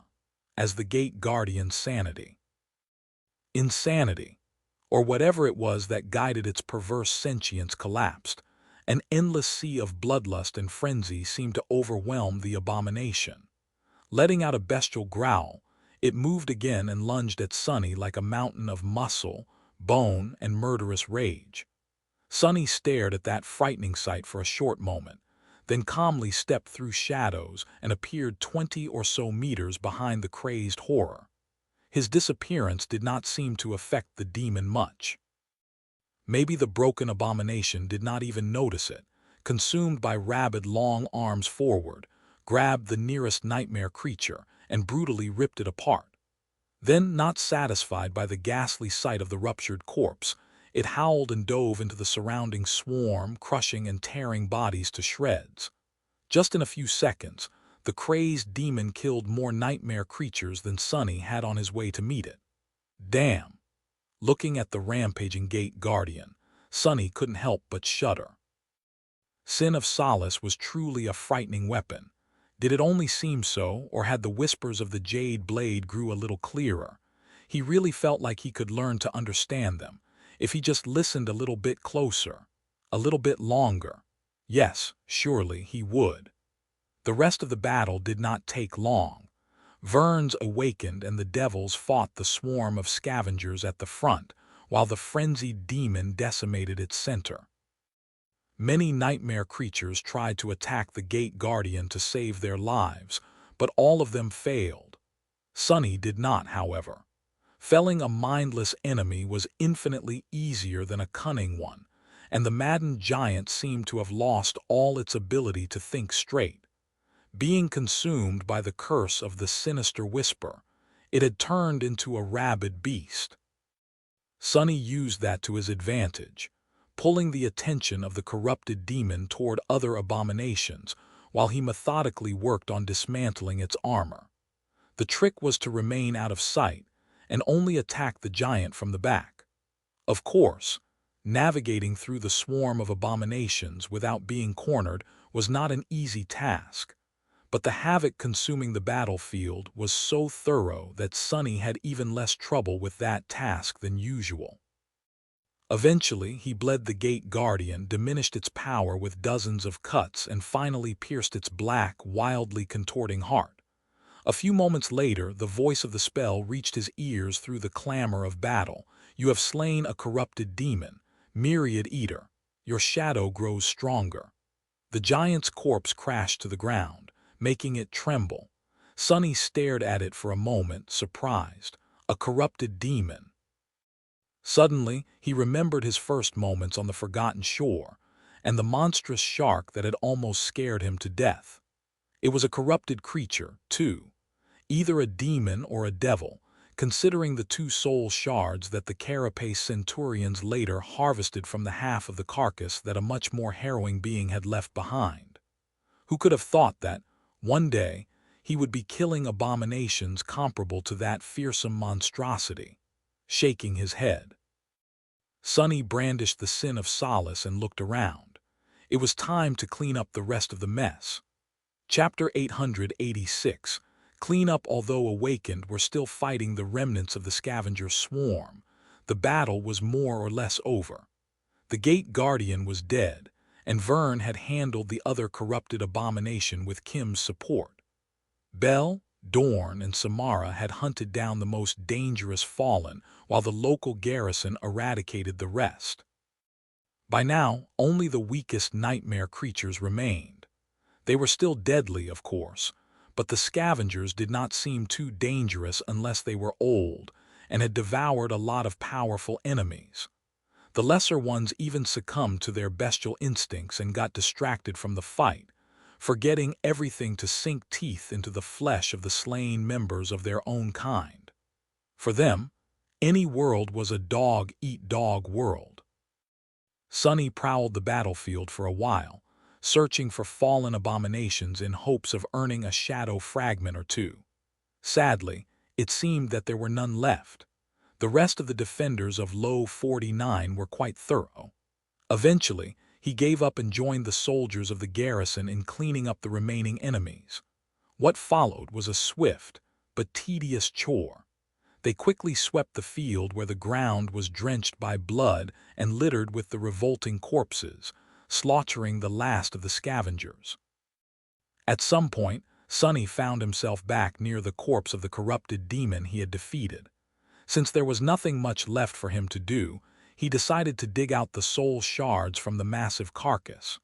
With these, both Luster and Kim would probably be able to fully saturate their cores, thus bringing the cohort to its optimal strength. The other members had long achieved full saturation, leaving only these two. Still, even they were awfully close. Heading for the dead giant with greed shining in his eyes, Sonny accidentally heard the subdued voices of the awakened from the local garrison. Gods, look at that monstrosity. Damn, I heard rumors, of course, but to see it with my own eyes.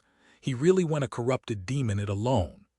Yeah, it was scary. I couldn't see much, but their battle must have been a fierce one. 1/3 of the whole swarm was destroyed simply because the bastards got caught in the crossfire. Can you believe that? I guess they call him Devil for a reason. Hiding a small smile, Sonny stepped close to the carcass of the myriad eater and raised the sin of solace, planning to cut through the tough bone plate on its chest. Then, however, he tilted his head a little. There were strange sounds coming from the other side of the dead giant.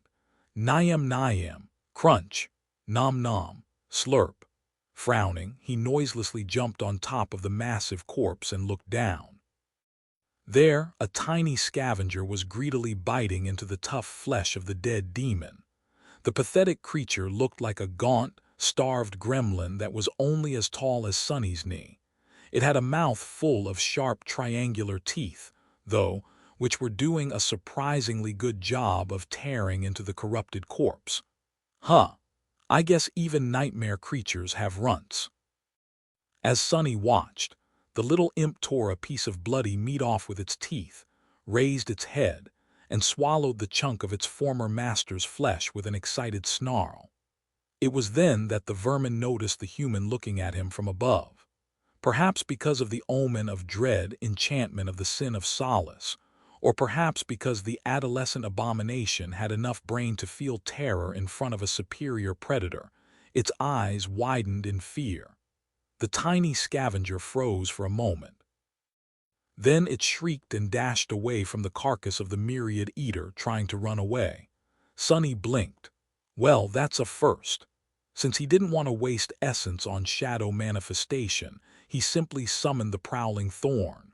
By the time the heavy kunai manifested itself into his hand, the vile critter was already far away.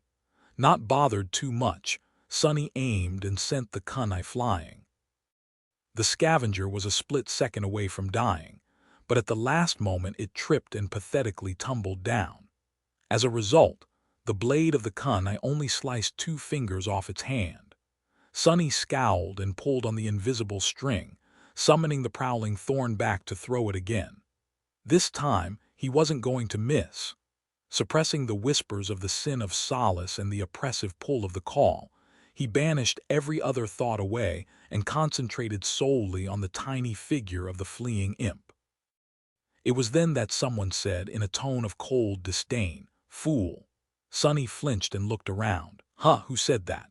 Although the familiar voice sounded as if it came from somewhere very close by, there was no one else around. Come to think of it, Sonny knew that voice very well. It was his own voice. Confused, he scratched the back of his head with the tip of the prowling thorn. Was that an intrusive thought? Because of the sudden distraction, the wounded scavenger was getting farther and farther away. More importantly, though, Sonny's concentration was broken. All the information he had been ignoring to make a good throw flooded into his mind. His eyes widened. "Professor!" Sonny flinched and turned around, staring in the direction of the research installation. There, deep below one of the science buildings, around 100 civilians were locked in a heavily reinforced shelter, nervously waiting for the soldiers of the garrison to announce that it was safe to come out. Professor Obel and his assistant Bate were among them. There was also another person in the shelter, someone who had been quietly sitting in a dark corner, dozing off, until a few seconds ago. No, no, no.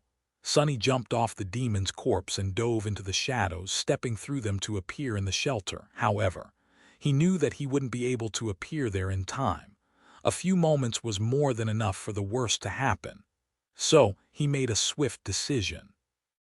In the short moment that it took him to complete the shadow step, a sharp pain suddenly pierced his very being. Chapter 887, Lapse of Judgment. It only took Sonny a split second to understand what had happened. One of the scientists locked in the shelter had fallen asleep. In their sleep, that person had been pulled into the first nightmare and died. Perhaps the trial of the spell was especially harsh, or perhaps the scientist was especially weak. Perhaps luck was simply not on their side. In the end, it did not matter. What mattered was that the seed of nightmare in their soul bloomed, and a deadly abomination was unleashed into the waking world. Crimson blood on the white lab coat, a grotesque figure that resembled a ghastly amalgamation of a human and a monstrous mannequin made of flesh. Screams of fear, eyes full of shock.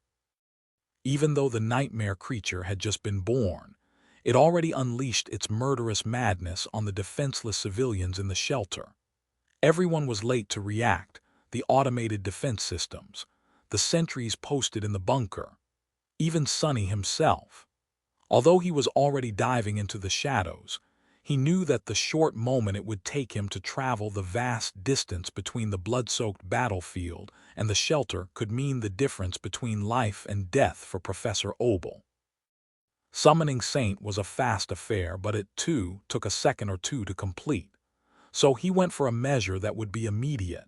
Using shadow manifestation, he commanded the shadow that had been observing the old scientist to assume a tangible form and resist the frenzied nightmare creature. Almost instantly, a sharp pain pierced his very being. The shadow sustained damage, which meant that his soul did too. No matter how many times Sonny had endured soul attacks, the sheer agony of them was still a shock.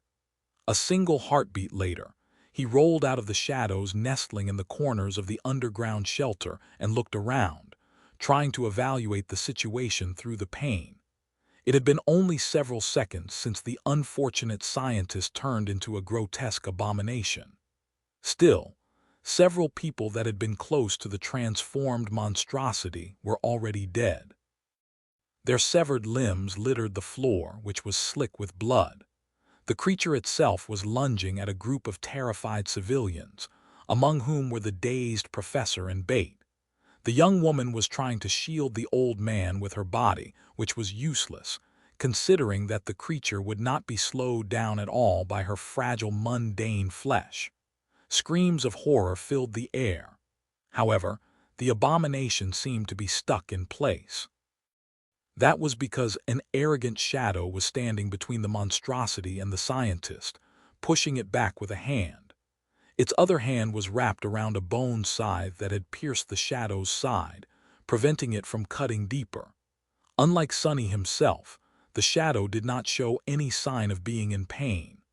Well, of course. The haughty bastard was utterly above breaking decorum because of a small and inconsequential thing like being skewered by a nightmare creature's blade. More than that, it would never stoop so low as to show weakness or discomfort in front of its lessers, which was everyone. Everyone in Two Worlds was, naturally, its lesser. That guy. Right then, the haughty shadow raised one leg and kicked the abomination in the abdomen, sending it stumbling back. Then it disappeared, turning back into a black silhouette on the floor. Its job was already done. Jumping over a body of one of the killed scientists, Sonny flashed through the underground shelter and attacked the nightmare creature before it could regain its balance. The Sin of Solace passed through the abomination without meeting almost any resistance, and then the grisly mutant silently fell to the ground. It was only then that the sentries managed to raise their rifles, and the turrets mounted on the ceiling came to life, swinging in the direction of the dismantled abomination. Sonny had been faster than all of them. You have slain an awakened monster, Bone Slayer. But still, Standing above the dead creature, Sonny scowled, a dark expression appearing on his face. He had missed it. He had been distracted and lost awareness of what was happening around him. That was not like Sonny. How did this happen? He had been keeping an eye on the professor even while fighting the Myriad Eater, but then, at some point, his attention was drawn elsewhere. Was it because of the call? Was it because of the sin of Solace? Or simply because of the accumulated exhaustion of having to fight intense battles one after another? A combination of all these reasons. In any case, Sonny was not happy with himself. The pain lingering in his wounded soul served as a reminder of his failure. He had killed a corrupted demon and won the battle, but almost failed his mission. Countless people had almost died. With a grim sigh, Sonny dismissed the jade sword and the helmet of the undying chain, revealing his pale face and hair, which was damp with sweat. Then he looked around one more time, counting the dead and observing the fearful expressions of those who survived. 6 victims in just a few seconds. It could have been much, much worse. Despite this conclusion, he couldn't help but be appalled by the gruesome sight of the severed corpses laying on the floor. It was rotten luck for an awakened monster to appear as a result of a failed first nightmare. "Master Sunless, you're here," one of the soldiers called out to him, still aiming at the unmoving abomination. Sonny exhaled slowly, then looked at Professor Opal, making sure that he was okay. Bate was still shielding him, slow to realize that the threat had been dealt with. "Yeah, you can lower your rifles, it's dead." He lingered for a moment, and then addressed the terrified crowd of civilians. "Someone failed their first nightmare, but it is over now. The battle upstairs is over too. We won. You should all be safe now. For now." Of course, he did not say that last part aloud. Instead, Sonny stared at the bodies once again and gritted his teeth. This was the first time when a victory felt so bitter. In fact, despite having killed one of his most powerful foes yet, Sonny did not feel like he had won anything at all. Things were getting worse and worse with each day. A week, 2 weeks. How many more people would die before the Ariadne arrived to take them all away? Standing in a puddle of blood with hundreds of frightened civilians looking at him with gratitude and relief, Sonny had no answer. Chapter 888. Vanishing after cleaning up the unexpected gate, things settled down within the walls of Low 49. For the next few days, Sonny and his soldiers did not have a lot to do. They just had to rest, remain vigilant, and above all else, stay awake. That task turned out surprisingly hard for Sonny. As an Ascended, he should have had no problem with keeping himself from falling asleep for a couple of weeks. However, because of the damage his souls had sustained, he felt weak and strangely lethargic. Minutes and hours passed with an excruciating slowness, but his mental exhaustion did not seem to diminish with the passage of time. Instead, it only grew, aggravated by the insidious pressure of the call. Of course, soul wounds were not permanent. They healed naturally over time, and that one in particular was not even the worst one Sonny had ever received. The haughty shadow, too, was on its way to full recovery.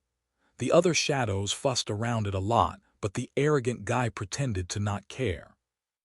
Secretly, though, he seemed to be enjoying all the attention. "Don't sleep, don't sleep, don't sleep." On top of the wall overseeing the dark ocean, Sonny pressed his forehead against the lip of the wall and then lightly struck his head against it several times. Ah, how annoying. There was nothing useful for him to do in the research facility, which only aggravated the dangerous feeling of boredom. They were disconnected from the network, which meant that he could not access any entertainment or receive messages from Rain. They could not travel to the dream realm, making the tiresome isolation complete. Of course, he could immerse himself in all kinds of interesting endeavors. Sonny could continue his experiments with weaving or hold an engaging conversation with Professor Opal. He could go and check how much Luster and Kim had improved after saturating their cores. But all of that demanded mental strain, which would only make him more tired. That damned ship couldn't arrive any sooner. As he was resentfully contemplating the situation, a lone figure ascended the wall and approached him. It was Bate, who seemed to be searching for Sonny for some reason. She was a long parka on top of the usual lab coat. He looked at her bleakly and asked, "What?" She glowered. "What do you mean, what? Can't I look at the ocean, too?" Sonny stared at her for a moment, then turned away. "Be my guest." The young woman remained silent for a while. After a minute or two passed in silence, she said awkwardly, "Anyway, about what happened that time. I guess you are not completely useless for a master." Sonny smiled with a corner of his mouth. "Is this your way of saying thank you?" Bate looked down, but then answered with unexpected sincerity. "Yes, I mean, thank you from me and all the other scientists. If it wasn't for you, Professor might have." He studied the black waves silently. "Don't thank me. If I did my job well, that wouldn't have happened in the first place. I was negligent." The young woman suddenly scoffed, ruining the somber mood. "Gosh, how cool. You are very full of yourself, aren't you, Master Sunless?" Sonny simply grinned. "Naturally, who else am I going to be full of?" Bates sighed. "Still, you are a human, too. Awakened often seem to forget that fact, so don't be too hard on yourself. Just keep the professor alive. That is enough." He nodded. "That's the plan." With that, she lingered for a few moments and then left him alone. Sonny stared into the distance, imagining the formidable silhouette of the battleship appearing on the horizon. "When I get out of this place, I'm going to sleep for a week straight." "Arg, no, don't think about sleep. Sleep. Sleep." He grimaced, then slapped himself and turned around. It was time to go and find himself a cup of strong, bitter coffee. The next morning, which was no different from the evening, a familiar figure approached the Rhino. Sonny, who was sitting on its roof and fiddling with a stimulator patch, looked down and raised his eyebrow. "Vern, did something happen?" The tall ascended looked up and remained silent for a few moments. There were dark circles under his calm, weary eyes. "Yes, something happened." Sonny frowned, suddenly feeling uneasy. "Well, what is it?" Vern sighed. "One of my soldiers is missing." The missing soldier had disappeared from the living quarters in the middle of the night. The man's absence was noticed in the morning when he failed to assume his post. He was one of the 100 awakened of the local garrison, an experienced warrior who had been on track to becoming an officer. Tardiness was not in his nature. As Sonny and Vern walked toward the building where the soldier had resided, there was a tense atmosphere around them. Sonny was asking the obvious questions. "Have you searched the facility?" The other master nodded. "Yes, every area that he could have access to. There is no sign of him anywhere." Sonny frowned. "People did not just vanish into thin air." "Well, usually they didn't, especially with no one noticing." "What about security cameras? Did they record anything?" Vern gritted his teeth, then shook his head. "Most of the observation system went down during the blizzard. What little remains is almost useless because of the interference from the scavenger gate. There are no recordings that we can use." They arrived at the barracks and proceeded to the missing soldier's personal room, in front of which a few awakened were already crowding with worried expressions on their faces. Walking inside, Sonny felt his unease growing stronger. That was because there was nothing. Nothing in the small room said that something had happened there. There were no signs of a struggle, no drops of blood, no unusual smells lingering in the air.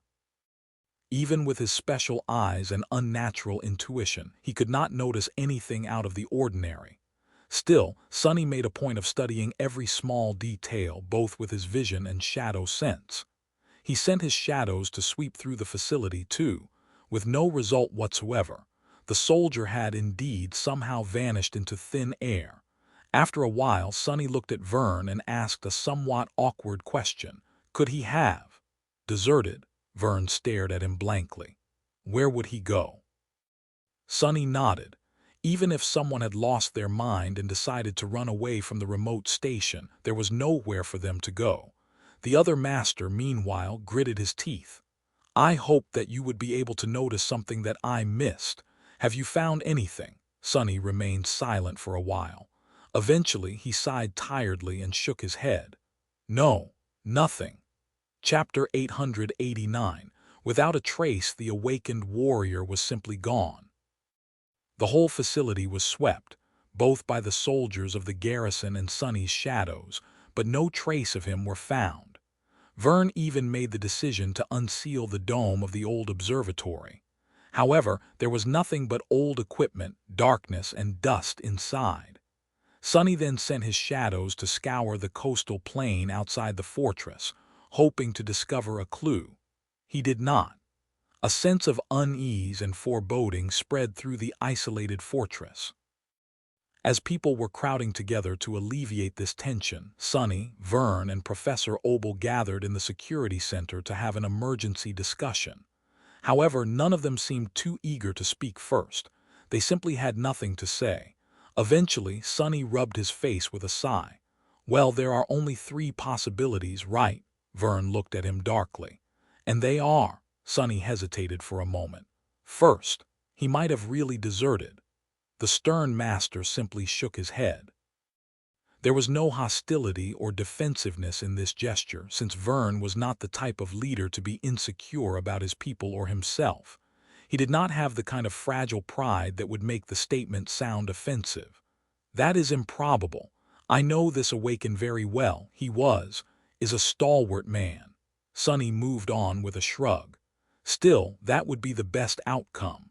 The other 2 possibilities are much more troublesome. A tired frown appeared on his face.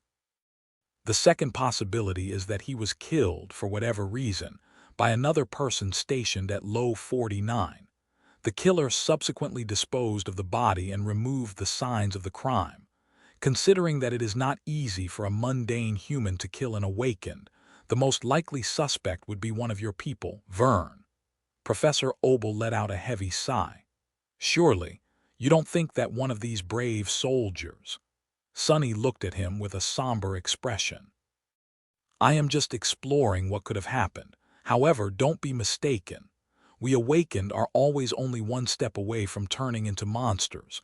With how much pressure Antarctica exerts on people, many will inevitably start to break.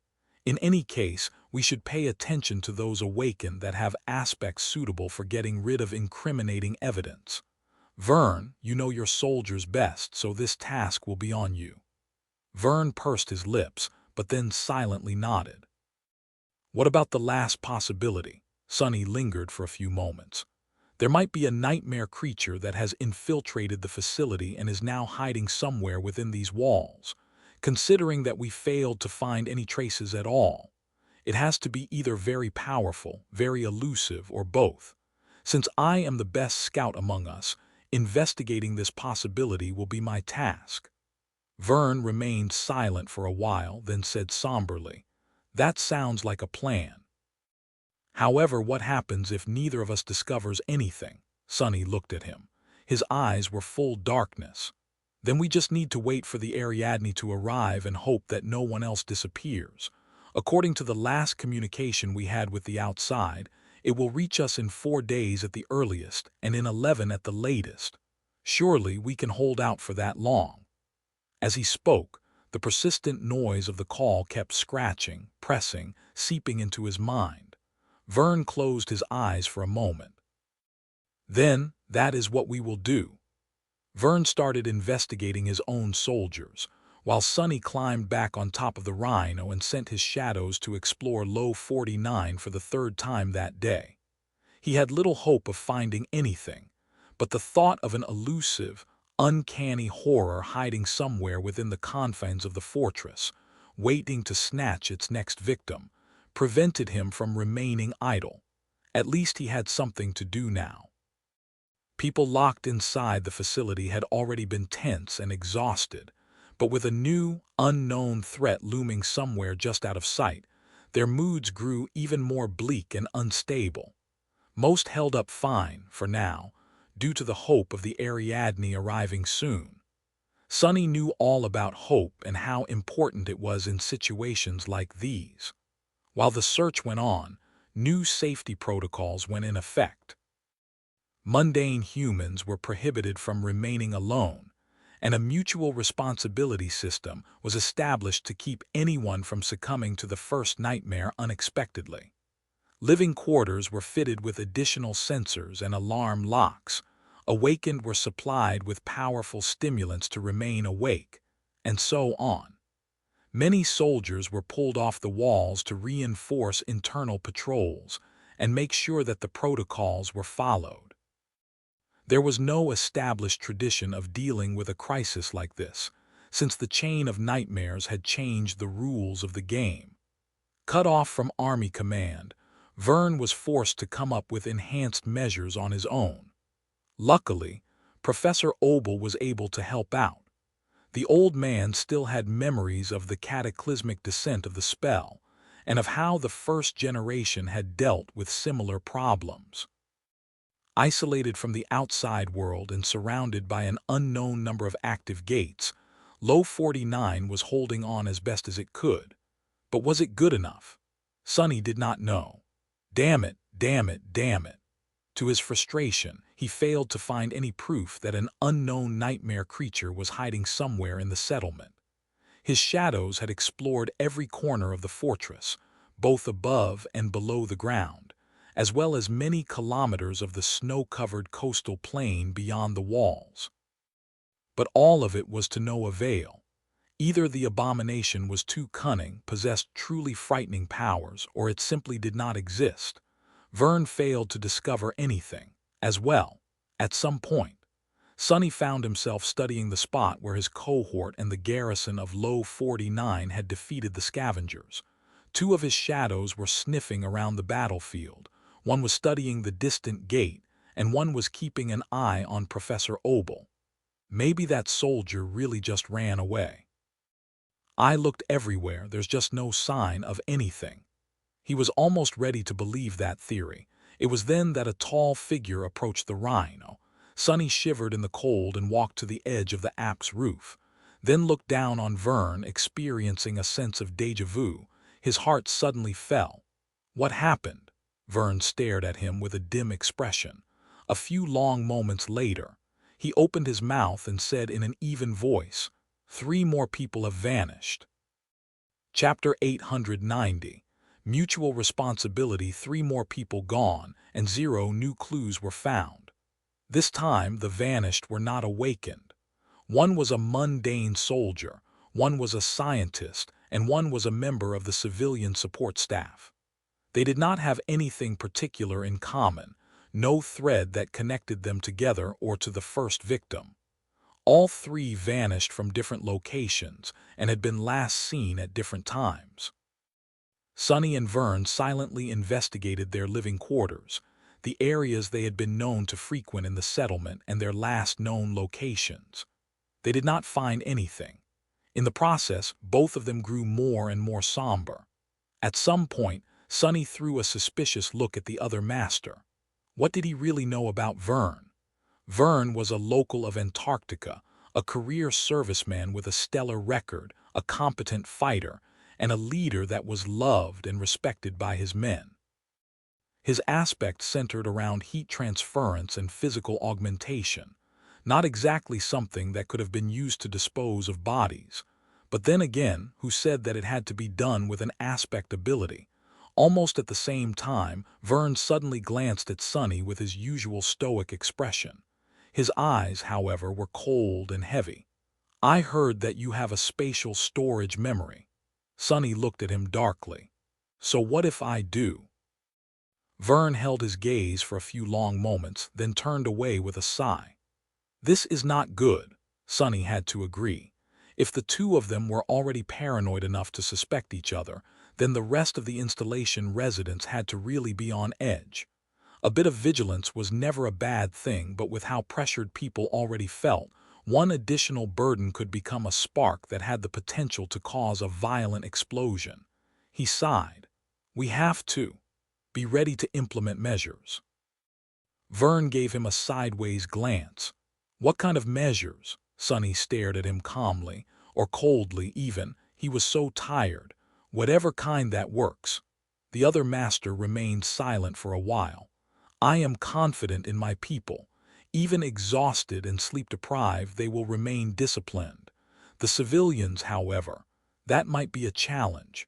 However, the best way to resolve this issue is to prevent it from happening in the first place. For that, we need to understand what is going on and stop more people from disappearing. Sonny lingered for a few moments. Eventually, he shrugged. Yeah, let's hope that we will. With that, they moved to the next item on the agenda, interviewing the witnesses. Perhaps witnesses was the wrong word. This time, all three victims were mundanes. That meant that they had been assigned a partner by the updated safety protocols that Vern had established. They had not been supposed to remain alone at any point, not to mention long enough to vanish without a trace. And yet they had. The interviews did not reveal anything substantial. The mutual responsibility partners of the three victims reported the same thing. The vanished had been with them throughout the day, but at some point disappeared, completely unnoticed. The scientist and the staff member had been gone by the time their partners woke up, and the soldier seemed to have vanished, while his comrade turned away to concentrate on servicing one of the wall turrets. It was after the remaining soldier had reported his partner's absence that the fact that two more people were missing was discovered. None of the three victims had been acting strangely or revealed any discomfort prior to their vanishing. There was simply nothing for Sonny and Vern to catch, no thread they could pull to unravel the whole mystery. Their moods grew darker and darker. While they were interviewing the witnesses, there were two deaths inside the settlement. One was a scientist that had reported symptoms of being infected by the spell a day prior, was confined to a secure room in the installation's medical center, and quietly passed away in her sleep. Several awakened monitoring.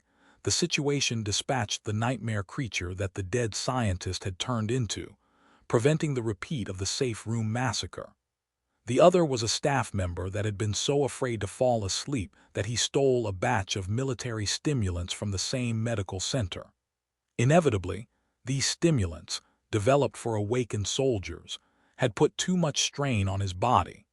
The man collapsed and swiftly died of acute heart failure in front of dozens of frightened civilians.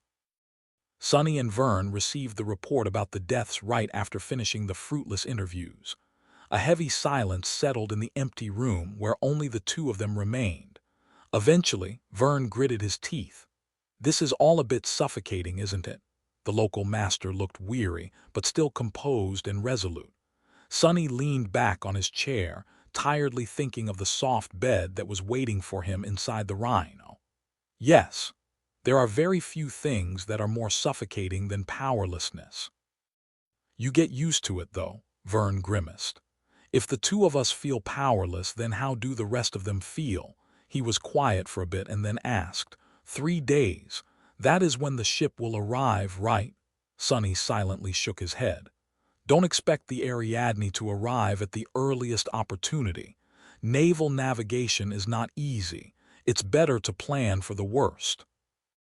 Soon, Vern made an announcement reiterating the importance of the updated safety measures and ordering all personnel at Low 49 to follow them to the letter, as well as introducing stricter measures of mutual responsibility. People were forced to always stay in groups, mark their comings and goings in special ledgers, share cramped living quarters, and were confined to areas of the settlement that had to do with their direct responsibilities. They couldn't even visit the bathroom on their own. More soldiers had to leave their posts on the walls of the fortress to saturate the patrol schedule and stand guard inside the buildings. Every awakened with an aspect suitable for scouting was put to work monitoring the interior of the settlement. Vern himself oversaw what little of the observation system was still functioning. Sonny's shadows kept watch at key points of Low 49, but despite all that, throughout the next day, 6 more people went missing.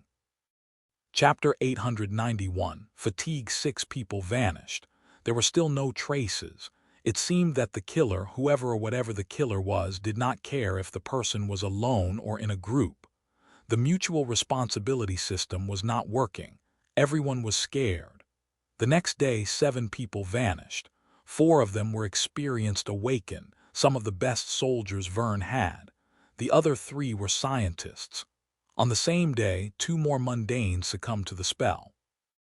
One of them died and was eliminated. The other was still struggling somewhere out there in the first nightmare. Perhaps that person would become a sleeper soon. A day after that, 12 people vanished. No clues were found, and fear continued to spread through the facility like a plague. It had yet to transform into panic, but the residents of Low 49 were starting to grow restless, trapped in the suffocating atmosphere of dread, exhaustion, and doubt. Sonny really wanted to sleep. Then, the day that the Ariadne could have arrived came. People were uplifted a little by the excitement, but Sonny did not share in their enthusiasm. He expected the rescue to reach them no sooner than after another week. A lot of things could happen in a week. The Ariadne did not arrive, but a horde of nightmare creatures appeared instead, descending from the mountains. It seemed that things were not going well up north, considering that such a large swarm of abominations had been allowed to assemble and travel freely. What was the army even doing? Isolated at the edge of the world, they had no way of knowing. The battle was long and fierce, but ended in a decisive victory. The tired soldiers retreated back into the fortress without even bothering to burn the corpses. They would be covered by the snow soon anyway. Everyone felt the growing fatigue. The mundane person who had been making their way through the first nightmare woke up as a sleeper. The next day, that sleeper disappeared, along with 14 more people. The scavenger gate released a new wave of abominations. There were just a handful of them, so Sonny slaughtered the nightmare creatures himself before anyone else had time to arrive. On his way back, he noticed that many of the carcasses laying under a thin veil of fresh snow seemed to be missing large chunks of flesh. Sonny was too tired to care. "I should sleep. There's nothing preventing me from sleeping. In fact, it is detrimental to remain awake. I'll think better if I rest." But that was not true. Despite his exhaustion, Sonny's mind seemed to only become sharper. He had lost a bit of situational awareness and reaction speed, but was now able to enter a state of being laser-focused on something in exchange. He was also extremely calm, almost as if lacking the energy to feel anxious or agitated. His mind was clear. That evening, Sonny was standing on the southern wall of the fortress looking at the undulating black ocean.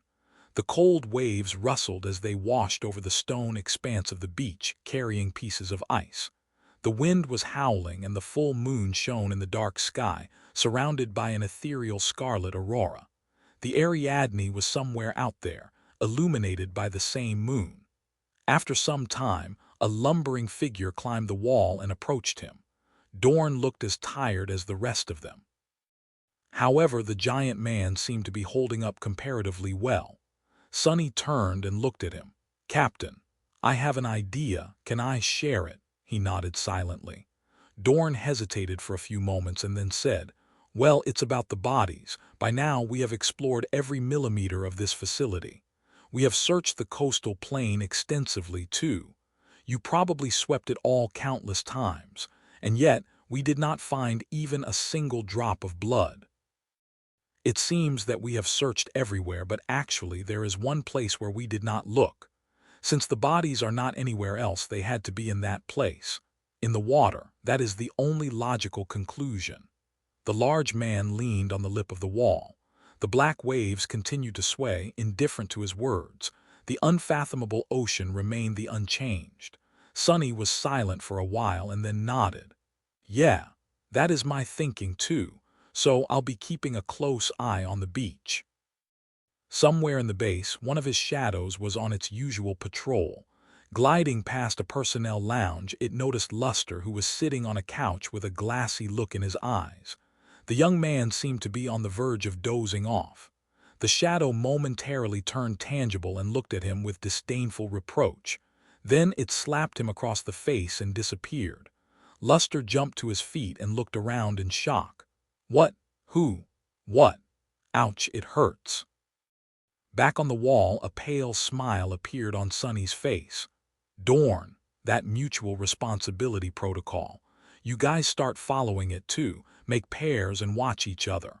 Dorn nodded, lingered for a few moments, and then left. Sonny continued staring at the ocean. This doesn't make sense. Even if the killer disposes of the bodies by throwing them into the water, someone would have noticed something. Dozens of people vanished already. All of it is very strange. While he was thinking, two more people ascended the wall. One of them was an awakened soldier, and the other one was a scientist. Sonny turned around and looked at them with a confused look on his face. Since he was standing close to the latter, the newcomers had no choice but to bump into him. Sonny remained motionless for a few seconds, then took a step back to make way. The awakened and the scientist calmly approached the lip of the wall, climbed over it, and jumped down. One of them landed well, but the other hit the rocks and silently fell. A disturbing sound of breaking bones could be heard, carried by the wind. Sonny rubbed his face and continued to study the ocean. The awakened walked toward the waves while the scientist crawled. Because of that, the freezing water reached his knees, then his waist, then his chest. Finally, the awakened disappeared beneath the undulating black surface and drowned. At that time, the scientist had crawled far enough to reach the edge of the water. His figure silently vanished into the cold waves as well. Nothing remained of the two. Standing atop the wall, Sonny calmly looked at the ocean. What was I thinking about? Ah, yes. It is strange that no one had seen anything. How do the bodies get dumped into the ocean without anyone noticing? He did not know. Maybe his theory was wrong and the killer had not been using the water to hide the corpses. The water. It surely looked inviting. Suddenly, Sonny felt a strange urge to go for a swim. A moment later, he shivered. A swim? What am I, crazy? Who swims in the freezing water during the winter in Antarctica of all places? Shaking his head, Sonny continued to stand watch above the beach. He had not seen anything suspicious yet, but if he remained vigilant, he would surely discover something soon. Chapter 892.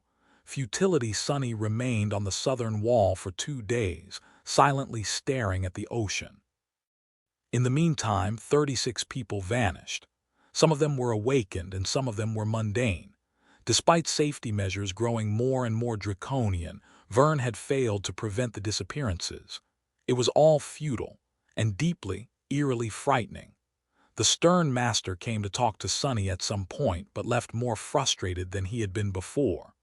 The fortress withstood another attack from a transient swarm of nightmare creatures. Just like the previous one, it came from the north.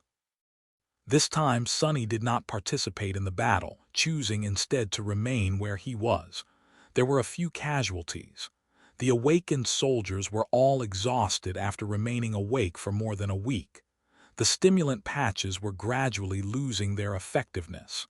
The mundane soldiers were better rested but much more disturbed. They were all wary of the nightmare spell. The civilians were both exhausted and afraid. They had not been trained to withstand this kind of stress, and the seemingly unknowable nature of the vanishings was pushing them to the verge of panic. If not for the sense of order established and enforced by Vern's protocols and the hope of the Aridanes' nearing arrival, they would have come completely undone by now. The rescue ship was supposed to arrive in 3 or 4 days. Sonny silently looked at the water, deep in thought. Hearing light steps, he glanced sideways and saw Bate, who was shivering in the cold as she approached him. "Hey, Master Sunless," he frowned. "Hey." The young woman looked at him silently for a while, then gritted her teeth. "What are you doing? You've been stuck on this wall for days. You even ignored the last attack." Sonny tilted his head a little. When he responded, his voice sounded a bit strange. "I'm investigating." Bate stared at him in disbelief. You are doing nothing and expect me to believe that it's all a part of the investigation. Please. Both you and Vern have turned out to be completely useless. So many people are gone, and the two of you failed to produce even a tiny clue. At that moment, another person appeared on the wall. It was a mature woman in a white lab coat with a tranquil expression on her face. Both of them moved to let her pass, not paying any attention as the woman silently climbed over the lip and jumped down. The undulating darkness of the ocean reflected in her eyes. Sonny frowned slightly at the sound of a body hitting the rocks down below and shook his head, instantly forgetting about it. Believe what you want. Bate glowered at him for a bit, then sighed and turned away. Sorry, it doesn't matter anyway. We just need to persevere for a few more days until help arrives. But you promised to protect the professor, and yet you left him alone to sit on this wall. That is unacceptable. Gods, how devoted can she be? Professor this, professor that. Can't that girl think about herself for once? She's in danger too. He rolled his eyes. Who says I left him alone? Bate. I've been watching Professor Obel and you 24 hours a day every day since this whole mess started. She blinked. What? How? Sonny scoffed. My first specialty is scouting. Wherever my shadows go, my gaze follows. One of them had been keeping an eye on the professor, so. How do you think I was able to get to the safe room so fast when you were attacked? Bate looked at him for a bit. Then suddenly her cheeks turned red. T 24 hours a day, what kind of a creep? Sonny palmed his face. Gods, get over yourself. Do you think I have time to spy on mundane girls while all this crap is going on? The point is, Professor Obel is as safe as I can make him. At that point, another person climbed to the top of the wall and jumped down. Neither of them spared them a single look, although Sonny seemed to shiver a little. Bate opened her mouth to say something, then closed it again. After a long pause, she finally forced out a few words. Well, fine, I guess I'll be going then. Sonny nodded. All right. Then he suddenly called out to her. Wait, do you know my soldiers? There's a big guy called Dorn. Can you ask him to come here? Bate frowned, then nodded and hurriedly walked away, hoping to get away from the cold as soon as possible. Sonny sighed. Soon, Dorn arrived. After understanding what his captain needed, he disappeared and returned some time later carrying recording equipment. These cameras were a bit old, but that was exactly what made them more reliable than the more modern ones. Together, they installed the cameras on the wall and stared at the screen of the terminal the recording equipment was connected to. One more day passed. 20 people vanished. Their passage was easily recorded by the cameras, but while Sonny and Dorn were studying the recordings, they didn't seem to notice anything strange about it.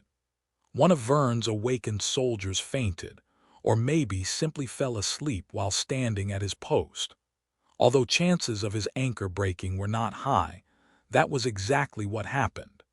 The soldier did nor return from the dream realm after 8 hours passed, or even 16. Sometime later, his body went through an almost imperceptible but eerie and frightening change. He had become hollow. His body was placed in a closed room in the medical center.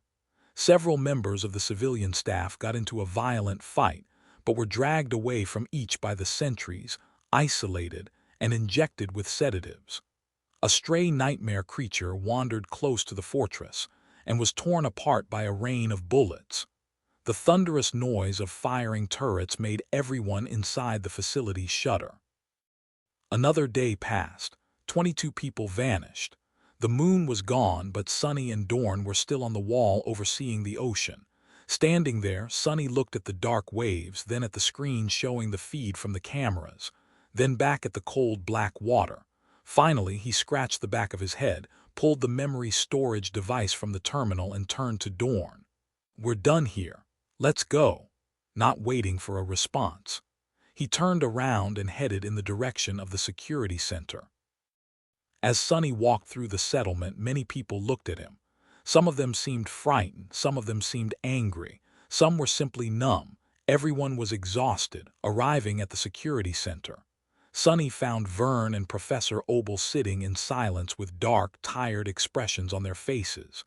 The old man looked even more fragile and ancient than usual. Sonny placed the memory storage on the table in front of them. Vern stared at it for a moment. then looked up. "Why are you here?" Sonny sat down and rubbed his hands together to warm them. A dark, ominous smile appeared on his lips. "My investigation is complete. I know why people are vanishing." Chapter 893. Negative space. Vern and Professor Obel were suddenly very focused on his words. Even Dorn, who had spent the last 2 days on the wall with Sonny, seemed to shake off his fatigue and paid rapt attention to what his captain had to say. Sonny shut his eyes for a moment. "When the first victim vanished, I said that there were only 3 possibilities: that he had deserted, that he had been killed by another human, and that a nightmare creature had infiltrated the facility. Well, I was wrong. None of these theories were correct. The third one was the closest to the truth, though," he sighed. "There is indeed a nightmare creature, only it is not inside the fortress." Vern frowned, looking at him with dark intensity. "What do you mean?" Sonny lingered for a bit before answering. "The answer is almost obvious when you consider 2 things and then put them together. First, the bodies. People don't just vanish without a trace, and yet we failed to find anything, not at Low 49, and not on the coastal plain beyond the wall.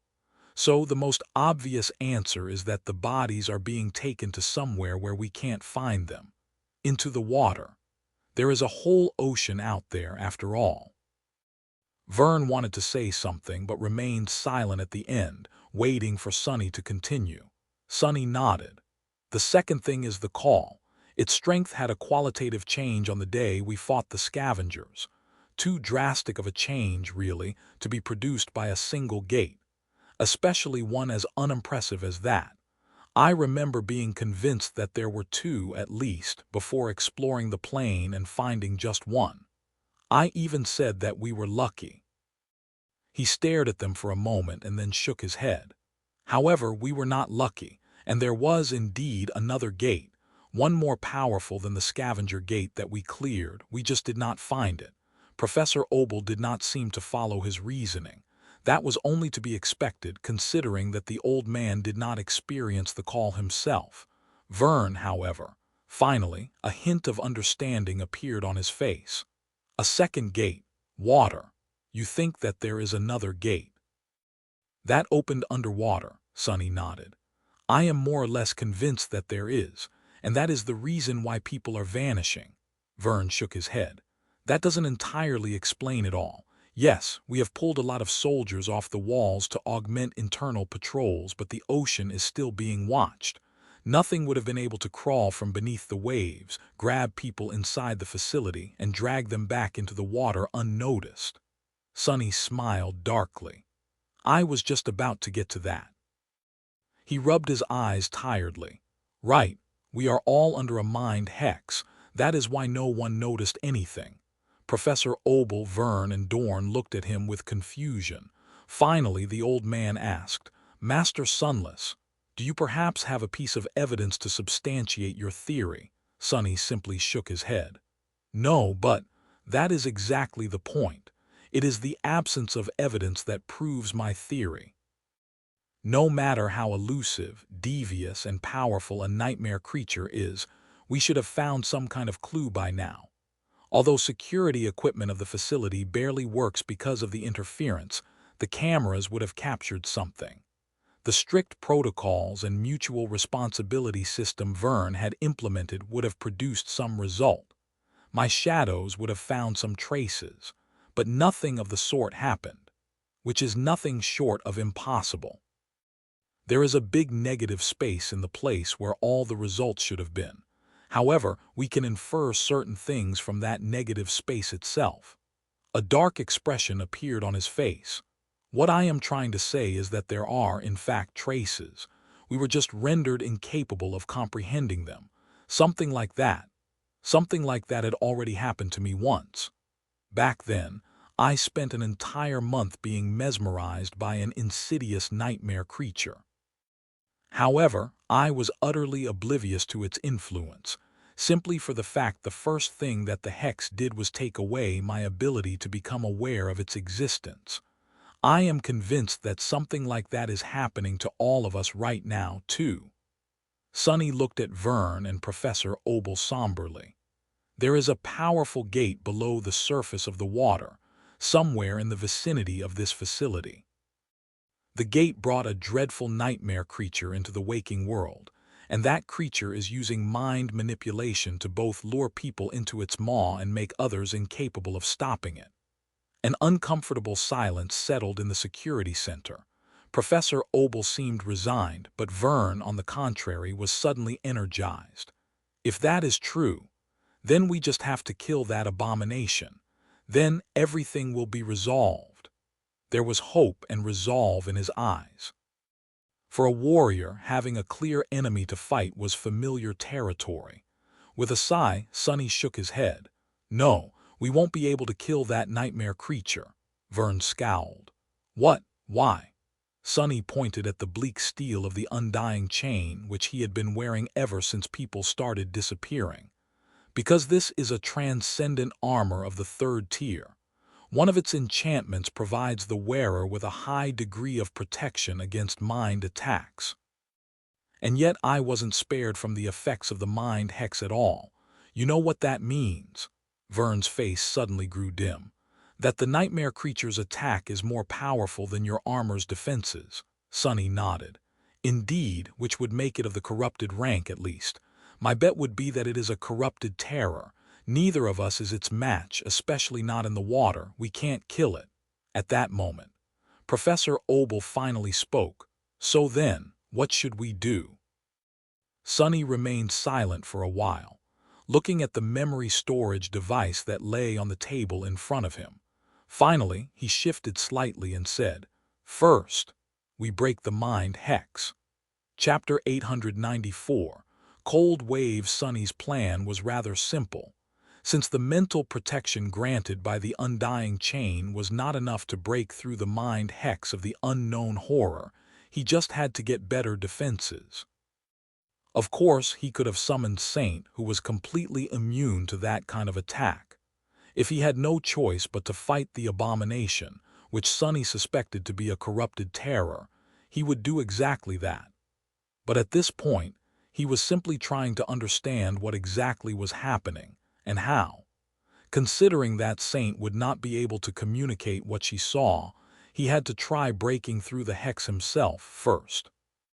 Several minutes later, Vern summoned the officers of his awakened force, and then sent them away with a simple task, to get every memory that could offer at least some form of protection against mind attacks to Sonny. Considering that there were still around 90 awakened soldiers at the facility, at least a couple of them had to have something like that in their arsenal. Soon, Sonny found himself in possession of several loaned memories. He was wearing the undying chain, which was his best tool to solve this situation. There was a new charm hanging around his neck, a strangely mercurial cloak on his back, and a flint dagger with a handle made out of weathered bone in his hand. The dagger came from Vern itself, so it was especially powerful. There were many people in the security center now, including Vern, Professor Obel, and Bate, all 6 of his soldiers, and several sleep-deprived awakened officers. Sonny was sitting in front of a screen, holding the memory storage device. Taking a deep breath, he wrapped all 4 of his shadows around the undying chain and felt its bleak steel become stronger, more durable, and more powerful. Then, he inserted the memory device into the socket of the terminal and accessed the recording stored on it. Everyone watched the video feed of the undulating ocean with a morbid sense of curiosity. However, none of the people present in the security center noticed anything special about the recording. After a while, Bates said in a tentative tone, "I don't see anything." However, when she looked at Sonny, there was a grim expression on his pale, tired face. Because unlike everyone else, Sonny was seeing things that he had been unable to notice earlier. To him, the recording showed an immensely macabre reality. The things he saw on the screen left him disturbed, shaken, and dismayed. Damnation.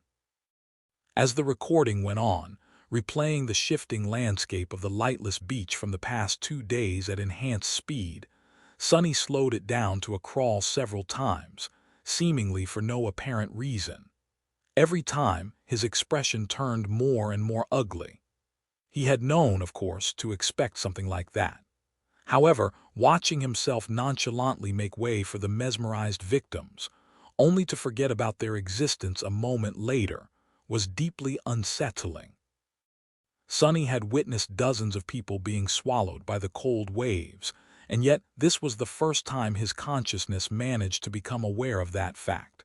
As it did, the hex was broken, and suddenly all the memories that had been suppressed before flooded his mind. Sonny shuddered. Gods! Noticing his strong reaction, Vern leaned forward. What is it? What do you see? What kind of nightmare creature is it? How does it capture people from within the facility? Sonny lingered for a moment and then stopped the playback with a trembling hand. He stared at it in confusion and made a fist, causing the tremors to stop. Finally, he let out a heavy sigh. I was right, mostly. There is indeed a mind hex affecting everyone in this fortress. It makes us indifferent and unaware of the victims and the traces left behind by them. However, I did not see the creature itself. It never appeared. The victims, they just walked into the ocean themselves and vanished. Some right in front of our eyes. It seems that the bastard is somehow controlling them to come to it and us to be blind to their passing. Vern gritted his teeth. There has to be a way to stop it. Sonny hesitated for a long time. In my experience, the only way to deal with a creature like that is to run away from it, while we can. The other master shook his head with a resentful expression. That resentment was not aimed at Sonny, however. Instead, it was aimed at the dreadful being that hid beneath the waves, the chain of nightmares, and the sorry state of the waking world in general. Leaving Low 49 now would be no different from suicide. We won't make it across hundreds of kilometers of rough terrain alive, not with hordes of nightmare creatures prowling this region of the Antarctic center seemingly unopposed, with no intelligence about the state of the territory and cut off from Army command. His eyes grew cold. We have to remain here and wait for the Ariadne to arrive. It should be here in 2 days, or if not soon enough. We can survive this abomination for 2 days. Sonny looked at him for a while, thinking. Although remaining this close to a potential corrupted terror made him extremely uneasy, he had to admit that what Vern had said was reasonable. The Ariadne indeed was their best chance. He sighed. So, what do you propose we do in the meantime? Just let the bastard continue gobbling up humans. Vern crossed his arms and frowned. No, now that we know what is happening, we can prevent more people from vanishing. Sonny raised his eyebrow. And how do you propose we do that? The other master looked at him, deep in thought. After a few moments he said calmly, well, someone just has to prevent the victims from jumping into the ocean. Right. A palace smile appeared on Sonny's face. Somehow he already knew who was going to get that job. Chapter 895. Catcher in the Night. Sonny was the only one who could prevent more people from silently walking into the cold ocean. Even if he returned the borrowed memories and gave the undying chain to someone else, the other person would not be able to enjoy the augmentation of the 4 shadows. So, the mind hex would remain unbroken.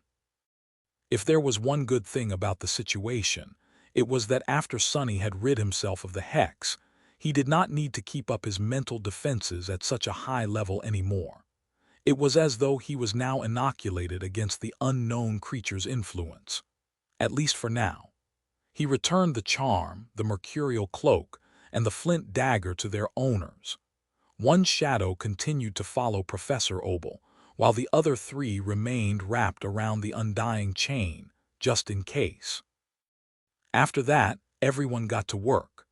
Although Sonny was the only person who could perceive the mesmerized, it did not mean that nobody else could help prevent more people from vanishing. Now that Vern knew what they were dealing with exactly, he could tune the safety protocols of the fortress to make it harder for the enemy to snatch victims away. Soldiers received new instructions, while all non-essential personnel were confined to their living quarters. If they couldn't leave, They would most likely be unable to reach the water after all. Sonny, meanwhile, walking onto the dark beach, he sighed, then placed an intricate wooden chair at the very edge of the rustling waves and sat down with his back to the ocean, facing the wall of the fortress. Sonny shivered in the cold wind for a few moments, leaned back and leisurely crossed his legs. It's a bit chilly. The world was dark, and the only sounds surrounding him were the howling of the wind and the incessant murmur of the waves. Sitting with his back to the ocean was not pleasant, especially with a corrupted terror hiding somewhere beneath its lightless surface. The only thing that made Sonny feel better was the unmoving silhouette of Saint, who was hidden in the shadow of the wall with Morgan's warbow in her hands. Even then, Sonny had a lot to worry about. Would he really be able to stop people from reaching the water? Would they resist, or would they allow themselves to be brought back inside L049? Most importantly, what would the terror do if its source of sustenance was suddenly cut off? Somehow, Sonny doubted that the creature was going to just leave them be. He just had to hope that the rescue ship would arrive before the eventual retaliation and take them away before the creature could cast its hex on the crew as well. With a sigh, Sonny released his shadows and sent them forward. The shadows climbed the wall and separated, assuming watching positions in 3 different spots.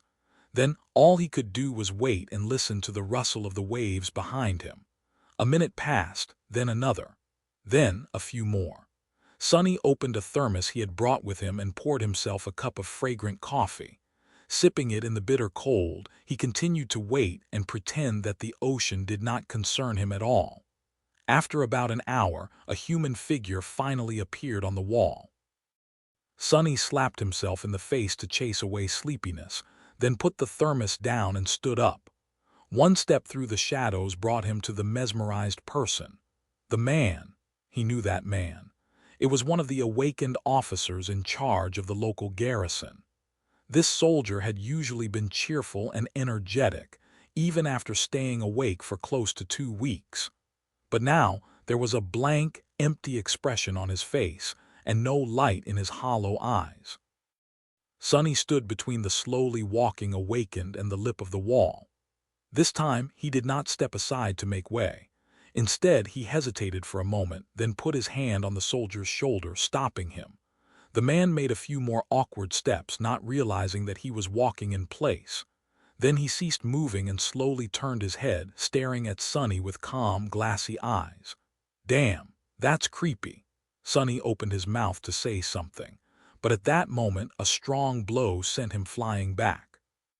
Crashing into the rampart, he broke through it and tumbled off the wall, landing on the rocks far below in an undignified heap. Arg, what the hell? The strike was much stronger than anything a mere awakened should have been able to deliver. Even without augmenting his body with the shadows, Sonny was a master. He also had 4 cores and a sea of essence at his disposal. Why was the mesmerized officer so strong? Cursing, he slowly rose from the ground. At the same time, the awakened landed on the rocks a few steps away from him, swayed a little, and continued marching toward the dark waves. Since Sonny was not blocking his path anymore, the soldier did not pay him any more attention. "Not so fast, you damned fool."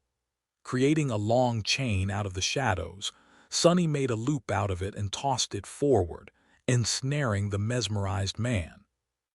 Taking the unexpected strength that the soldier had shown into account, he added another chain for good measure and grinned weakly.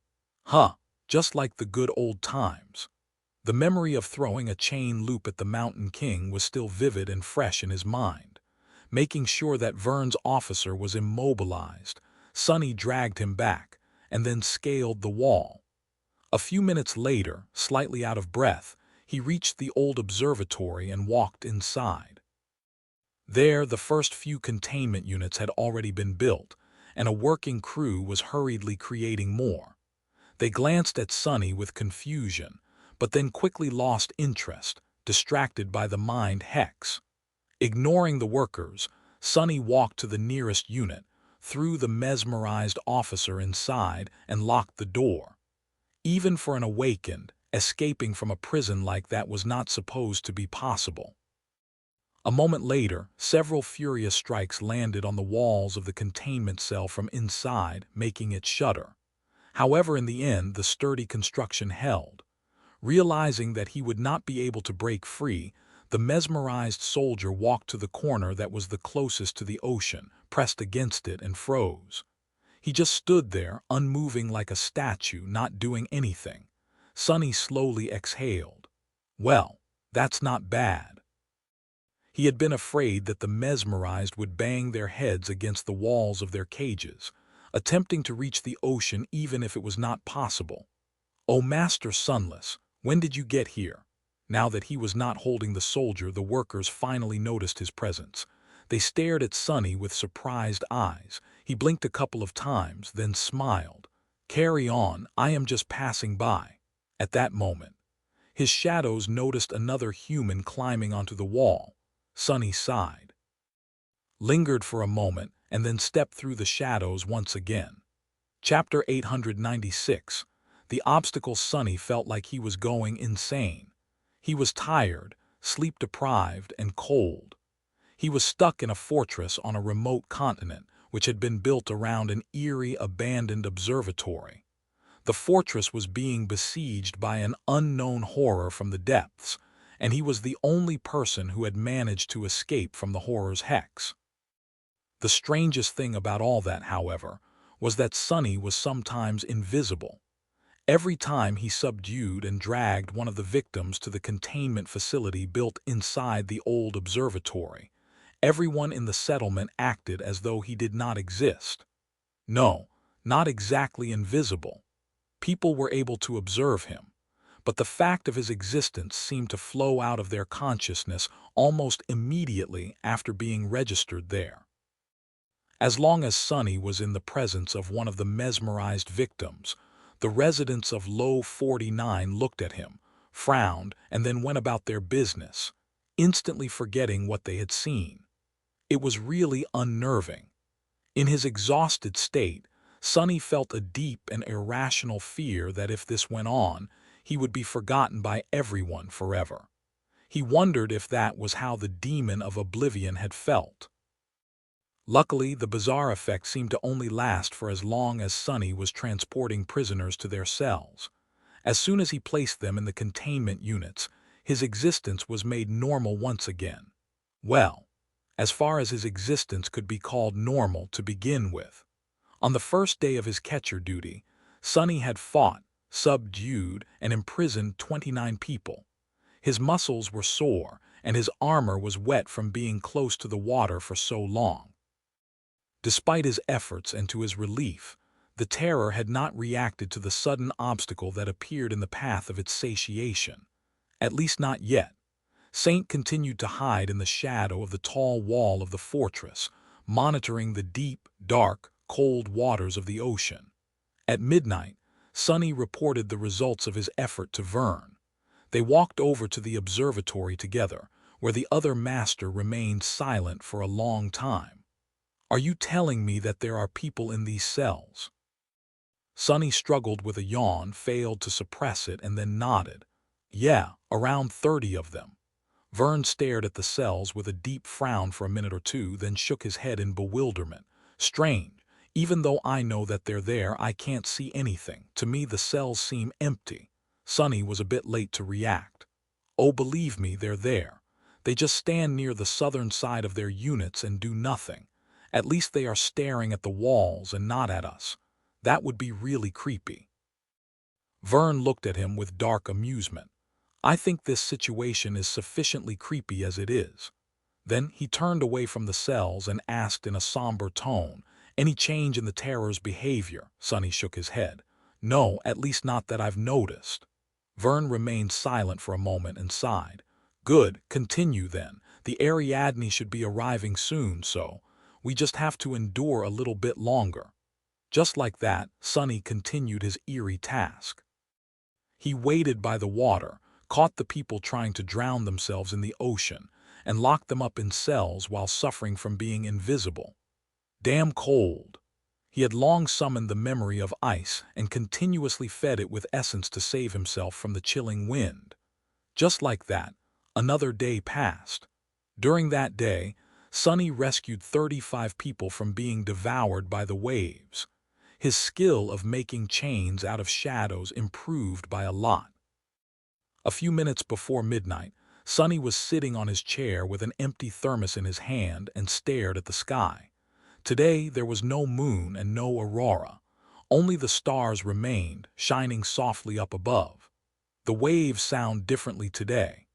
He rubbed his face, then turned around and stared at the undulating black surface of the ocean with intense distrust. Just then, something seemed to change about the world.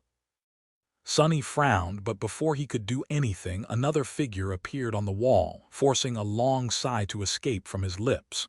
40. It is accelerating. He stood up, ready to step through the shadows and subdue the 40th victim, but there was something strange about the figure. Instead of moving toward the edge of the wall like the rest of them, it stopped and raised a hand as if signaling to him. Huh, it was Quentin. Sonny conserved his essence by jogging forward, then lowering his body slightly and mounting the wall with one inhumanly high jump. He landed on the concrete surface of the rampart, walked a few steps, and looked at Quentin with a deep frown. What happened? The chivalrous healer smiled, excitement shining in his eyes. Captain, the observatory. You need to see. Without wasting any time, Sonny jumped down to the roof of the nearby building and then hurried toward the white dome at the center of the settlement. Walking inside, he instantly heard a swarm of confused, frightened, and angry voices. Where am I? What happened? Hey, someone, what the hell is this? Let me out. He stared, dumbfounded. These voices were coming from within the cells. They belonged to the victims he had imprisoned. Somehow they seemed to have shrugged off the mind hex and regained their awareness. And it wasn't just them. Sonny turned his head and looked at the maintenance workers that were in charge of keeping the containment units secure. They were all speaking with excitement and glancing at the cells with relieved faces. They heard the victims, too, which meant that the hex was not affecting them anymore either. Thank the gods! That abomination must have left. Despite the happy circumstances, Sonny was suddenly overwhelmed by a deep, cold, urgent feeling of unease. It grasped his heart and remained there, growing slightly stronger with each second. He shivered. What is going on? Chapter 897. Silent Ocean. After Sonny had broken through the mind hex and spent 2 days rescuing the mesmerized people, saving dozens of lives, the horror hiding in the cold black waves seemed to have left the vicinity of Low 49. The victims had regained their senses, and every person in the settlement was able to see and hear them clearly once again. In the next few hours, no one showed any sign of being under the influence of the hex. The vanishing stopped, and the Ariadne was supposed to arrive soon. The exhausted, frightened, and shaken inhabitants of the fortress were tentatively starting to unwind. Their fragile hope bloomed and blossomed. However, the person most responsible for the positive change, Sonny, did not feel any of their cheer or relief. On the contrary, with each passing minute, his unease and sense of foreboding only grew stronger. He did not like what was happening, not at all. Walking through the snowy streets of the settlement, Sonny studied the lively faces of patrolling soldiers with a troubled expression on his own. It was dark and somber. Doesn't make sense. None of it makes any sense. Approaching the security center, he placed his hand on the panel of a sophisticated biometric lock. The sensor was supposed to initiate a thorough scan, but as seconds passed, nothing seemed to happen. The damn thing was on the fritz. Sonny stared at it for a moment, then sighed and banged on the heavy alloy door with his fist. Soon, it was manually unlocked from the inside by a sleepy soldier, who then allowed Sonny in. Walking inside the security center, Sonny dusted snow off his shoulders, looked around, and headed toward Vern. What is the situation? Vern sent one of his officers off with a list of orders, then looked at his younger colleague and shrugged. Nothing changed. The terror, or whatever that abomination was, seems to have truly moved on. Sonny gritted his teeth. When has a nightmare creature ever moved on? You're deluding yourself. The older master frowned. We can't know for sure, of course, but the disappearance of the hex speaks for itself. Don't sell yourself short. Although creatures capable of mind manipulation are exceedingly dangerous, they often lack direct means of launching an effective attack. Maybe it decided to search for easier prey after you proved capable of dismantling its mental attack. Sonny stared at him for a bit, then shook his head. A corrupted terror is a corrupted terror. We probably haven't seen even a fraction of its power yet, so why would it simply give up and leave? Vern tiredly rubbed his face and sighed. Do take into account that the creature's rank and class are only your conjecture. We don't really know how powerful it actually was. In any case, how else do you explain the fact that the hex is gone and no one is vanishing anymore? Sonny hesitated for a moment. Maybe it decided to change tactics. Maybe it is gathering power for a singular, overwhelming attack. Maybe it just enjoys toying with its prey. Who the hell knows? His counterpart looked away with a somber expression. All right, but what do you want me to do? It's not like I've relaxed the security measures. We are still on high alert and prepared for battle. We are still keeping the civilians locked up and concentrating our defenses on the southern wall.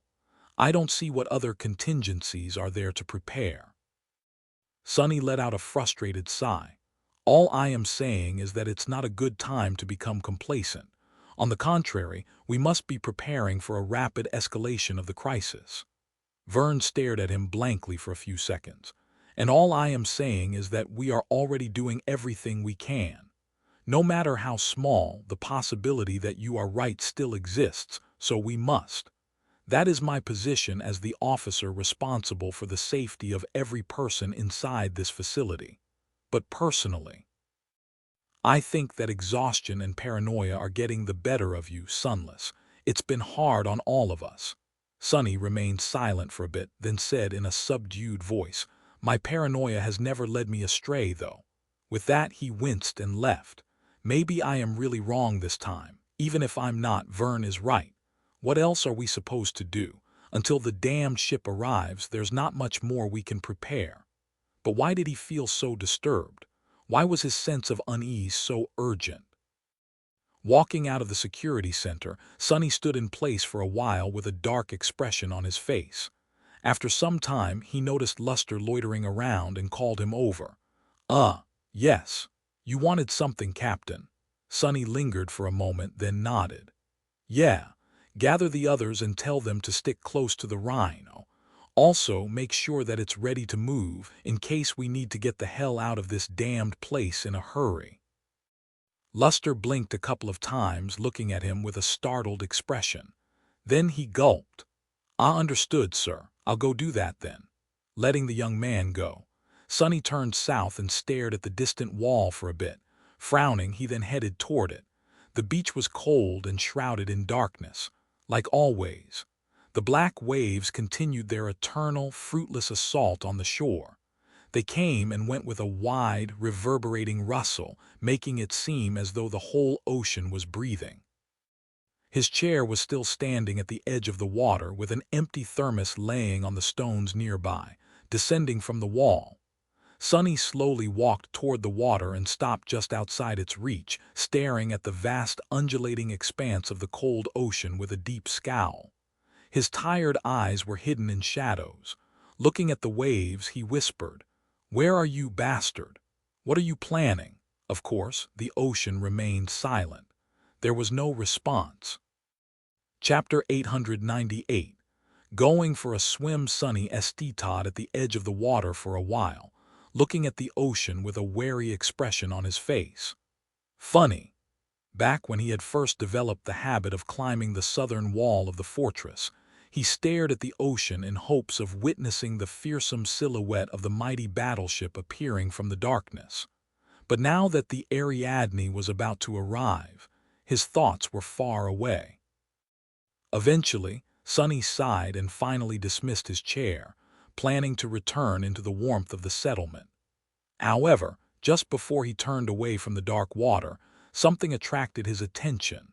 A subtle gleam a few steps further down the shore, revealed from beneath the retreating waves, as though bleak starlight was reflecting from a small piece of glass. Sonny hesitated for a few moments, then walked a meter or two forward, stopping at the spot where he had spotted the gleaming object. A new wave rushed in, licking his armored boots. He had to wait for it to crawl back before kneeling and taking a closer look at the wet rocks. There between them something glistened, buried under several shards of ice. Sonny brushed the ice away and picked the object up, then stood up before the next wave came. His frown deepened.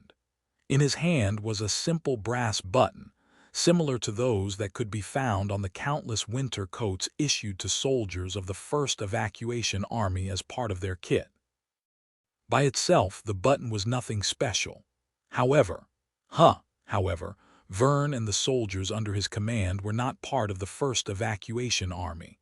They were locals of Antarctica and had served at Low 49 long before the Chain of Nightmares. As such, their uniforms were slightly different. In fact, they were of a far better quality, considering that the 1st Army had been assembled and outfitted in a tremendous hurry. Their kits were far better suited for cold weather, and included well-designed parkas that could keep a person warm in most dire of circumstances instead of cheap mass-produced coats. So how did this button end up here? Sonny stared at the round piece of brass for a few minutes and then slowly looked up, facing the darkness of the ocean. There was a strangely resigned expression on his pale face. With a sigh, he closed his eyes and extended his shadow sense forward as far as it could go. All right. Fine. Come on, show yourself, bastard. I know you didn't leave. His senses spread forward, diving deep under the black surface of the cold water. Everywhere light reached, there were shadows after all, and even where light never entered, there was its absence. However, Sonny did not sense the terror no matter how hard he tried. He did find something, though. 20 or 30 meters away from him, deep underwater, there was a large shape. It rested on the seabed, moving slightly from time to time as the currents pulled it back and forth. The shape was irregular and mostly flat, with a very slight curve. Its edges were sharp and jagged. That was all Sonny could say from sensing its shadow. That and the fact that the shape was not that of a living thing, considering that the shadow lacked the quality of being cast by something possessing a soul. He had no idea what it was. The ocean contained all kinds of junk, so why would he care? But for some reason he did. Opening his eyes, Sonny looked at the undulating waves for a bit. Then he slowly took a step forward and then another, and then another. The cold, freezing water reached his shins first, then his knees, then his waist. He shivered, gasped for breath, but continued walking forward.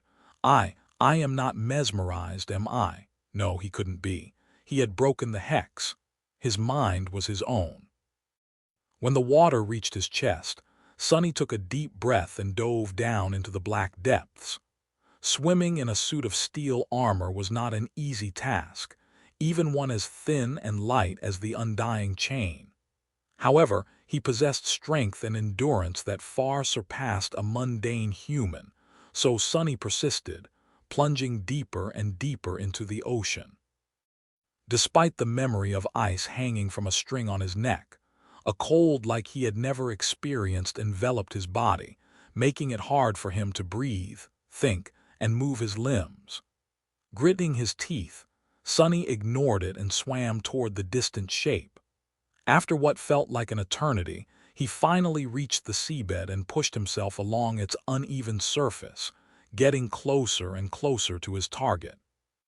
Far away on the shore, Saint emerged from the shadow of the wall and approached the edge of the waves, raising her bow. If anything happened, she would be able to send an arrow flying instantly.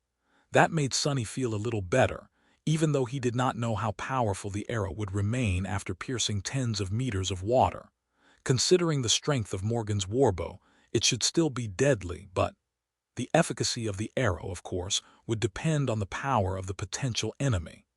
Don't think about that yet. Concentrating on his task, Sonny moved forward, reached the strange shape, and opened his eyes. He observed it through the mass of murky water. The shape was a piece of torn alloy. It was around 10 meters in length and slightly less in width. The tough material was viciously bent and broken, with jagged edges and deep cracks crawling through its surface. It seemed to have been torn away from a larger whole by something large and incredibly powerful. However, there was no rust on the damaged metal, suggesting that it had not spent a lot of time in the water. Sonny got closer, feeling as if he recognized the composition and characteristics of the alloy. His mind raced, trying to confirm that familiarity. He placed one hand on the cold metal, remembering. Then, his eyes narrowed and a few bubbles of air escaped from his mouth. Of course, he knew where this strong and thick alloy was used. The same type of metal comprised the inner layers of a naval vessel's reinforced armor, the deformed mass of twisted alloy. It was a broken piece of a battleship's hull. Chapter 899. Only hope. Gasping for breath, Sonny rolled out of the shadows and fell on the wet rocks at the edge of the rolling waves. Streams of water flowed from his armor and his whole body was trembling. Sea, cold. So cold. Gritting his teeth, he stood up and shivered as the wind assaulted him. At that moment, not even his ascended constitution and the memory of ice could protect him from being chilled to the bone. But even then, the claws grasping his heart were much colder. Curse it! Sonny took a step forward, stumbled, then righted himself and stopped. His fists were clenched. Ariadne! It must have been the Ariadne. The broken piece of the hull, the brass button, it all made too much terrible sense. Of course, this evidence alone was not enough to make a definite conclusion, but Sonny was sure of it. His intuition told him that much. No one was coming to rescue the people trapped inside Low 49, and the terror was going to descend upon them soon, without a doubt. Suddenly forlorn, Sonny glanced at the wall of the fortress with a lost look on his face. A few moments passed, accompanied by the howling of the wind. Then he looked down, closed his eyes, and groaned. I'm so tired. It was the cold that made him shrug off this moment of indecisiveness and start to move. No matter the situation, he had to get somewhere warm first. One step and he was on top of the wall. A second step and he was standing on one of the streets of the settlement. A third step and he suddenly appeared in the corner of a research laboratory where a group of scientists, including Professor Obel and Bate, were staying under guard. The young woman was the first to notice him. She was slightly startled by the sight. Ascended Sunless, what are you doing here? Sonny looked at her and forced out a pale smile. Don't mind me, I just got cold outside. He stared at Bate with a strangely heavy expression for a few moments and then shook his head. In any case, I'll be going now. Sonny had to see Vern first. He dried himself off, then went back to the security center, feeling the urgent sense of alarm growing louder and louder in his head. Before, Sonny had not known its source and thought that he had days to discover it, but now he wasn't so sure. Maybe there were only hours left before the disaster his intuition was warning him about would happen, maybe even minutes. You're not listening. Sonny glared at Vern as the seconds ticked away. Tick-tock. With each second, their fates were coming closer to being sealed, and yet the tall master was being difficult. I am listening.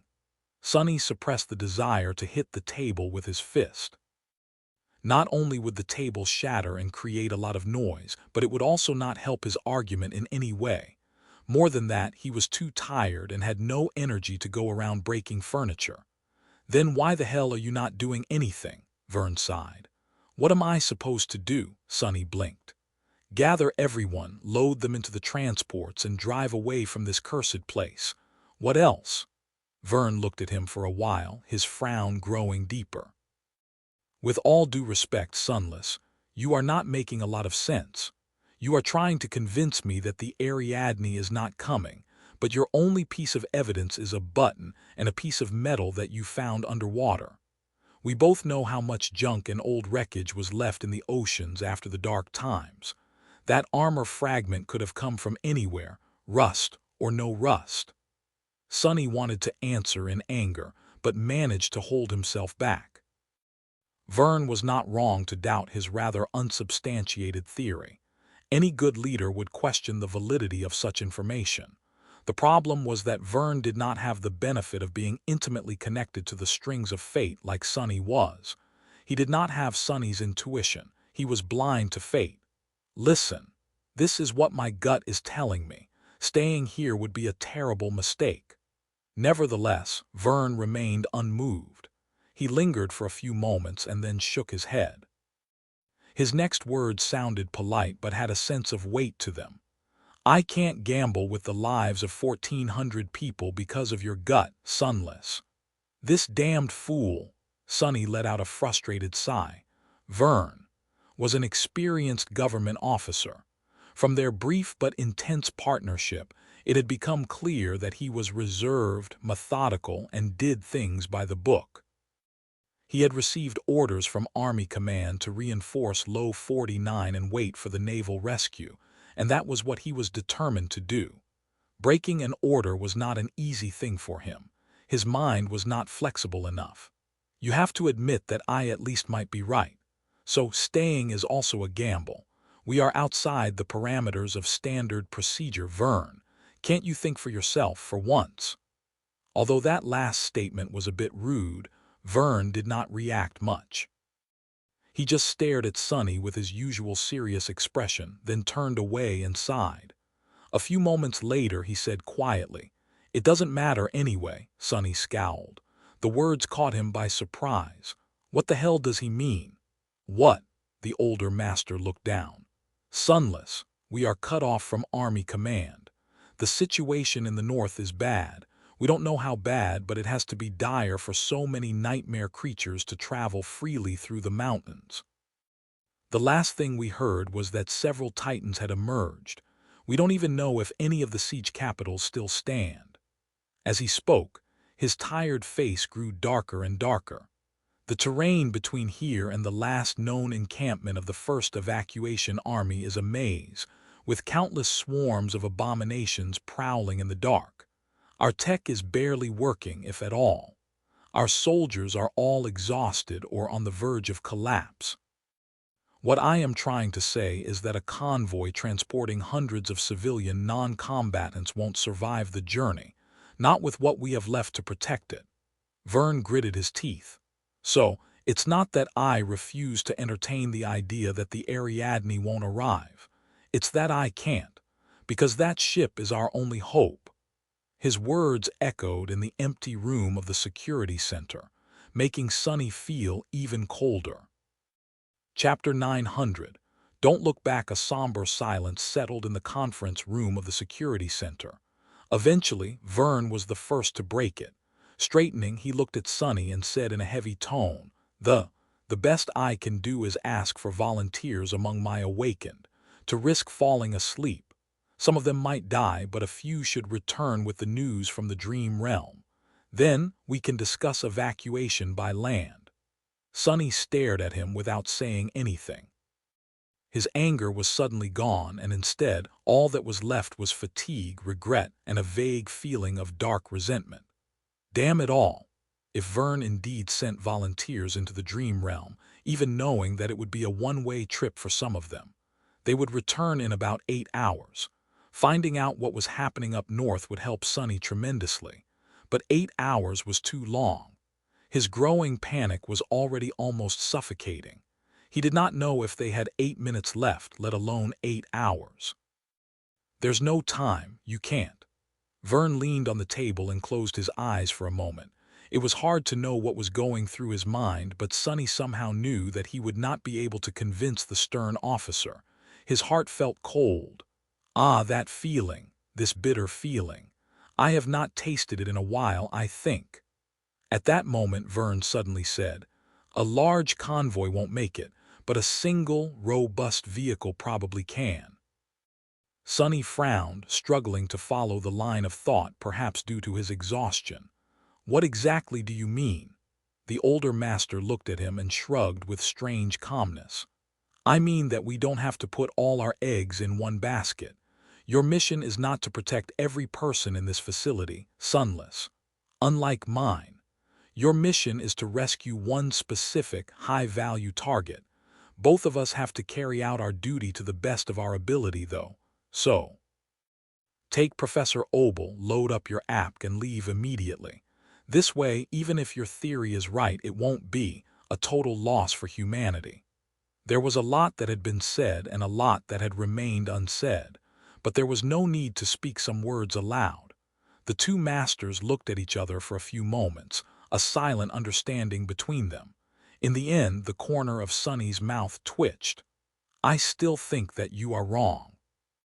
People don't know what is possible and what is impossible until they try it. Well, that was often the case, at least in my life. Vern simply nodded. Then prove me wrong, Sunless. I wish you luck. Sonny grimaced, lingered for a second or two, and then turned around. A moment later, he was gone from the room. He had nothing more to say and no time to waste. There was no time at all. Feeling a frightening sense of urgency, Sonny used Shadow Step to appear directly inside the research center. This time, Bate was even more surprised to see him. Are you? Wait, no way. Master Sunless, do you perchance keep frightening me just for fun? He shook his head, looked around, and then beckoned for the young woman to come closer. What he had to say needed to be kept from other ears. Frowning, Bate left Professor Obel's side and walked over to where he was standing. Grabbing her by the shoulder, Sonny unceremoniously dragged the young woman to an adjacent room. Wah, what the hell do you think you're? He closed the door and turned around, his sunken, manic eyes making Bate shudder. Be quiet and listen. There has been a change of plans. With no time to explain everything in detail, Sonny just told her the necessary parts, that the professor was in danger, and that he had to be evacuated immediately. That sudden revelation was hard to digest, and there would be a potentially fatal delay if Bate refused to listen immediately, so Sonny constructed his words in a way that played on her deeply ingrained values, loyalty to the old man and the desire to keep him alive. Bate's eyes widened. But why come to me? Why didn't you just approach the professor? Professor Obel is a noble man. He would be reluctant to leave his people to save himself. So, I need you to persuade him.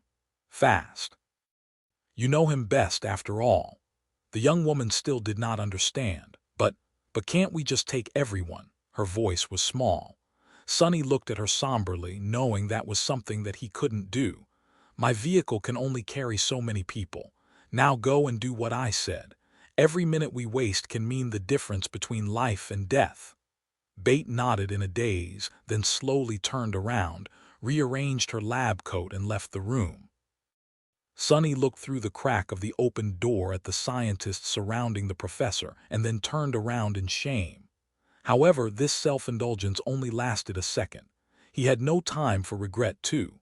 Not caring about the expenditure of essence, Sonny traveled through the shadows and soon appeared near the Rhino. He could feel 3 shadows inside, while Luster, Kim, and Quentin were standing in front of the app. Noticing him, they straightened their postures. Captain, sir.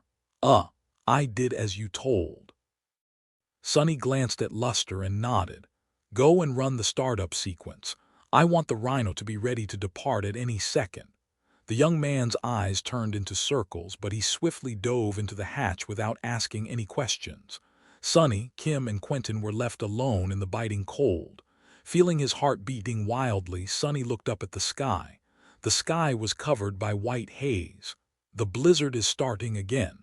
At that moment, Quentin cautiously asked, Captain. I am sorry, but what exactly is happening? He gave the gallant healer a short glance. We're leaving. Both his subordinates seemed startled. Leaving? Right now? But why? Sonny lingered with the answer. Because we have orders to keep the VIP alive. That seemed to make them stop asking questions. A minute passed, then another. His bloodstream was full of adrenaline, as though he was in the middle of a battle. Time crawled at a snail's pace, and for some reason Sonny felt as though he was locked inside a pillory, waiting for the guillotine's blade to come down. Walk faster, damn it! His instincts were screaming that they had to leave Low 49 now. Finally, two figures appeared from the milky white haze. Professor Obel was walking stiffly, with a troubled face. Bate was both supporting him and carrying a small bag. The old man stopped near Sonny and looked at him with a solemn expression. He hesitated to speak. "Young man, I hear that you will be taking us away now," Sonny nodded. "Yes, Professor. Get inside, please. Hurry, I'll explain later." They entered the Rhino and closed the hatch.